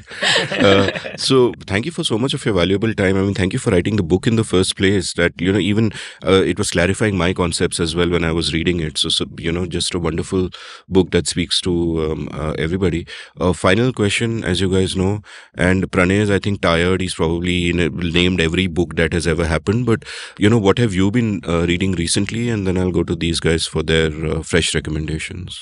Yeah, so since books we've talked about, I thought I'll talk about some papers that people can read. So some papers, if you're interested in public policy, that are really important. One, I would begin by going back to Dr. Vijay Kelkar's C.D. Deshmukh lecture. I always recommend that to our students as well. That's the lecture which then became the book In Service of the Republic. But that is a amazing lecture. In 30 pages, you will understand the policymaker's perspective and an economist's insight, both combined in one paper. What can be better. Second is a paper by Devesh Kapoor, another very well-known political scientist. So he has a paper, Why Does the Indian State Both Fail and Succeed? It's a brilliant paper. There's no math, but if you read that paper, your way of thinking about the Indian state will change for sure. So that is the second one. The third one, I would go back to Milton Friedman's paper on India, right? When he had two visits in the 1950s. And the good folks at CCS have compiled it into a PDF. His observations about India were remarkably prescient. And especially, I mean, people think Milton Friedman, he would have said government should not do anything. But please go and read it. What he talks about, that human capital is India's biggest strength, and India should spend a lot more time and energy in that. And you can see how insightful he was on a topic which is not his. It's not a topic in monetary policy which he's known for it, but it was remarkable insight. So again, a small paper. On the political side, Ambedkar has written only one manifesto in his life, which was in 1951 for the Scheduled Caste Federation. That is the best manifesto you will read ever. So it is very beautifully written on a range of topics, from the pattern of production and prohibition and China. So because it was written towards the end of his life, it also captures a lot of his thinking over the many years, because he did change his views on many topics. So that I really enjoy. And finally, for people who are interested in research, Hal Varian, I think he's still the chief economist at Google. He had a paper called How to Build an Economic Model in Your Spare Time. I really like that paper, because it says one foundational thing. It says many people rush towards systematic literature review too early into the cycle. He says, don't do that. When you're interested in a topic, first create your own model, your own way of thinking about it, then pick up the literature review. Otherwise, you will just think in the conventional, the tyranny of the conventional thinking. You'll fall into it. So that is something I really value. That's it. I did an episode with Chandrabhan Prasad ji where he also spoke about that Ambedkar manifesto, which, by the way, I will second that. It is brilliant.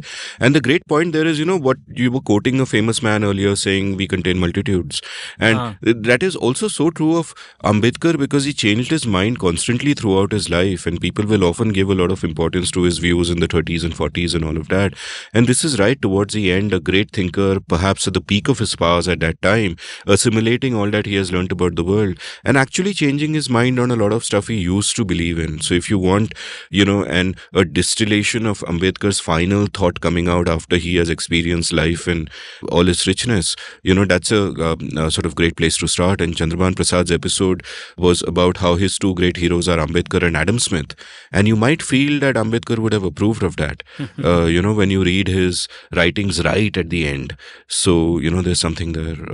Anupam, let me turn to you, and what radical thought, sir? Radical thought. No, so what? No, what?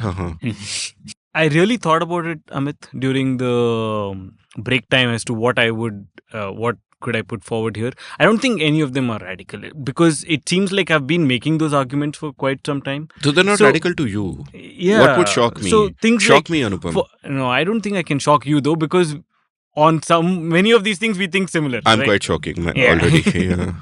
Things like, if I say we shouldn't have an MSME policy at all, right? We shouldn't have, for example, we shouldn't care about micro enterprises. Yeah. Should not have a department of industry. We should not have a department of industry. We should not try to, for example, I say that government should not try to preserve culture or language. It's not the job of the government. Correct. So, see, none of this is this thing. If I say get religion out of public space, it's not radical. Yeah, true. So, I don't know. I'll say my standard thing. One of the things that I was working on is how do you get the army out of cities? For example, that army owns far too much land in cities. Army as in our defense forces. So, get the cantonments out of cities. sell that land to the cities, and then we can use that land. It'll be a massive boost to city GDP. Have FSI of 40. Yeah. FSI. So things like that. See, remove RBI as a payment regulator is one of the other things that I thought of. But none of these are radical. These are all great. There's a book by Walter Block called Defending the Indefensible, where he takes a bunch of ideas which seem indefensible at first sight, and then he defends them. So maybe we should do an episode like that someday. I think I did something like that with Yazad Jal, your former colleague and my good friend. We had a section on Pragati called Reforms 2.0 or something like that, where I'd done a series, like removing SLR requirements. But those are micro policies that we had. But that was good. No, that's what I was saying. When you're thinking from a hat of a policy analyst, it will be radical in a narrow space, right? You are not thinking You're about... not trying to say, don't have change the political system to, I don't know, don't have representative democracy. I don't think that... Or replace all rupee notes with bitcoins or things like that. You're not going to say that. Recommendation, sir. Okay. Recommendation. I want to start with, make a very broad statement, which if I say this in office or in policy circles, I'll be looked down upon. But I want to probably even just make a recommendation that you don't always have to read a book to get knowledge. I'm actually a very poor reader. I'm a very poor reader because I don't have the patience to read books. Having said that, please buy and read Be the Citizens. I think that is a great book. That's my first recommendation. I think one way of defining poor reader would be that you have lots of books but no money.